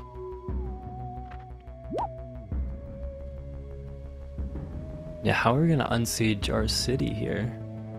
Probably just a scout. but you're allowing him to enter the port, the east, with a city that you were trying to keep him off of entirely. You're also allowing like these ports down in the south. There's a giant around the Wagoin city is looking pretty scary. You're losing all the stars that you would have wanted to invest in markets. And you still have to deal with this guy sieging you. Or does he he has to chop for this, right? So there, he's gonna keep his catapult safe by getting rid of that first juggernaut. And then he has to chop in order to get the star he needs for this scout. And he will unsiege that weak Weagle city. Keep the forest in the east, of course, to block any riders from roading into that city. And passes the turn to Willibomb. So Willibomb, do you feel comfortable? Do you feel like you can siege the city? He's gonna siege it with the archer instead. Ooh, the archer might work. You think? Yeah, so we've got the 1 health catapult, but what else is hitting? We got the bomber. Is he able to do the bomber? He only has the one guy here. He's able to shoot it. And he just so he takes out the bomber, but that's not going to be enough. The scouts can reach. And he can't advance it further either. He makes it too vulnerable to the riders. He wants to duck suspend what few stars he has on like roads if he wants to go after the scout. So no, I'm a little overzealous, but no, the archer is not going to hold this siege. It is going to be annoying to deal with, though. I mean, the big swing here is that Willibomb is evening up the city count 6 to 8. He's effectively chopping off 2 of the advantages Dux gets from the cities, like no income from this Wagoin city, and not just now, but probably for most of the rest of the game. No units that you're going to be training there, really, and he's getting set up in the water. Dux does have navigation, but like, where is he getting a bomber? And last turn was so expensive just dealing with the unsieges. The question is, like, where are the units that are going to replenish him in the water? I felt like Dux had something, but it slipped through his fingers. It was elusive. It feels like Dux's position is collapsing, but it hasn't collapsed yet. He still has the advantage in city count. And if he just gets one more kill here, that's a nice monument for him. Question of where he wants to use that monument too, but that's a pretty easy question for him to resolve somewhere. He'll figure it out. Yeah, he's got it. It'll be fine.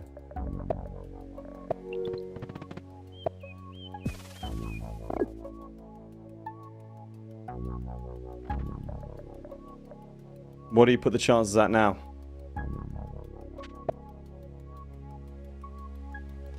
I'm gonna put it at like, I'm gonna give it 75 to Willibomb. Which is a crazy turnaround, by the way.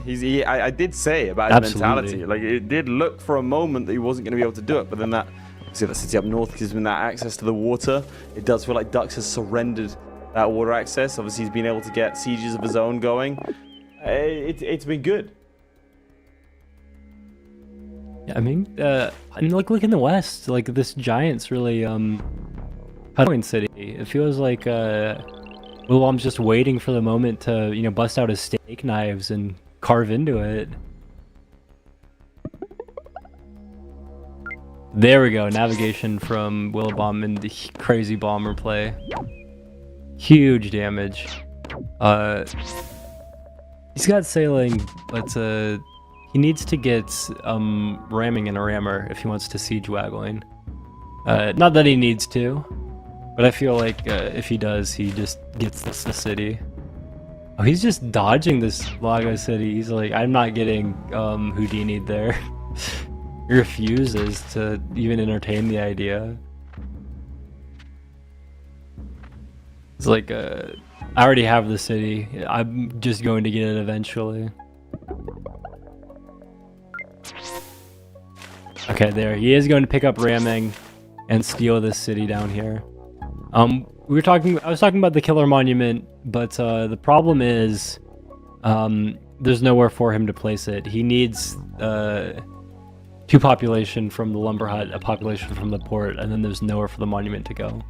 Unless he goes climbing and mining and gets a mine. But that's just too expensive. So this Wagoin city does look lost right now. And I wonder if Dux might call it.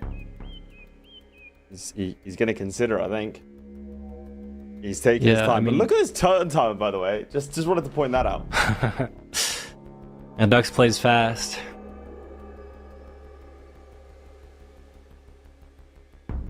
Yeah, I think he's... This could be it. It's like the heartbreaking realization to, like, you know, come so far.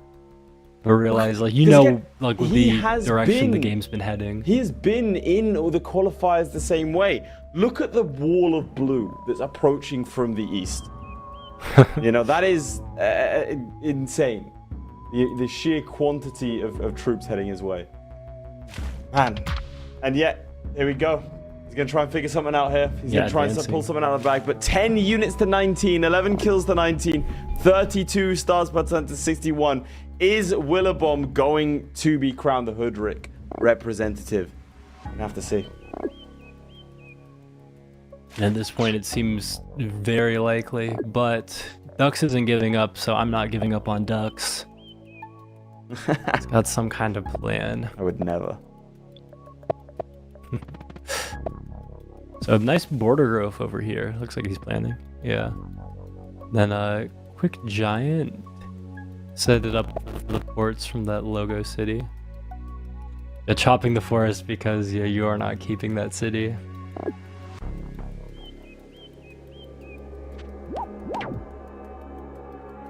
Sacrificing into that giant because after that giant gets this siege on Inley, the catapult would take retaliation damage. You have the unit sticks to kill, but it's maybe not the most optimal order that you would have liked. Willibomb is taking this city, taking the starfish, has an excellently placed bomber, has rammers to deal with. Seems tough, Dux. What are you gonna do?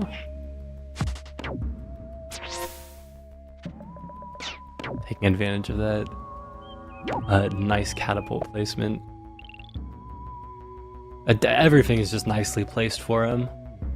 It's like he did it with intention and for a reason. At least it gives the appearance of a nice warrior siege and allows this giant to break for that zone of control. Straight into the last raft. He needs to talk about it like a foregone conclusion, but Dux's responses don't seem very convincing. Like they're there are 2 able to deal with this. 3 cities under siege. 4 cities under siege. It's going to be 5, 6, 7, 8 before the game is done, I think. Aquatism too. Before he captures the city. Done most of his turn and fought Aquatism, but still has another 23 stars just to deal with this. And yeah, stop that Juggernaut from reaching your bomber with this nice defense bonus rammer sliding straight into it, bring it to half health. He's got to deal with the Inley Giant. He's losing most of these cities. They're like okay, I can't say most of these cities. He's losing one of these cities. He's got the archers to deal with logo, and then the giant plus the 3 health scout. So he doesn't have to lose all. He can keep all of them. Very nice use of the killer monument. Little warrior Houdini. This is exactly why Willibomb did not siege with his giant earlier. But no Houdini because he does have climbing. So we need that 3 health scout to go ahead and deal with this. Or the archer. The archer not necessary for dealing with that Inley giant since he took some damage on that catapult. Get that. But dealing some good damage. And yeah, no, he's showing that he can get it, but he understands the arc of the game. Willibomb! Wow. He's done it! After 5 attempts, has done it. The gatekeeper has passed through the gate. What do you think? Congratulations, Willibomb. Been a long time coming. Absolutely. I'm gonna miss you in these qualifiers, but you know you got to give a spot to someone else. So. Well, that's the interesting thing. Now it's kind of opened up a little bit more. Now someone like Dux becomes our like one to watch. Ahead we have obviously a lot of tribes to get through, but we can take a moment and quickly reflect on his journey by checking out the bracket here. Dux had his own very impressive victory over T-Tat, a dominant victory over Majak, but it's all Willibomb who defeats the #1 and #2 Polytopia players back to back. A very hard fought victory against li.lela, and of course we've seen him in the final. The mentality never in question again. Really honestly a fantastic showing from him. And that is it for the HOODRICK tribe. But next week we have the Umaji tribe. Do you want to quickly give us a brief overview of this? The Umaji tribe, all the things that make HOODRICK unique, right? You see a lot of the same elements here. Like, you know, the riders are very nice for, you know, aggressive things in the opening. They can play very greedily, but the resources are lacking. They're just nowhere to be found. So you're going to see them, instead of like opting in towards that economic stuff and towards resources, they're going to be playing very aggressively towards expansion and competing with each other, trying to pick up vision early, everything. It's the best players who are able to manage that and, you know, keep track of their opponent through the fog, better than others who command Umaji the best. So it's a very exciting thing to watch, but very tense if you're actually playing. And last year, I remember chatting to the Umaji tribe representative. He didn't really anticipate being there. He brought with him 4 of his friends who had no idea what Polytopia was, but was just happy to be there. Actually, a great example of you don't even need to enjoy the game to enjoy the event. But that is all we have for you this week. Next week, we'll be back with the Umaji tribe as described. Huge congratulations to our final victor for today, Willibomb. It's been a long time coming. Thank you all for joining us, and we'll see you next week. Goodbye.